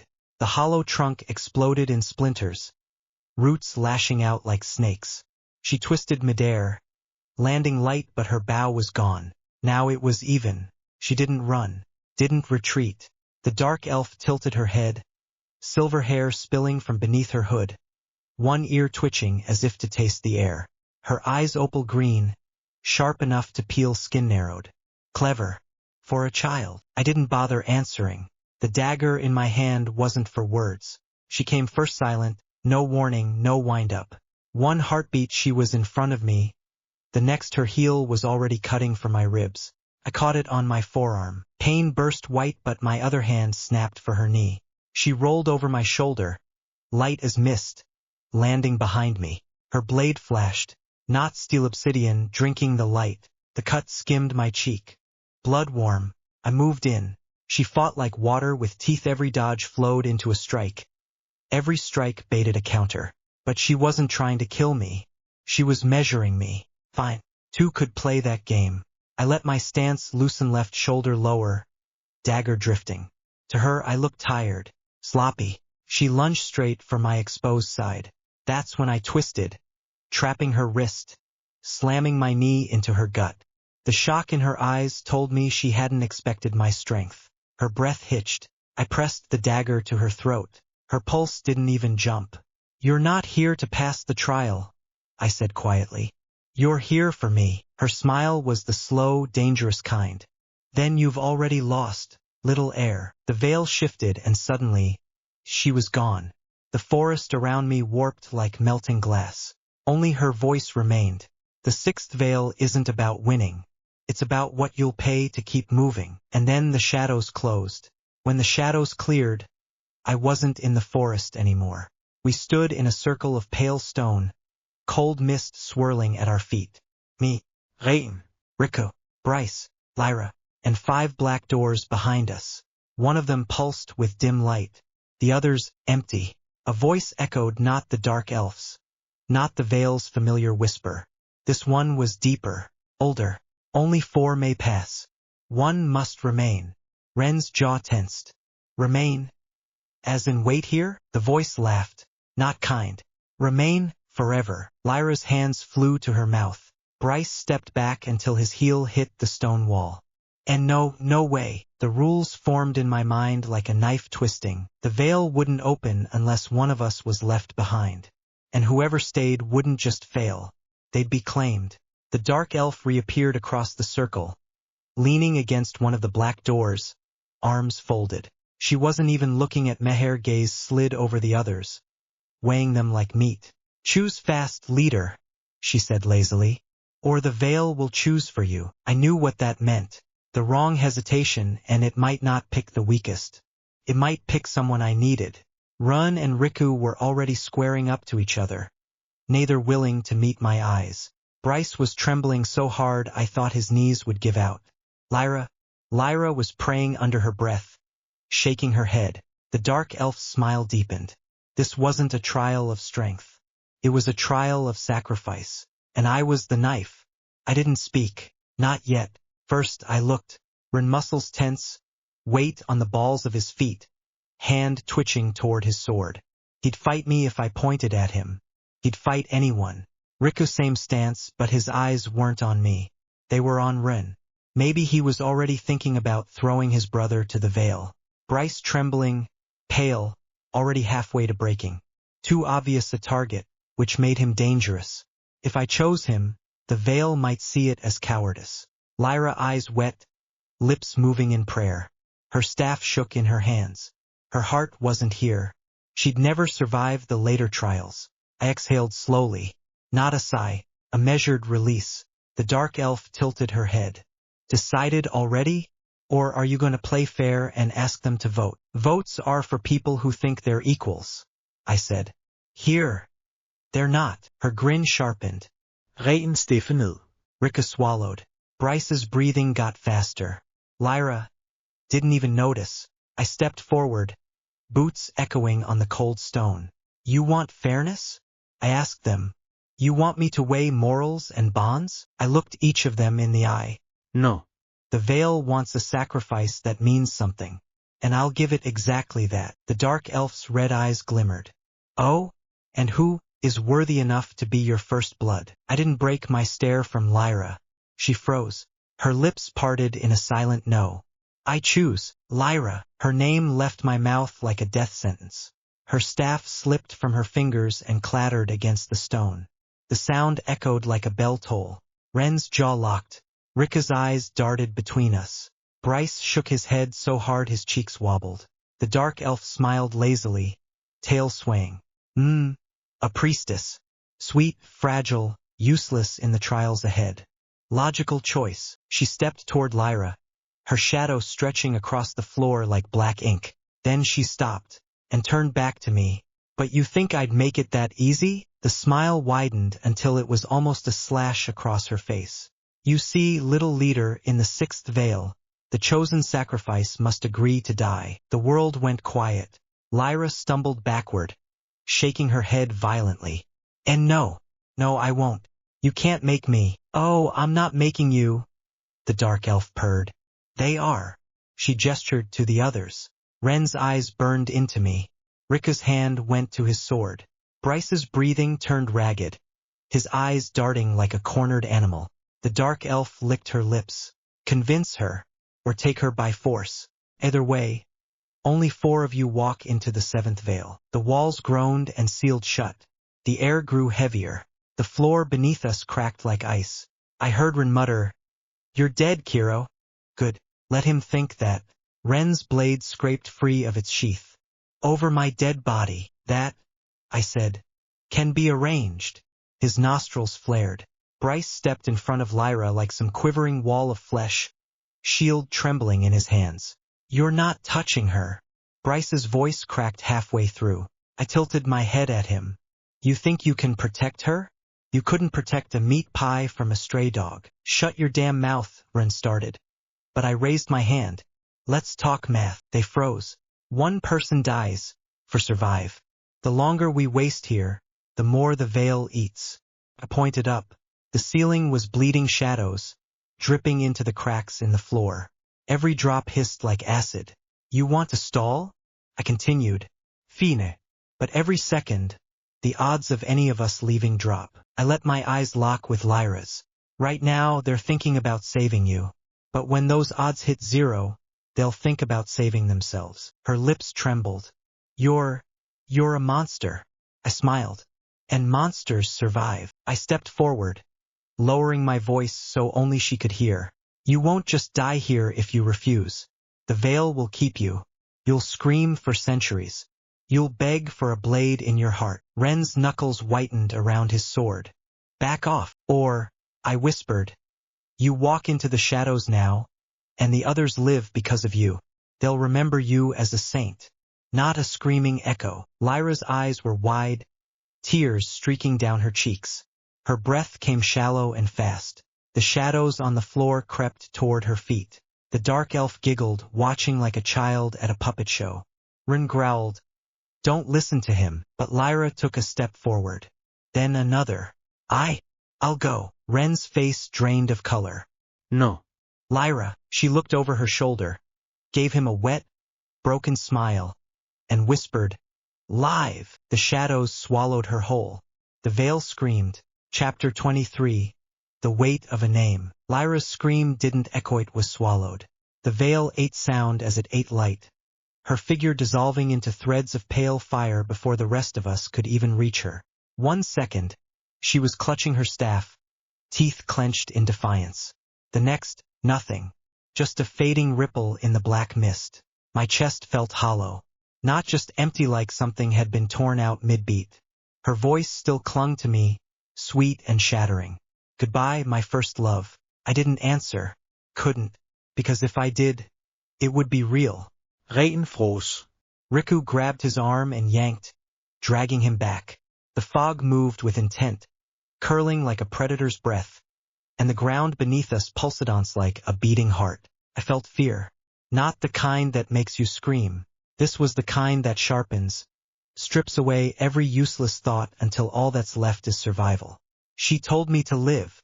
His voice cracked like glass. And I ran. Kiro, stop. My words came out like frost. She chose. You wasting that choice is the only way you can fail her now. He shut up. Not because he agreed, because he saw I meant every word. Move. My voice was low, but they listened. We ran. The veil didn't chase, it followed. Slow, deliberate, like it already knew how this ended. I kept replaying Lyra's last look. Not terror. Not regret. Something worse. Acceptance. The ground shifted under Bryce's feet. He stumbled. I didn't stop. I didn't need to turn to know what was coming. The air around him warped and then, gone. 1 heartbeat he was there, gasping for breath. The next, a smear of crimson on the fog before the mist devoured him whole. Ren cursed under his breath. Rika's knuckles were white around his sword. They didn't look at me. Didn't have to. I wasn't here to comfort them. The light ahead, if it could be called light, grew sharper. A slit in the darkness. The first veil's edge. We broke through. The world slammed back into place. Color, sound, weight. The scent of damp earth and metal filled my lungs, and I only realized then how starved I'd been for anything real. 2 died. Out of 5. The trial didn't pause to mourn. The path ahead twisted into another nightmare. I didn't care what waited. The veil had taken from me. I would take from it in return. The world beyond the veil wasn't relief. It was a trap with better lighting. The trees were too tall, their branches stretching into the sky like black spears. The ground was slick, the soil soaked with something that wasn't water. The air stank of rust and wet ash. Run was still breathing hard. Riku kept glancing over his shoulder like Bryce or Lyra might claw their way back out of the mist. They wouldn't. A sound broke the silence. Not a roar, not a growl. Breathing. Deep, measured. Close. From between the trees, shapes emerged. Not orcs. Not anything I'd seen before. They had the posture of men but were wrong everywhere else. Limbs too long. Faces stretched into something between a grin and a wound. 6 of them. No 7. Ren's blade came up automatically, his stance stiff with fear. What? Shut up. One of the things cocked its head. The sound of its neck bones grinding together was loud enough to make Riku flinch. I moved first.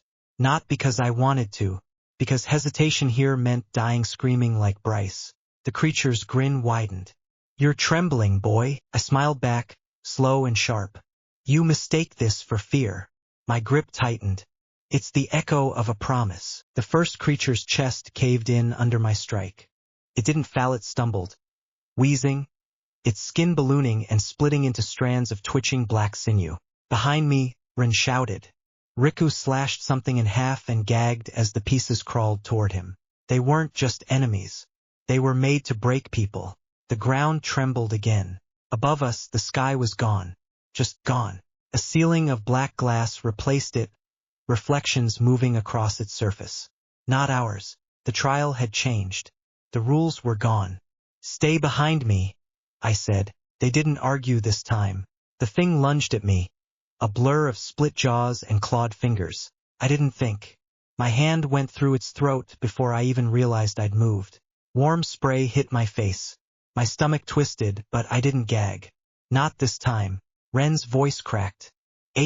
How? He sounded small, like he'd just realized I wasn't just another kid. I didn't answer. My eyes stayed locked on the others. The creatures didn't react to pain. Didn't even react to dying. The one I'd crushed was still twitching on the ground, fingers reaching for my ankle.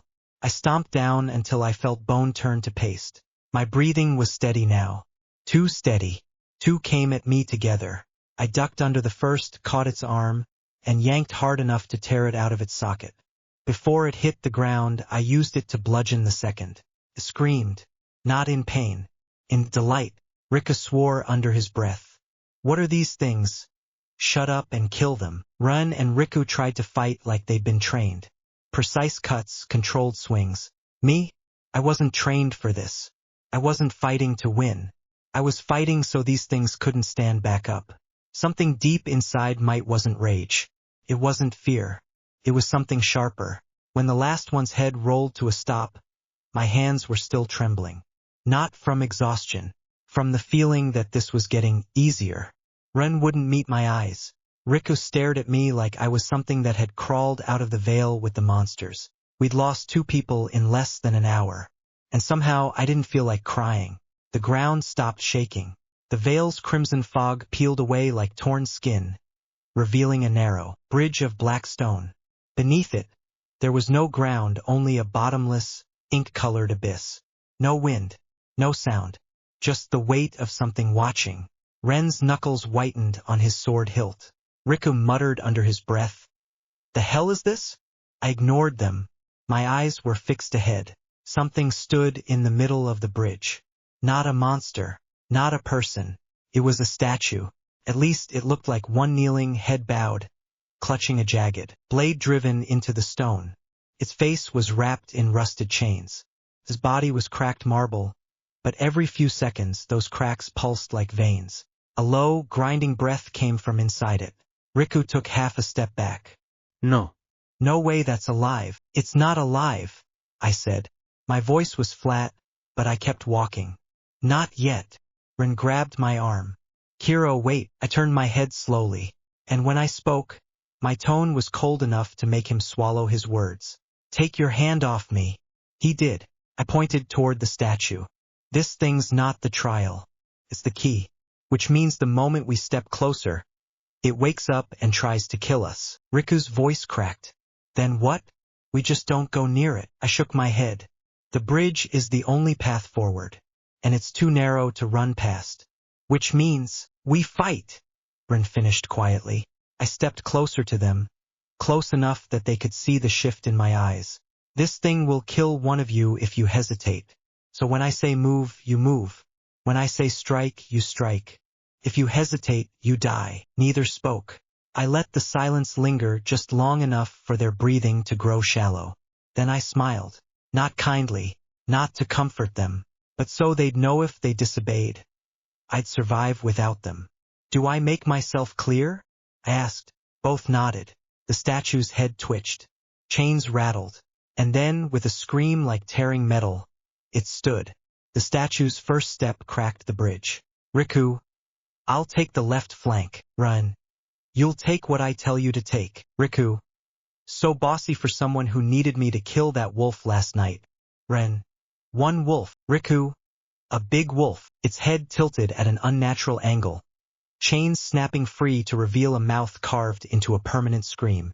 The sound that came out wasn't human, it was like glass screaming against glass. Ren flinchede. Rika swore under his breath. Shut up and focus, I said. The thing lunged. Not slow, not mechanical fast. Riku, left. I barked. He moved on instinct, blade swinging up just in time to deflect a downward cleave. The impact still drove him to his knees. The statue's jagged sword scraped across the stone, leaving a molten trail. Ren cut the knee. Ren hesitated just a breath, just enough to matter. I moved before the statue could turn, boots slamming into Ren's ribs hard enough to knock him forward. He stumbled straight into range, his sword biting into the statue's leg. A web of cracks spread upward. It roared. Both of you, break its balance, I commanded, already darting around to its blind side. They obeyed this time, not out of trust but because the weight of my voice left no room for defiance. When I moved, they moved. When I struck, they struck. The statue pivoted toward Run, jagged blade raised. Switch, I shouted. Rika dove in without hesitation, taking the blow across his shoulder guard. Sparks and blood sprayed in the same breath. I didn't waste it. Sliding under the swing, I drove my dagger into the cracks Run had made. Magic flared not bright, but dark, like a shadow swallowing light. The stone hissed. Pull! Both brothers yanked at the same time, tearing the weakened leg free with a crunch that echoed across the abyss. The statue dropped to one knee, head lowered again, like in prayer. I stepped in front of it. The brothers were panting, bleeding, shaking. I wasn't. I set my boot against its chest and shoved it backward. The bridge shook as it toppled into the abyss, its scream fading into the dark. For a moment, the only sound was their breathing. The silence after the fight was worse than the screaming. I half expected her voice to cut through it, teasing, warm. But all I got was whined through blood-soaked leaves. I turned towards brothers before I could start answering ghosts. You listen because you're scared, I said quietly, almost to myself. Then my eyes locked on theirs. Good. Fear keeps you alive. I walked on without looking back. They followed. Not because they trusted me, but because they knew if they didn't, I'd leave them behind. Chapter 24. Fear is a leash. The stairs spiraled downward for far too long. No cracks in the stone. No dripping water. Just the sound of our boots and our breaths. Riku's was still ragged. Run kept touching his ribs where I'd kicked him. Good. Pain meant they'd remember. When we stepped off the last stair, the air changed. Thick, wet, and cold enough to make skin crawl. The room was circular, the ceiling lost to shadows. In the center a single black obelisk, veined with faint red light, pulsing like a heartbeat. None of us moved closer. Why's it breathing? Ren muttered. It's not, I said. We are. That's when the light flared. Figures peeled off the walls, 10 of them, maybe 12. Armor rusted. weapons jagged, helmets empty, but shadows curled inside like living smoke. They didn't charge. They didn't even step forward. They just watched, waiting. I could feel Run and Rika's attention flick to me. They were wondering if I'd tell them to run. I didn't. Instead, I walked forward until the shadows shifted. Every head turned to follow me, movements too slow to be human. I stopped halfway to the obelisk and looked back at the brothers. If you fall behind, I said, voice low but carrying, I will not turn around. Not once. Their faces tightened. I turned back to the shadows. Now follow me, and don't you dare stop moving. I stepped into their circle. The first one twitch at its sword scraping stone. My magic surged, cold and controlled. My shadow stretched longer than it should have, spilling toward them like a tide. They froze, not because I was stronger than them, but because something inside Mesamething deep, coiled, and waiting told them they were prey. Behind me, I heard Rin swallow hard. Rika's breath caught.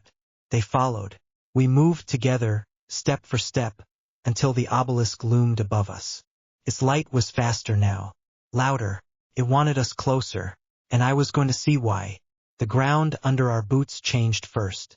From damp soil to something harder, smoother. Seamless, black as oil, reflecting our faces in warped, twisted shapes. The faintest vibration pulsed through it, like a heartbeat under glass. Above us, the fog didn't thin. It pressed lower, coiling around our ankles like it was studying us. Ren's voice was a low hiss. What the hell is this place? I didn't answer. The moment I did, I'd invite his panic to spill into mine, and I didn't have the luxury. Instead, I walked forward, making sure every step sounded deliberate. Then we saw it, the thing in the middle of the hall. A throne not ornate, not carved for royalty. It was built from bones, bleached white and held together by something that gleamed wet in the dim light. Human bones. Small ones. Kids' bones. And sitting on it, a helmet. Just a helmet, no body. No corpse, a black iron visor with a slit that pulsed faint red, as if it were breathing. Lyra's death was still hot in my skull. Bryce's screams hadn't faded. And now this, not again. Behind me, Rika muttered, let's just go around it. The helmet turned, metal scraping against itself as it faced us without moving from the throne. Rin took a step back. I didn't. I stepped forward. Stay behind me. The words came out sharper than I expected, an edge that made both of them freeze. For a moment, neither Ren nor Rika moved, but I felt their hesitation, the same hesitation that got Lyra killed. You heard him, Riku whispered, grabbing his brother's arm. No, Ren mattered. We follow together. I spun on him. One step and we were nose to nose. You follow me, I said, my voice low enough to force him to lean in to hear it. You think I won't put you down right here? Test me. His jaw locked. His hand twitched toward his sword. But I didn't move. My stare didn't break. He looked away first. Good. We turned back to the throne, but the helmet was gone. Only the sound of something breathing in the fog now. The kind of breathing that swelled and sank in perfect rhythm, wrong rhythm. It didn't echo. The sound died too fast, like the fog itself was swallowing it. Run and Riku gripped their swords tighter. I didn't draw mine. Why? Because in here, the moment I moved like prey, I'd become prey. Then the voice came, low, distorted, like it was speaking through a mouthful of water. 3 left. Only 1 will leave. The fog swelled.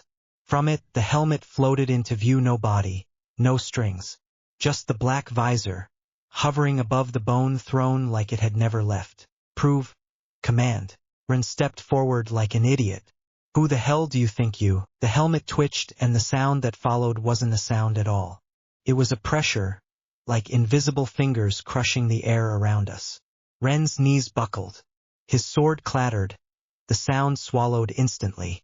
Riku tried to grab him, but the moment his fingers touched Ren's shoulder, he went down too, both of them gasping, pinned to the black floor by nothing we could see. I didn't move. The red slit in the visor pulsed faster, like it was smiling.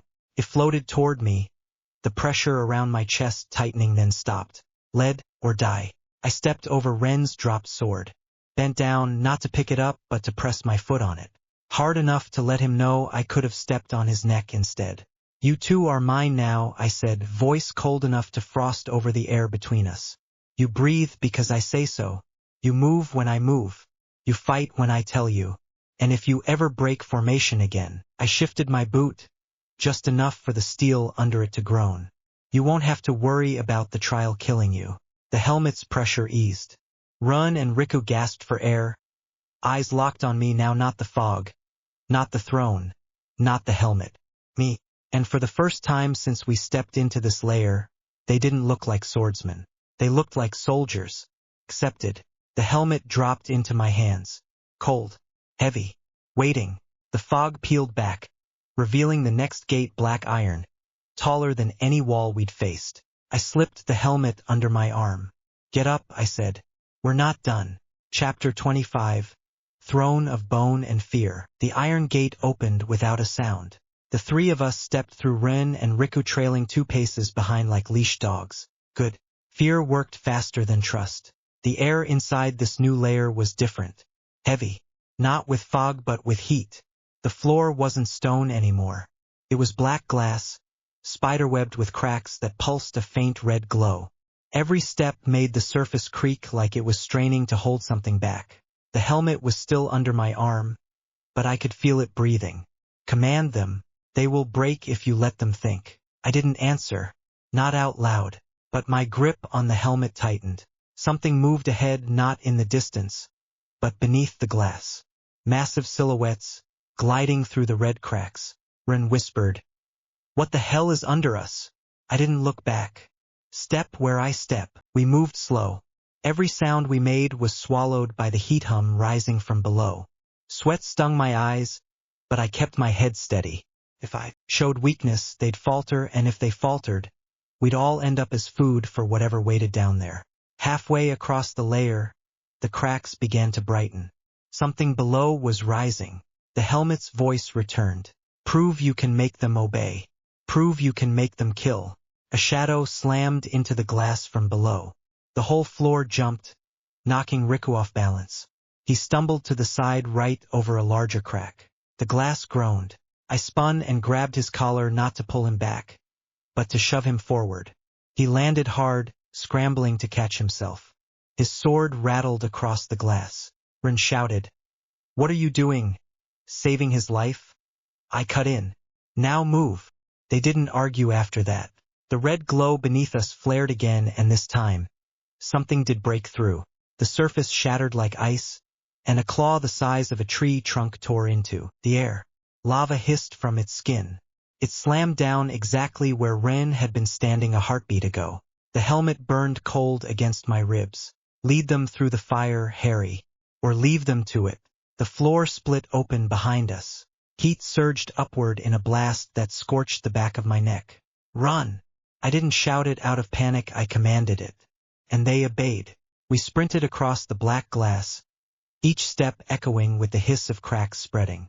The monster below tracked us, its massive shadow sliding through the molten light under our feet. The helmet whispered in rhythm with my heartbeat.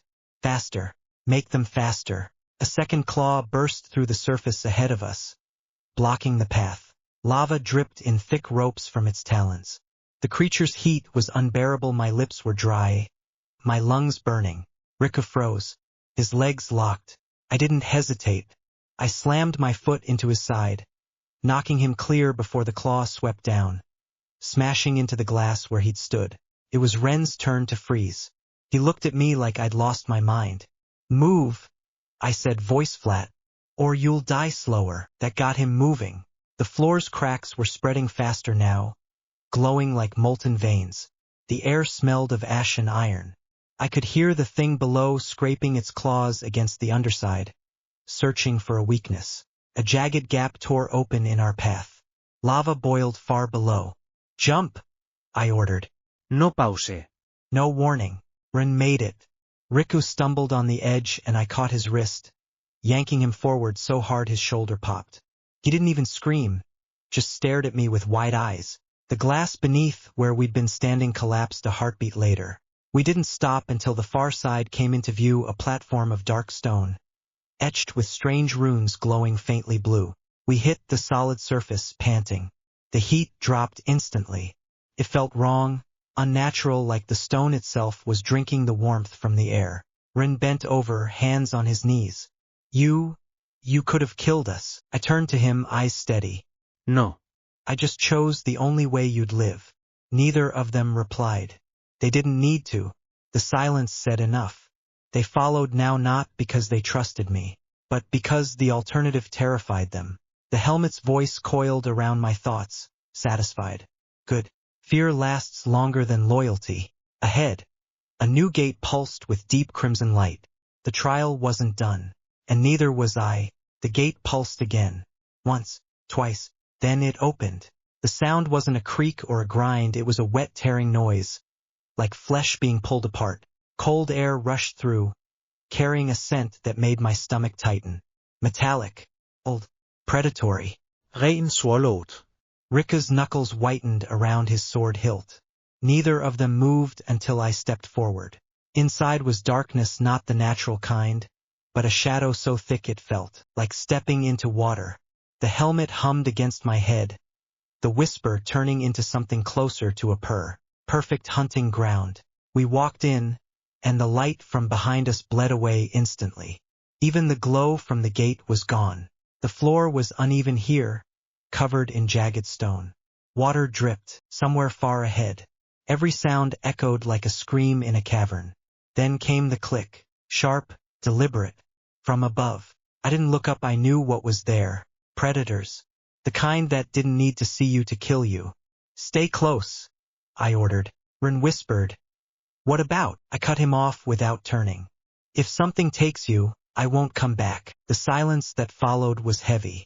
Fear thickened in the air, tangible now. A shadow moved ahead, a shape too fast to track, vanishing between the rocks. Another clicked behind us.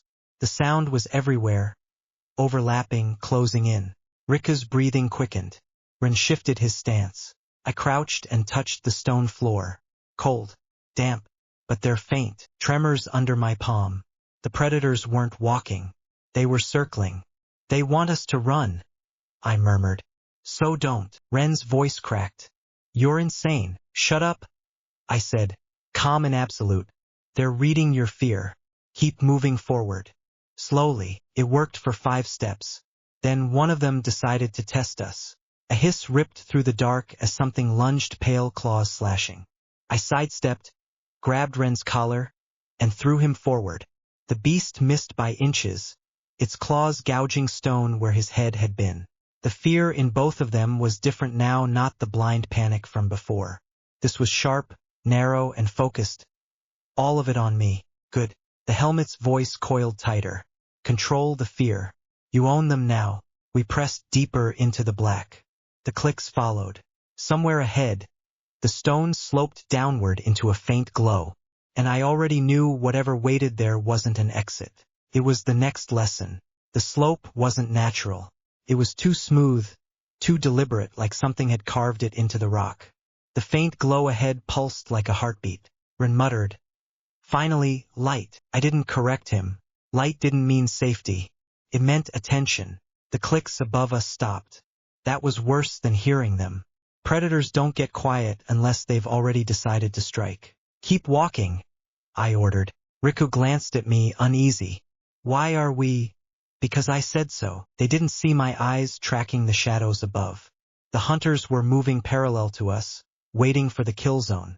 The glow ahead was coming from a pit wide enough for a house, with walls slick like polished obsidian. And in the center of that pit, bones. Hundreds of them. Ren froze. We're not going down there. I stepped past him, scanning the ledges. Yes, there, just above the pit nests. 4 of them. The helmet whispered, soft and satisfied. Feed the ground and the sky will open. I turned back to them. You 2 go first. Ren's eyes widened. What? No. You're insane. I took a step closer until he had to tilt his head up to meet my gaze. My voice didn't rise. It didn't need to. You've been dragging your feet since we entered. You've made noise. You almost got Riku killed twice. If you want to live, you're going to walk into that pit, and you're going to walk now. Rika stared at me, but when I shifted my gaze to him, he looked away. Ren hesitated a second too long. I closed the space and slammed my hand into his chest, forcing him toward the edge. His boots scraped the stone. He started, but the growl from above cut him off. The first hunter dropped from the shadows, massive, pale. Its mouth split into 4 jagged flaps. It didn't lunge for me. It went straight for Ren. I didn't move. Ren's scream echoed as he stumbled forward into the pit, the creature following. The second hunter dropped toward Riku and I grabbed his collar, yanking him just out of reach. His breathing was ragged, his eyes wide, and I leaned in just enough for him to hear my whisper. Do you understand now? You live because I decided. The pit roared with movement. Shadows swirled, and I stepped forward to watch. The pit was a storm of bone and claws. Ren's sword clanged uselessly against the hunter's hide. Every strike was sloppy. Fear had already gutted his form. The creature's claws raked stone, missing his throat by inches. Riku tried to move, but my hand was still on his collar. Stay. His lips trembled. We can't just. You will stay. Another hunter slithered down the wall behind Ren, and that's when I moved. The descent wasn't a jump, it was a drop, controlled and deliberate. My boots hit bone. I felt the crunch underfoot like a promise breaking. The nearest hunter twisted toward me, mouth opening wide enough to swallow a man's torso. I jammed my dagger up into the seam beneath its jaw, the weak point between plates, and ripped sideways. Warm spray hit my cheek. The helmet's inner whisper throbbed with approval. One. Ren stumbled back, gasping. You. I cut him off by grabbing his wrist and forcing his blade into the next hunter's flank. He shrieked, recoiling. Ren looked at me like he didn't know if he'd just attacked the monster or if I was the monster. The third hunter landed behind us. Riku! I barked. He didn't hesitate this time. He jumped down, blade already in motion. His swing was wild, but it bit deep enough for me to finish it with a twist of my dagger. 3.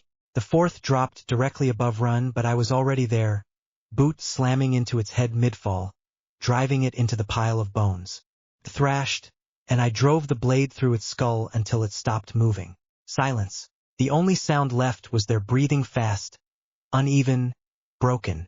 I stood in the center of the pit, surrounded by corpses. My shadow stretched long in the glow, wrapping them both. You two are alive because you listened this time, I said, voice low. Forget trust. Forget friendship. You will follow my orders because if you don't, I let my eyes linger on the dead hunters. This is what happens. Neither of them argued. Neither of them blinked. And for the first time, I knew they feared me more than what hunted us. The bones didn't stay still. As the echoes of our breathing faded, the pit began to shift. Skulls rolled in slow spirals. Ribcages slid across the floor as though pulled by some unseen tide. And then I heard it. Lead them. The voice wasn't from the helmet. It was deeper, older, like the ground itself had decided to speak. Ren and Riku were frozen, their swords halfway raised.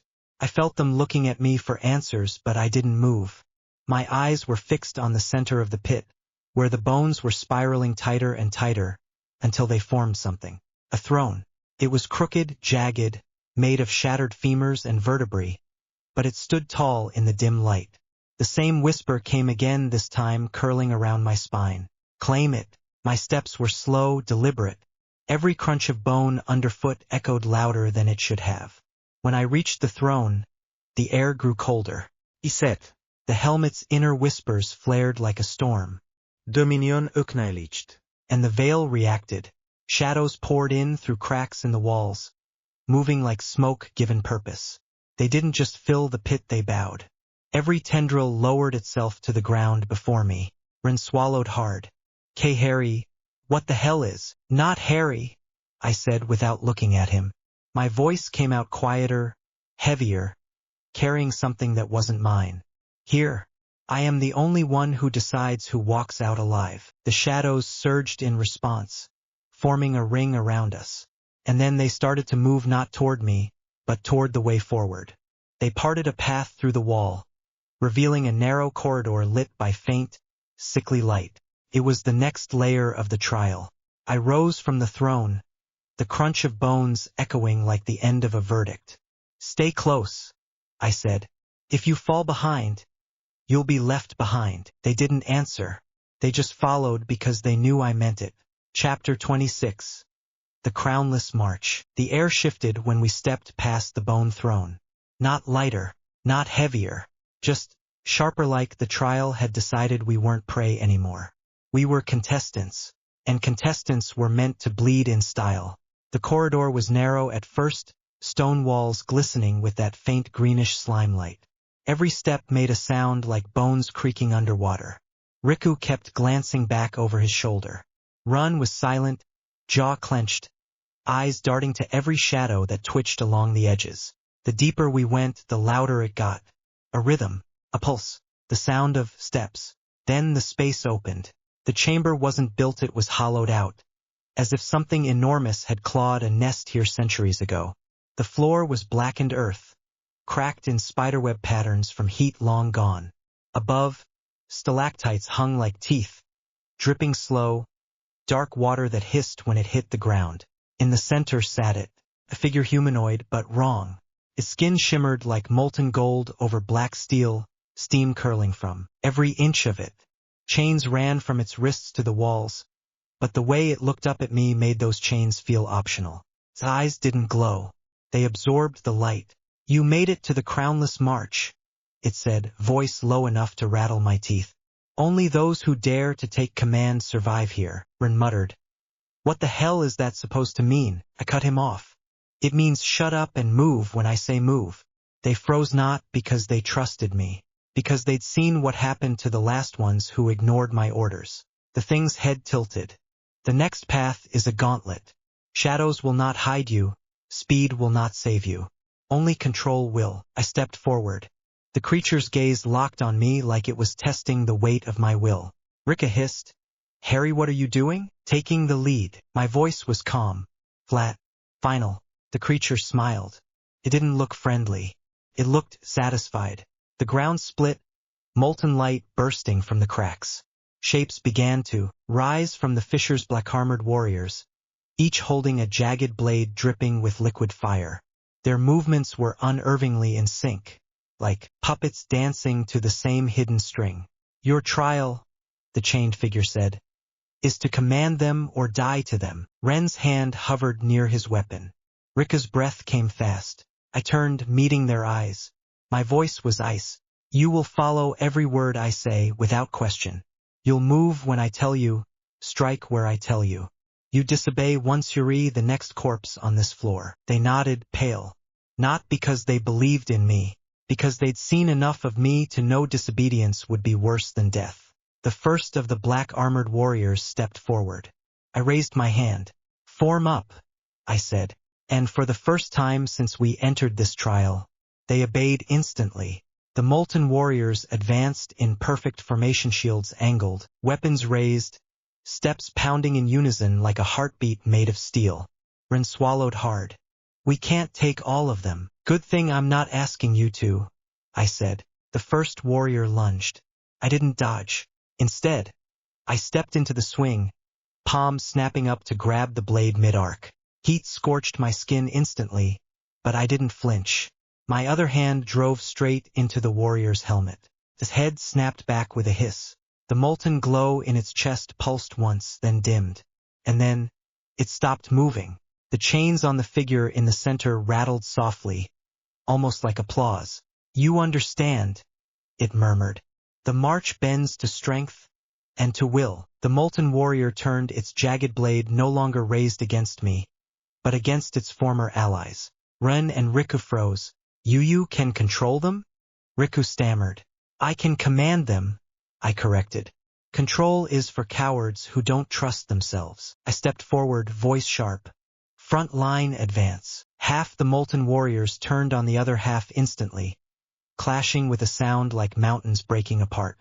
Sparks sprayed, molten blood hissed on the cracked floor, and the air reeked of iron and heat. Ren's eyes darted between the fight and me.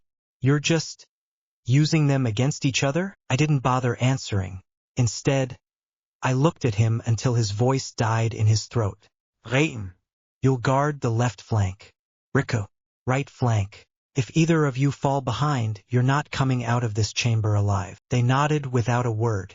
Not because they wanted to, because the way I said it left no space for want.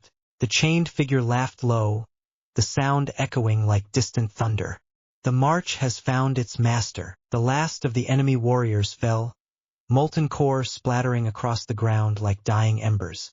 I walked forward, my new soldiers falling into formation behind me in two perfect lines. The figure's eyes burned into me. Take them, child. But know this: armies do not obey without cost. Neither do people, I replied. It smiled wide, sharp, almost proud, and the chains snapped with a sound like a mountain cracking. The figure vanished, leaving only the path ahead, lit by the molten glow of the warriors at my back. I didn't look to see if Ren or Rika followed. They would. Not because they trusted me, but because they feared what would happen if they didn't. The molten warriors' march was silent now. No clatter of armor, no groan of metal, only the steady, crushing thud of their synchronized steps. Run and Riku followed at the edges, careful not to stray too close to my soldiers. I could feel it in the air, their unease. Fear isn't always loud. Sometimes it's the quietest thing in the room. We reached a split in the blackened stone corridor. Both paths breathed heat, like the entire trial was alive and watching. Rika pointed toward the left path. Looks wider, easier for the soldiers to pass. Ren shook his head. Too obvious. The trial always. Silence. The word came out sharper than the blade at my hip. They froze instantly. I stepped between them, gaze fixed down both paths. The air shimmered on the left, heat distortion, but with a faint flicker of movement beneath it. The right was narrow, jagged, forcing us into a single file line. Left path is a killing ground. They'll try to burn us down in open space. I looked over my shoulder at my soldiers. We take the right. Ren fra ned. It'll bottleneck us. I turned to him slowly, and for a moment he forgot to breathe. You think bottlenecks are bad? I see them as a way to stack bodies in one neat pile. He said nothing after that. We moved. The corridor tightened until molten warriors scraped their shields along the walls, the sound like 1,000 knives dragging over stone. The heat thickened, settling heavy in my lungs. Halfway through, the trap sprung. From the ceiling above, molten spikes, raining down like the trial was trying to nail us to the floor. Shields up. Every warrior moved as one, raising their glowing shields overhead. Spikes hit, melting against the barrier in sizzling bursts of orange light. The heat rolled over us like a wave, but the formation didn't break. Run and Riku huddled in the center, eyes darting at the molten soldiers. When the last spike fell, I gave the next order. 2 warriors front. Clear the path. The rest behind me. The 2 at the front charged, their molten blades carving through the narrow corridor's jagged walls, forcing a way forward. Ren muttered just loud enough for me to hear, "You're treating them like tools." I didn't even look back. They are tools, until they prove they're worth more. Ren's jaw tightened. Then what does that make us, huh? Mere tools too. Rika's voice cut in, sharp and bitter. Just waiting to be thrown away when you're done with us? I decided to ignore them, but felt the need to speak up to avoid rebellion. Tools don't get the choice to keep walking, and if you were tools, you'd have died long ago. They didn't answer, but they kept walking. When we finally emerged into the next chamber, the corridor behind us sealed shut. The room ahead glowed with a deeper, more dangerous light, and at the far end, something massive moved. The air carried the weight of 1,000 unseen eyes. Chapter 27. The weight of the march. The glow in the chamber wasn't firelight. It pulsed slow, deep, like the breathing of something buried beneath the earth. Each pulse made the molten warrior's armor shiver faintly, as if they could feel it too. The floor was a wide, circular basin, its surface slick with black glass. Every step we took cracked it faintly, sending thin orange light spilling up through the fissures. Ren's boots slid once, and I caught the way he clenched his teeth more from pride than fear. At the far end of the basin, the thing that had moved finally shifted again. It was tall, wrongly tall. Its shoulders brushed the chamber ceiling, and yet it wasn't hunched. It stood like a statue carved to intimidate, every joint plated with obsidian and veins of molten gold running like rivers beneath. The armor. In its hands was a weapon too large to be called a sword. It was a slab of jagged metal glowing at the edges like it had just been pulled from the forge.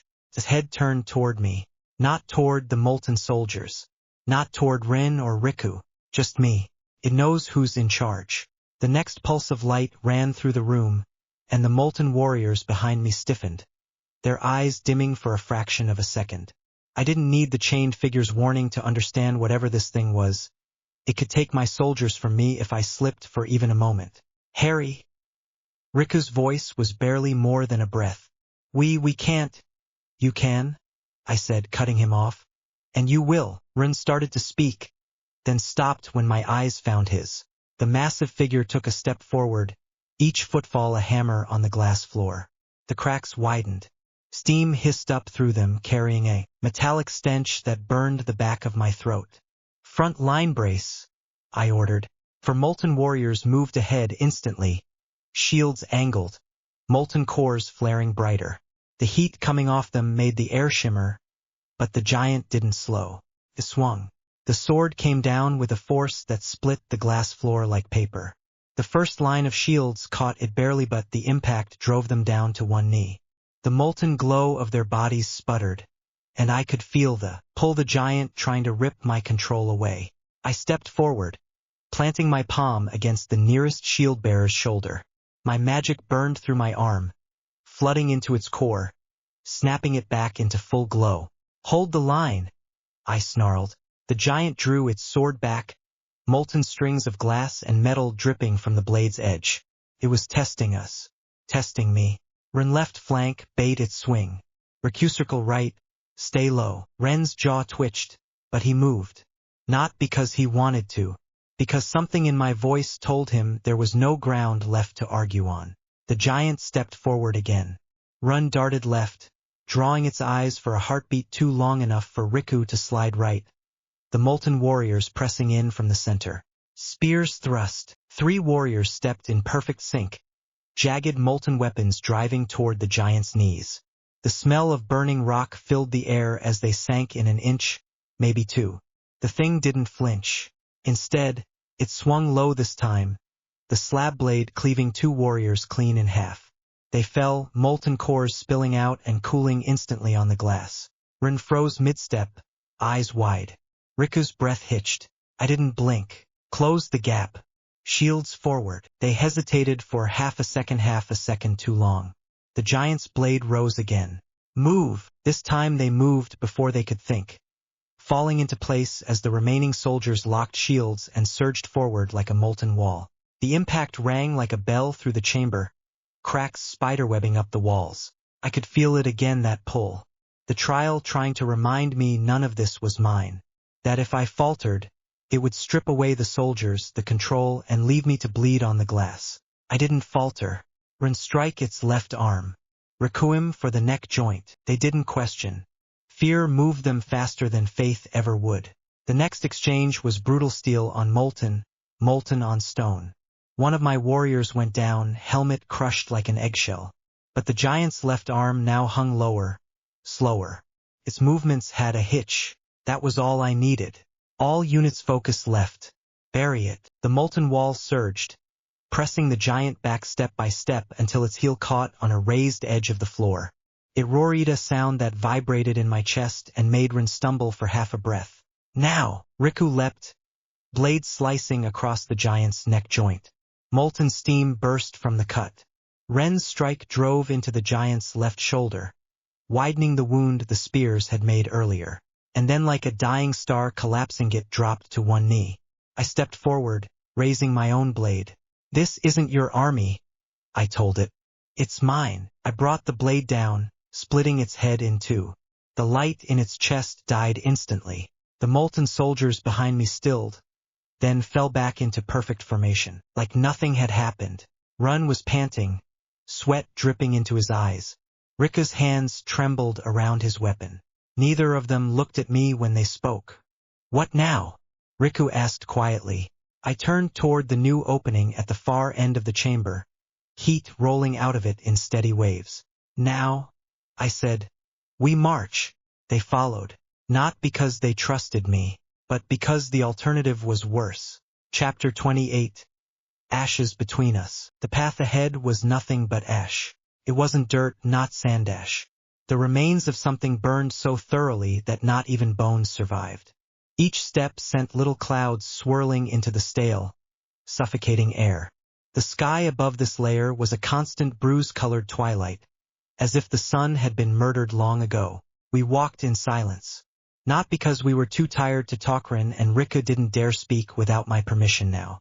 That was the difference. They'd seen what I would do if someone slowed us down. They'd felt it in their chests, heard it in their skulls, and they feared me for it. It wasn't trust keeping them behind, might was survival. A faint hiss cut through the silence. Ahead, something moved in the ash, like a serpent slithering just beneath the surface. My hand shot up, and both of them froze instantly. The ash shifted. A figure rose from it. It wasn't human. Its skin was charred black. Its joints cracked like it had been baked alive. Empty eye sockets locked onto us, but it still smiled too wide, too knowing. Another trial, Ren muttered under his breath. I didn't answer him. My gaze swept the area. More shapes began to rise from the ash, surrounding us. 4, 6, 9.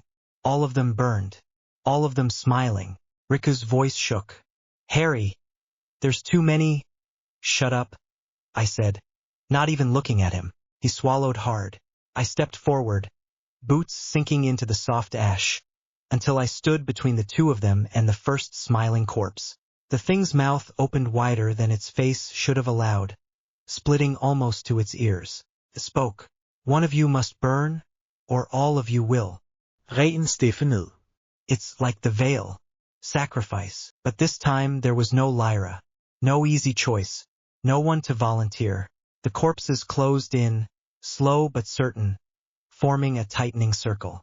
Their smiles never changed. And that was when I realized the trial wasn't about killing them. It was about killing each other. I turned to Ren and Riku. Both of them stepped back.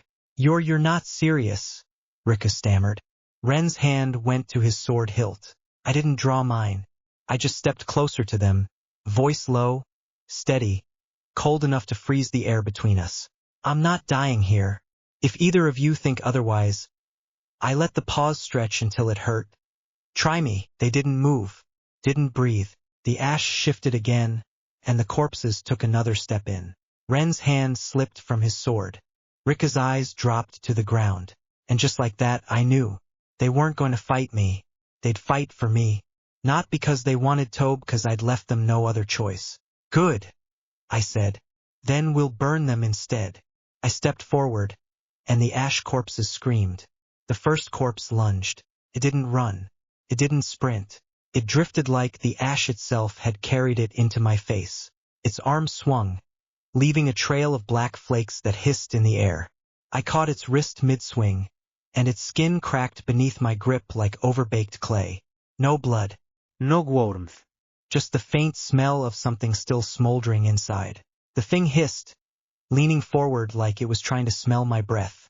Wrong move. I pulled.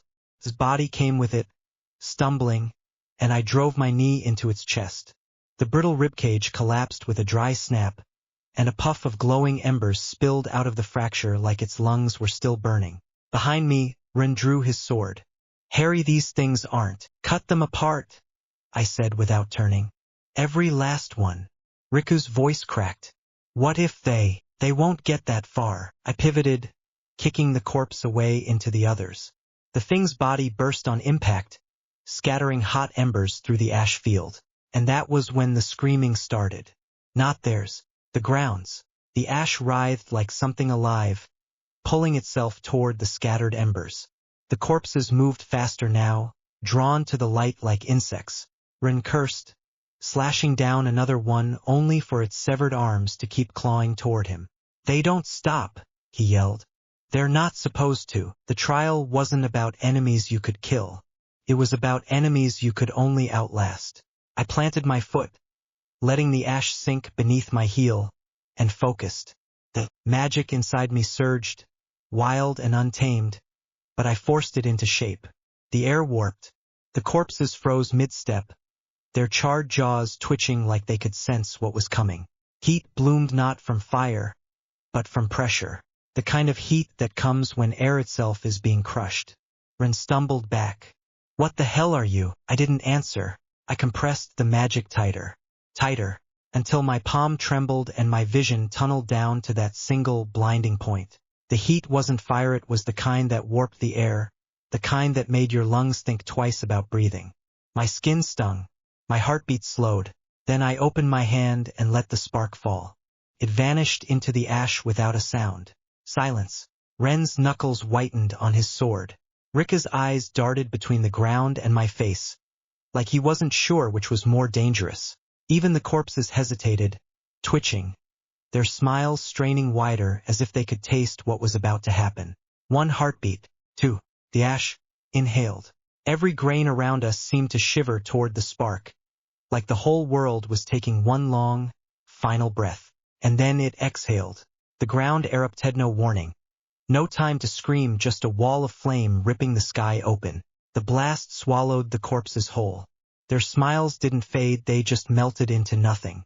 When the light died, the ash was gone. Only the 3 of us remained, standing on black, glassed-over ground. Ren stared at me, his voice low. That wasn't normal fire. I met his gaze, my voice even colder than the air had been before the spark. It wasn't meant to be. Chapter 29. The end. The air still reeked of melted stone. Each breath felt heavy, like I was inhaling shards of smoke. The ground beneath us was black and smooth, a mirror of glass where ash once was. Not even the corpses had left remains. Just silence. Ren stood frozen, sword still half raised, his knuckles white. His lips parted like he wanted to speak, but no words came. Riku had already stumbled back a few steps, his eyes wide, his chest heaving like a cornered animal. Neither of them looked at me directly. "Good. You too," I said, my voice cutting through the dead air. "Move. The trial isn't over." Riku flinched like I'd struck him. Ren's jaw tightened, but he didn't argue. They exchanged a glance, desperate for one of them to step forward first. Neither did. I walked past them. The glass crunched under my boots. For the first time, it felt like I wasn't walking with them.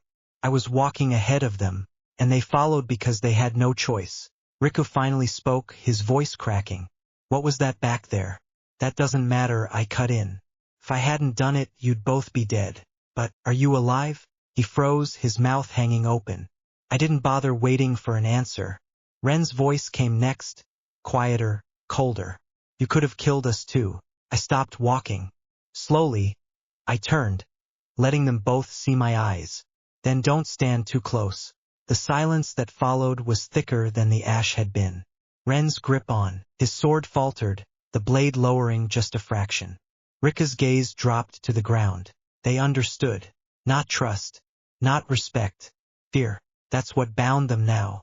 The path ahead shimmered, warping like heat haze, and new shapes began to bleed through the air-dark gates, half-formed, pulling us toward the next layer of the trial.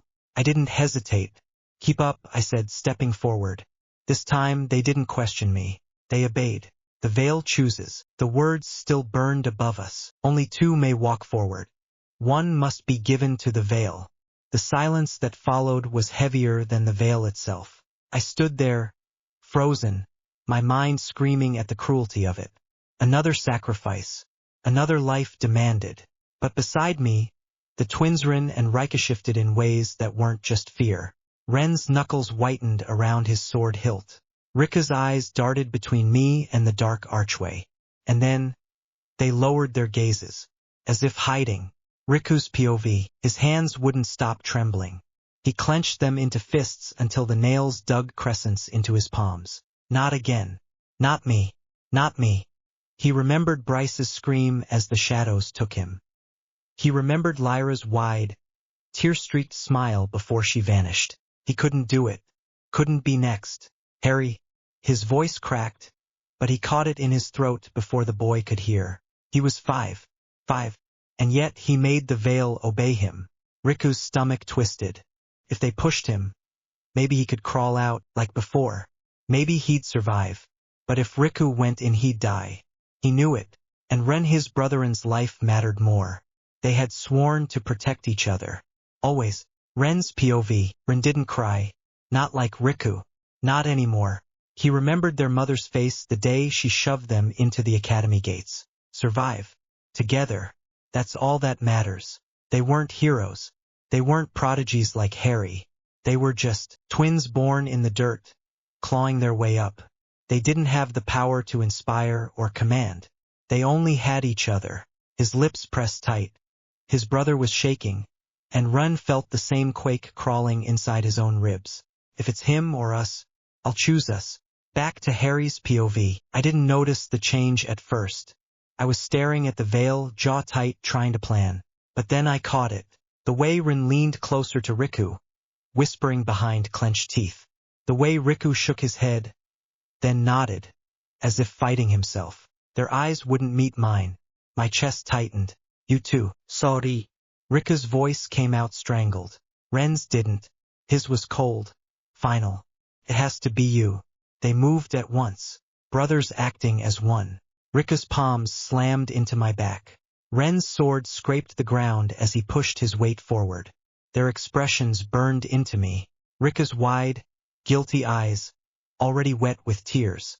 Ren's jaw clenched, but his stare unflinching. It wasn't hatred. It wasn't malice. It was desperation. Instinct. The raw need to survive. I stumbled forward, the ground vanishing beneath me as the veil yawned open. The last thing I heard before the darkness swallowed me whole. Riku whispering, broken, forgive us, and Ren cutting over him with steel, no, forget us. The veil closed around me, and I fell. Cold tore across my skin like claws. My lungs seized, dragging in air that wasn't air at all but whispers, countless voices clawing to be heard. My body fought to resist, instinct screaming to draw my blade, to carve my way back. But my arms felt nailed down, my strength devoured before it could spark.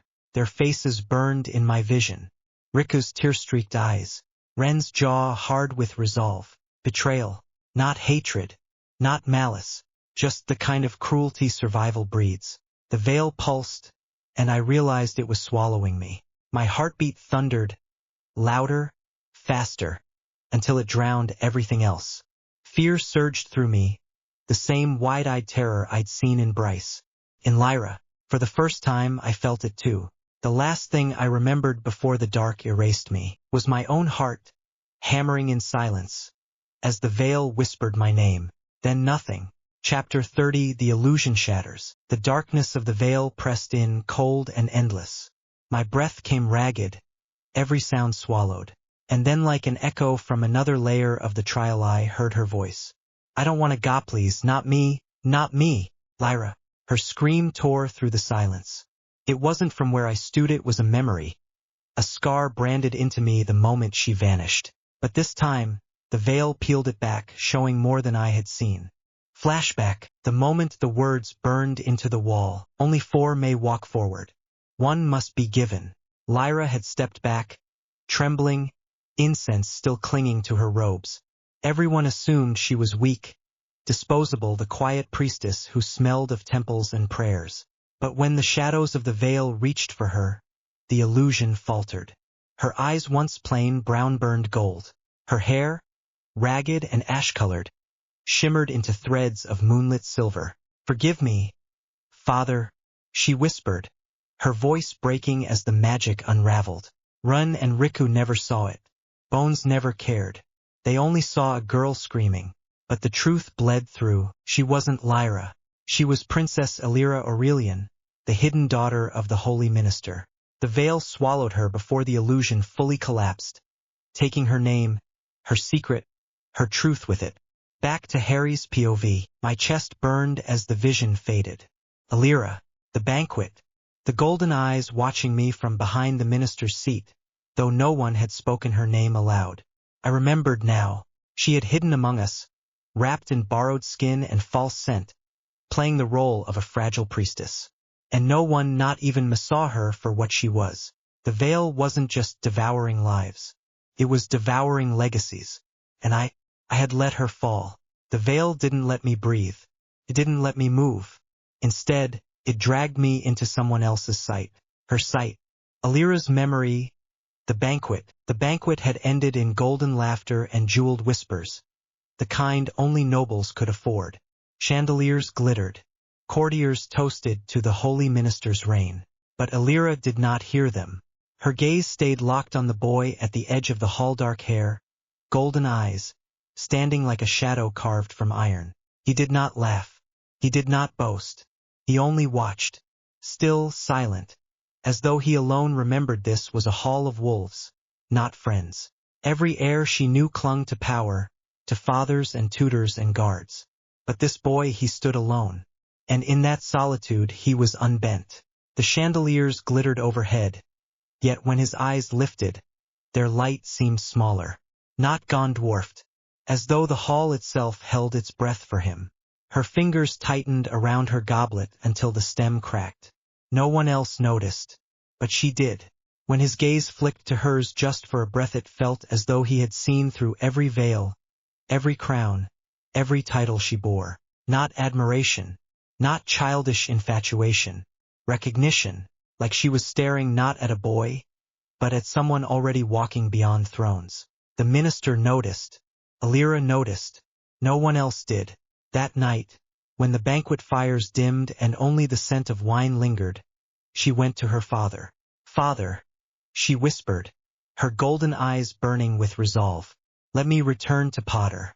The minister looked up from his scrolls, his silence pressing like iron chains. Impossible. Your name alone would spark war. I don't want to be a name. She lowered her gaze. I want to be someone who can stand beside him. The minister's gaze lingered on her until her chest tightened, her lungs refusing air. At last he spoke. To stand beside him.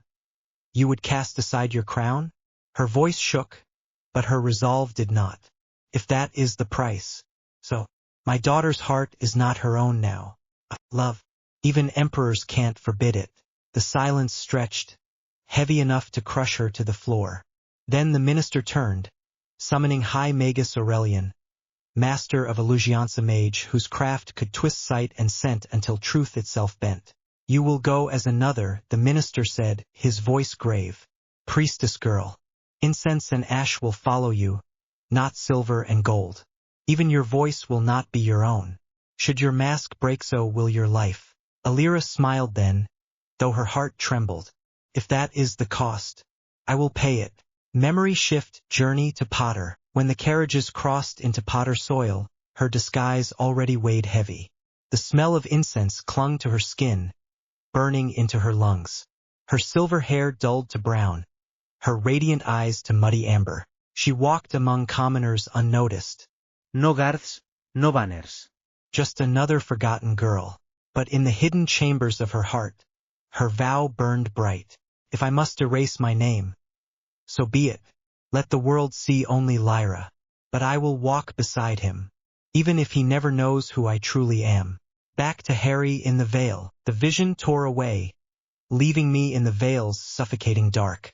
My chest heaved, nails carving blood into my palms. Alira Aurelian, not Lyra, not the trembling priestess I let vanish screaming. The minister's daughter, a girl who smothered her name, her blood, her crown just to walk beside me. And I let her fall. My breath shattered into a ragged snarl. Damn it, the shadows pressed closer, but they were nothing compared to the weight inside me. Guilt scorched through my veins until it became rage. I wanted to claw the vision back, drag her out, tear the veil itself apart with my hands. Her name would never be spoken. Her vow would never be known, unless I carved it into the world with my own blood. Alira. The word was a rasp, a promise. I'll burn this cursed veil to ash. I'll carve your truth so deep the gods themselves will bleed to forget it. The dark did not answer, but my vow echoed, sharp enough to cut through eternity. Masks and thrones. Far from the cursed veil, in a gilded chamber lit by blue flame, the holy minister sat upon a throne carved from obsidian. Reports lined his desk, each sealed in wax, each smuggled through Potter's lands like whispers in the dark. The first spoke of a boy, Harry Potter, age 5, magic awakened prematurely, underwent ritual, survived. The minister's eyes narrowed, the shadow of a smile tugging at his lips. He remembered the banquet. The divine pressure coiled around that boy, so faint no one but him and Alira sensed it. The second spoke of a hunt. A week-long trial in the depths of the Potter forests. Teams divided. Instructor Earl Bones, realm heart of the third circle. Children pitted against beasts. The boy placed as leader. The minister's gloved hand tapped against the parchment. Bones chose him. No, said the man kneeling before him, face hidden behind a porcelain mask. You chose her. And so he could not refuse. The masked spy lifted his head.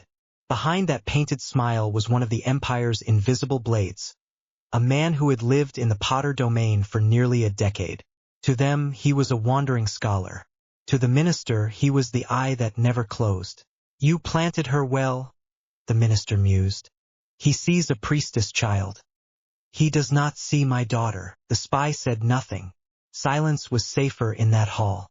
The minister turned the next parchment. His expression sharpened. Harry Potter bent orcs to their knees. A horde of them. Monsters submitted as if he were one of their war chiefs. Not out of respect but out of fear. The chamber stilled. The torchlight seemed to falter. And this? The minister asked, his voice now edged with interest. He fought Earl Bones, the spy said quietly. If only for moments. But he held. A child. Holding against a realm heart. The words lingered like a storm in the minister's mind. Then slowly he began to laugh. Not loud. Not wild. Low. Cold. A sound that made the masked spy's bones ache. Though the air never moved. A Potter boy who commands monsters. Who bears steel enough to clash with one of my realm hearts. And my daughter fell in love with him. Moreover, he posse's divinity. The minister leaned forward, eyes gleaming like molten gold. Then let him grow. He raised his hand, and the spy bowed lower. Do not interfere, the minister commanded. Not yet. The boy must not know whose eyes watch him, nor whose hand placed the girl at his side. His ignorance is my blade. The masked figure's head remained pressed to the floor. As you decree. When he vanished into shadow, the minister's gaze lingered on the parchment, fingers tightening until the seal cracked. Harry Potter, if you can bend monsters to their knees, he murmured. Then one day, you will make kingdoms kneel as well. And when that day comes, my daughter's blood will already be beside you. The blue fire shuddered, casting his smile in half-light. The rat in the giant's skin. The first memory Bryce ever held wasn't of strength. It was of warmth. A small cottage at the edge of the Baron's estate, firelight flickering. His mother's hands rough from work, but soft when they brushed his hair. His sister's laughter, always too bright for the gloom that hung over their house. She was older by 3 years, tall, kind, and reckless. She carried him on her back when the other children mocked his size. She patched his knees when he stumbled. She was the reason Bryce learned to smile. Don't let them call you a rat, Bry, she whispered once, clutching his hand after another day of sneers from their half-brothers. They don't see you, like I do. You're not a rat. You're my giant. He believed her, for a while. Life in the Baron's house was not kind. Bryce was the son of a concubine, tolerated but never embraced. His siblings sharper, smaller, crueler circled him like wolves. His eldest brother, heir to the barony, made Bryce his favorite toy, a shove down the stairs, a whip across the back during training, mockery over meals until Bryce choked on his food. Built like an ox, his brother sneered, but squeals like a rat. His father never defended him. His mother could only beg him to endure, and Bryce endured. He hid his tears. He trained when no one watched. He grew larger, stronger, broader than them all. His body became a fortress, but inside the rat cowered still. The day his world broke began like any other. The courtyard rang with the clash of wooden blades.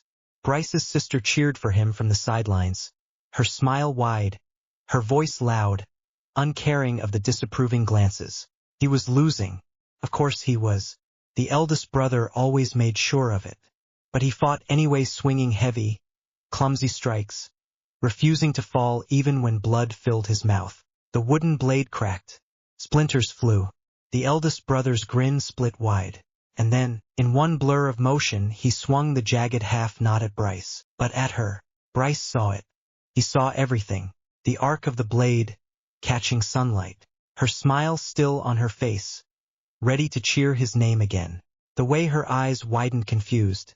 Not afraid because she still believed no one would ever hurt her for standing by him. His legs moved a fraction. His mouth opened. Move. Stop him. Please move. But his body refused. His voice died in his throat. The sound it made, a wet crack wood against flesh. Her scream, sharp, broken, cut short. The way her body folded, knees buckling, hair flashing as she crumpled. Her eyes found his as she fell wide, searching, still trusting. And that trust cut deeper than the blade ever could. Crimson spread fast across her dress. Too fast. Her hand twitched once, then stilled. Bryce's world shrank to the ribbon in her hair, trembling loose as it slid into the dirt. He could have reached her. He could have. If he had only why didn't I move? His eldest brother laughed. Laughed. Sie, Rat? That's what happens to anyone foolish enough to cheer for you. Bryce never forgot. He froze. His legs wouldn't move. His voice wouldn't come. All he could do was watch as she crumpled in front of him, the warmth that had carried him through his entire childhood spilling out across the dirt. His mother's cry split the air. She collapsed over her daughter's body, shaking, wailing, begging. But the Baron's judgment was cold. An accident, he declared. Training is dangerous. She was in the way. We'll speak no more of it. No punishment. No guilt. Only silence. And the echo of laughter. In that moment, Bryce and his mother both understood that their lives, their grief, their very existence meant nothing to him. That night, Bryce sat in the dark. His sister's ribbon clutched so tightly in his fist it cut into his palm. His mother wept until she had no voice left.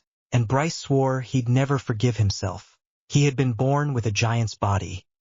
Yet he couldn't protect the only person who believed in him. From that day forward, he spoke less. He smiled less. He carried her ghost with him, the rat gnawing at his insides, whispering he would always be weak, always a coward, always the one who watched as others died. But he trained harder. He lifted until his bones ached. He swung until his hands bled. His body grew monstrous, a wall of muscle, yet no matter how big he became, he still felt small. Small in his brother's shadow. Small before his father's silence. Small before the memory of his sister's last smile. And when others looked at him now, they saw only the brute, the muscle, the rat hiding in a giant's skin. He never told anyone, not Harry, not Lyra, but in the deepest corners of his heart, Bryce still heard her voice, bright and gentle, whispering through the years, "You're not a rat. You're my giant." And that was why, even if he never admitted it, Bryce followed Harry. Because when he looked at Harry, he felt, for the first time since her death, that maybe someone else could believe he was a giant. The giant's chains. The giant's chains. When Bones first told them who would lead, Bryce thought it was a joke. The leader was a boy. Small. Black-haired. A slave even. Shackles had barely been taken off his wrists when Bones shoved him forward. A rat like me? Following a rat like him? Bryce thought, his jaw tightening. Memories slammed into him, the eldest brother's laughter, his father's silence, his sister's blood soaking the dirt. He remembered being forced to kneel, to obey, to swallow down his pride until it turned to rot in his chest. Always a lackey, always beneath someone. He felt the weight of it again. Chains, invisible but heavy. And then the boy turned, those golden eyes locked with his, cold, unblinking, cruel in a way Bryce had never seen from someone so young. "Fall in line," Harry said, voice sharper than steel, "or get left behind." It wasn't a plea. It wasn't an order either. It was a fact. Bryce's first instinct was rage. He wanted to grab this boy, shake him, demand why. Why should a brute like him, born of strength, bloodied by loss, bow his head to a kid who'd been a slave? But he didn't move. He never moved, not when it mattered. The rat inside him gnawed, whispering, "You've always followed. You always will." So Bryce clenched his fists and obeyed. Days passed in the Vale. At first, Bryce thought he'd made a mistake. Harry was merciless, pushing them beyond exhaustion, forcing them to fight, bleed, survive. His words were cutting, his tone cruel, and Bryce felt the old resentment boil. But then saw something different. When food was scarce, Harry went without, giving his share to the weakest. When the monsters swarmed, Harry fought at the front, never hiding behind them. When others faltered, Harry never broke. The boy wasn't just commanding.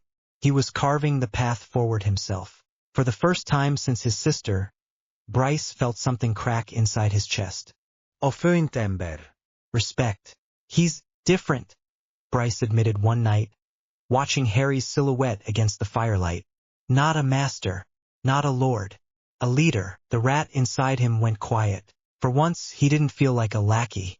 He felt like a comrade. And then came Lyra's death. Bryce saw her fall, saw the light fade from her eyes, saw the crimson spread across the ground just like that day. His body froze, his throat locked, his heart slammed against his ribs, screaming, "Not again, not again, not again." But all he could do was watch. Just like before, the rat inside him shrieked. His sister's face overlapped with Lyra's, their voices twisting together. One screaming his name, the other whispering, "You're my giant." He collapsed to his knees, trembling, broken, the weight of both ghosts crushing him. And then through the haze, through the roar of blood in his ears, Harry's voice cut through. "Stand up, Bryce." Cold, merciless, commanding, but behind it something else. A spark. A demand that was not cruel but necessary. "Stand up, or I'll leave you behind." Bryce's hands shook. His teeth ground. He wanted to scream, to run, to bury himself in the dirt and never rise again. But he rose, not for himself, not for Harry, but because he heard his sister's voice one more time, echoing through him. "You're not a rat. You're my giant." And so the giant stood. The ground split beneath him. Shadows clawed at his legs, dragging him into the Vale's maw. Bryce ran. His lungs burned, his massive frame staggering like a collapsing tower. His hands tore through mist, grasping at air, at nothing. His legs so strong, so wide, so proud tangled and betrayed him. And in that moment he knew. He wasn't escaping. I'm dying. The thought hit like a hammer. But worse than death was the flood that followed the faces, the memories, the ghosts. His sister's hand, warm against his hair. Her smile, soft and unbroken. Her scream, cut short. Blood on the dirt. His brother's laughter. "You're useless, Bryce. You're nothing but a rat hiding in a giant's skin." He choked, tears streaming as he stumbled. He had tried gods, he had tried. To fight, to obey, to follow Harry, to trust, to believe he could change. But fear never left him. It lived in his marrow, chewed him hollow. Every time he rose, it dragged him down again. Every time he hoped, it crushed him. Every time he thought he'd escaped the rat's shadow, it laughed and reminded him what he truly was. Worthless. Bryce wheezed as the mist tore into his chest. "I was always worthless." He fell. His body hit the ground with a sound that was too small for someone so large. A giant's frame, but a rat's end. And yet in those final seconds, a vision came. His sister, standing over him just like before. But this time, she wasn't crying. She wasn't screaming. She was smiling. "You tried, Bryce," she whispered. That was enough. For the first time, his lips trembled into something faint. A smile broken but real. "I tried." The mist swallowed him whole. The others would find only silence. No body. No trace. Only the echo of heavy footsteps that would never sound again. The giant who wanted to be more than a rat had fallen. And the veil carried him away. Bryce's legs buckled. The veil dragged at him, every step heavier than stone. His lungs tore for air. His chest burned. And then his foot caught. The giant stumbled. Fell. "Bryce!" Harry's voice cut through the fog. Sharp. Commanding. But for once, there was something else. Not cruelty. Not coldness. Urgency. Bryce lifted his head. Through the blur, he saw Harry small, dark, unyielding standing ahead with a hand stretched toward him. Golden eyes blazing like they refused to accept his fall. For a heartbeat, Bryce believed he could reach. That if he just pushed harder, if he rose one last time. But his body betrayed him. His arms shook. His chest caved. His hand clawed at the air, inches short of Harry's. The mist tore into him. Tears streamed down his face as he smelled a broken, crooked thing. I tried, and then he was gone. Harry's hand closed on nothing but smoke. His jaw clenched. The others froze behind him, silence pressing like a grave, a giant's end, a rat's fate. Only the echo of Bryce's footsteps remained, fading into nothing. And I, Harry Potter, realized it was already too late. The veil had only shown me an echo, a cruel illusion of what had already passed. But in that illusion, I saw everything: his fear, his chains, his desperate struggle to rise. And in that moment, I swore, if I make it out alive, Bryce's brothers will die by my hand. I will avenge both Bryce and his sister. The village in the Vale. The world ended in silence. I remember the hands that shoved me, the whispers between brothers that bled into daggers, the shock in my chest as my balance broke and the black veil devoured me whole. For a moment I thought that was the end of Harry Potter. No fire, No glory. just betrayal, quiet and crude. And then darkness. Not the kind you close your eyes to. This was deeper, thick enough to drown in. My body went numb. My mind scattered. Memories flying loose like crows startled from a carcass. The faces of Lyra, Bryce, Ren, Riku etched into me, dissolving one by one into the abyss. When my eyes snapped open, I wasn't falling anymore. I lay broken in the middle of a ruined street. A village. Stone walls lay in heaps of rubble. Roofs sagged inward like snapped spines. Windows were shattered, doors rotting on rusted hinges. The air smelled of mildew and long-dead fires. It was a graveyard of civilization, drained of sound, drained of life. No birds. No footsteps. Only the whisper of wind brushing through a place that should not exist. I tried to rise, and my body screamed. Blood crusted down my arms. One rib cut sharp inside my chest. My throat burned, each breath snagging. The fall should have killed me, yet somehow the veil had let me live. Alive but barely. I staggered upright, gripping the edge of a broken fence. The world swayed, my breath catching in shards. My legs wanted to buckle, but I forced them forward. Not here.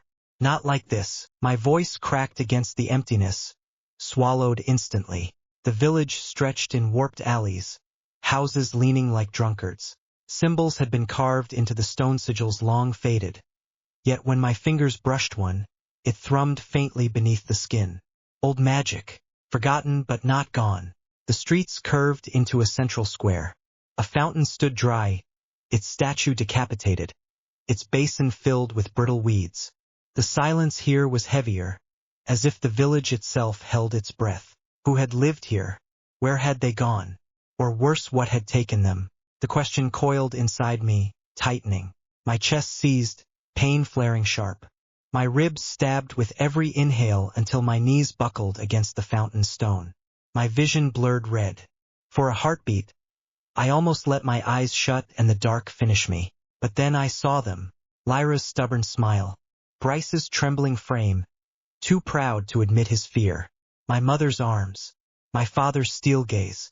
Arya's hand brushing my hair when no one was watching. They weren't here, but they lived inside me. And if I died here, their faith, their legacy, their love would rot with me. No, my teeth cut my tongue until iron filled my mouth. I won't rot in this place. I tore strips from my shirt, binding my ribs, cleaning blood from my arms. My magical core flickered weakly like a candle guttering in wind, but it was still there. When I pressed on it, pain surged, violent and raw, as though knives twisted through my veins. My core swelled, fragile, threatening to burst. Still, I couldn't stop. Slowly, with shallow breaths, I guided the current. The flow stuttered, sparked, nearly burned me alive. Sweat drenched my skin. But eventually, The stream steadied enough to keep me upright.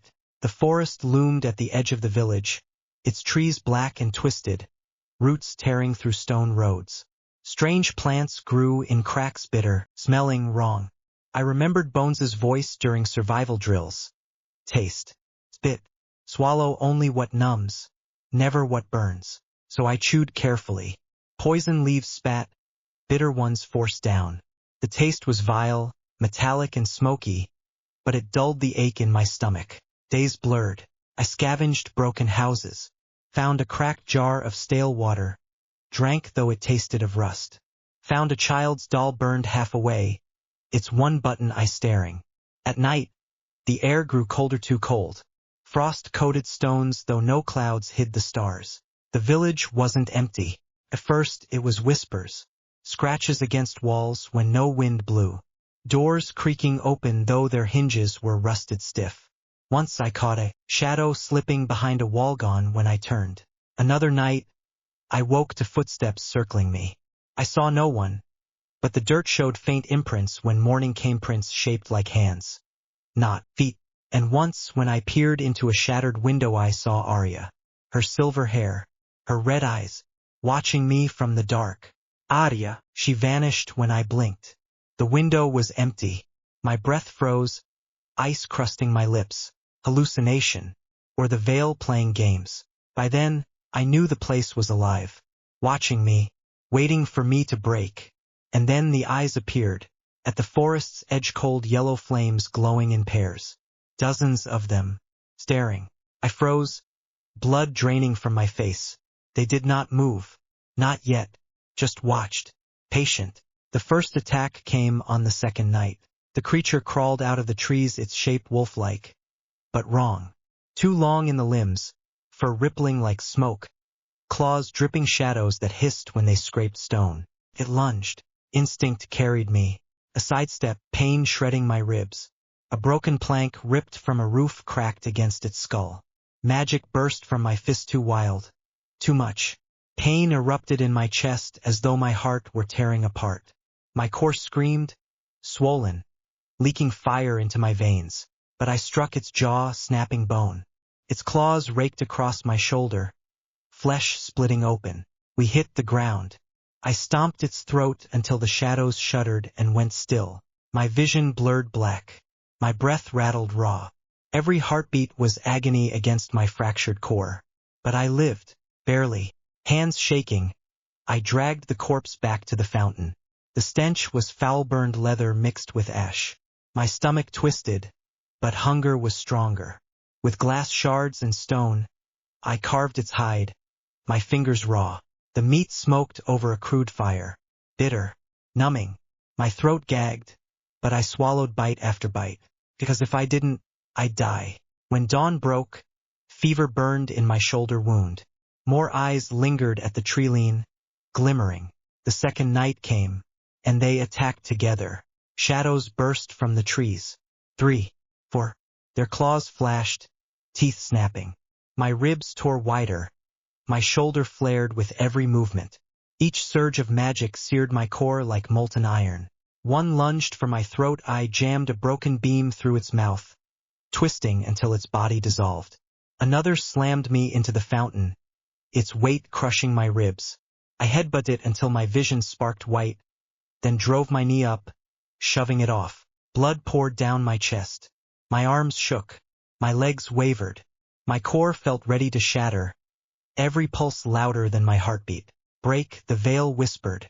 Break. I staggered, nearly fell. Shadows clawed again, tearing at my back. My body screamed to give in, to stop, to vanish. But Lyra's laugh rang in my skull. Bryce's sorrow, my family's pride. And I clawed 1 inch further from the grave. My boot crushed one throat. My fist shattered another jaw. My screams mixed with theirs, until finally silence draped the square again. I collapsed against the fountain, chest heaving. The ground around me was smeared black with shadow blood. My body barely held together. My magical core pulsed, fractured, a hair away from bursting. The ruined village did not care. The forest did not care. The veil itself wanted me broken, but I refused. every bite of monster meat, every breath of ash-filled air, every broken rib, every hallucination, every drop of blood. None of it would end me. I am Harry Potter, and if this cursed place thinks it can erase me, it will learn the hard way. I don't vanish. I carve my name into the dark. I endure. Marked by the abyss, the village was dead. Not dead as in silent, but dead in the way where the silence itself was breathing down your neck. Every step I took echoed too loudly against the broken stones, as though something was listening, watching.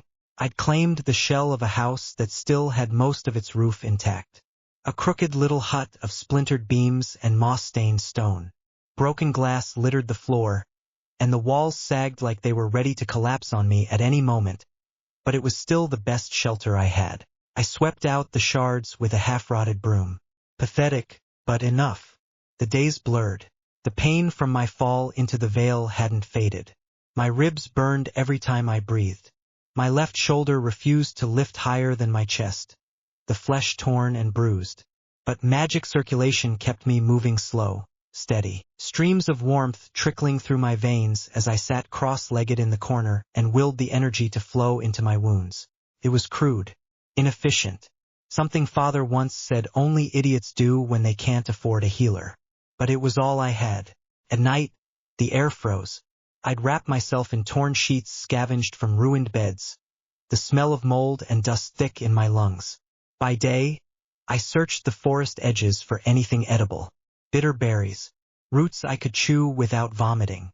I even forced myself to carve strips of meat from the smaller creatures I managed to kill with stones and sharpened sticks, half-cooked over smoldering fires until the fat dripped and hissed. Tasted like ash, but it kept me alive. My clothes were a ruin. I stitched them together with torn fibers from curtains and ropes, hands trembling as the needle stabbed my fingers more often than the cloth. The mirror in one of the houses showed a stranger pale, hollow-eyed, hair knotted with dirt and dried blood. But behind those eyes burned something else. Resolve. I trained in secret corners of the ruins, swinging a splintered beam like a sword, forcing magic into my arms, feeling the way the air cracked faintly, smelling of ozone and old dust. When I moved faster, harder. Little by little, aura flickered at the edge of my control. Just a spark, a whisper, but enough to remind me that I wasn't finished yet. Days passed. The air grew heavier. And then, the night came. The night when the shadows finally moved. It began with whispers, a low rustle through the weeds, stones cracking beneath weight, then eyes, faint pinpricks of silver and white glimmering in the treeline. 1, 3, 10, 15, 20. The ruined village was surrounded. I gripped the staff I'd carved a length of dark wood reinforced with nails pried from abandoned doors. My sword was gone, lost in the fall. But steel wasn't what mattered. Not anymore. I stepped into the open street, breath slow, staff pressed to the ground to keep me steady. So here they come, I whispered to myself. My voice didn't shake. The first wolf emerged. It was wrong skin made of shadow that flickered like torn smoke.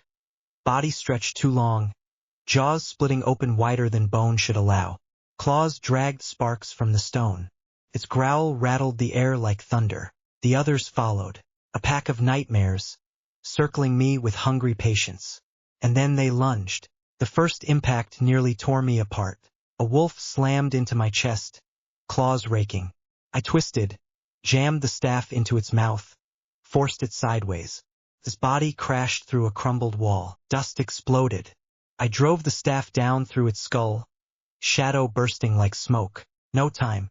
Another came. I ducked, swung wild. The staff cracked ribs, but claws carved across my arm. Hot blood spilled. I hissed, spun, kicked broken stone into its eyes, then rammed the staff into its throat until it stopped moving. 3 more leapt. I was too slow. Jaws clamped my shoulder. Teeth pierced skin. I roared, slammed my head into its skull until bone cracked. Another wolf dragged claws across my ribs. Pain exploded, breath cut short. Blood blurred my vision, but I refused to fall. I grabbed a shard of stone from the ground, stabbed it into the wolf's eye, screamed, writhing. I shoved its body into the fire pit I'd built earlier. Flames licked, shadow hissed, fur burned. The stench filled the ruins. The others growled louder. The battle became survival. I set traps, kicked supports from weakened walls, burying wolves in rubble. Lit broken furniture, swung burning planks to drive them back. Fought like a rat cornered, snarling and spitting blood. Every movement tore something inside me. My ribs cracked further. My arm nearly useless. One eye swollen shut. But I didn't stop. If this is where I die, I rasped, spitting blood from my lips, then I'll drag you all down with me. And then the whispers began. They weren't in my ears. They were in my bones, under my skin. Harry, Lyra's voice, sweet, broken. Why didn't you save me? I froze. The staff trembled in my hands. A wolf nearly tore my throat before I snapped awake, slammed its jaw aside. Bryce's scream echoed next. The sound of a rat giant begging for life, choking on his own blood. Stop, I muttered. Stop it. Then Arya.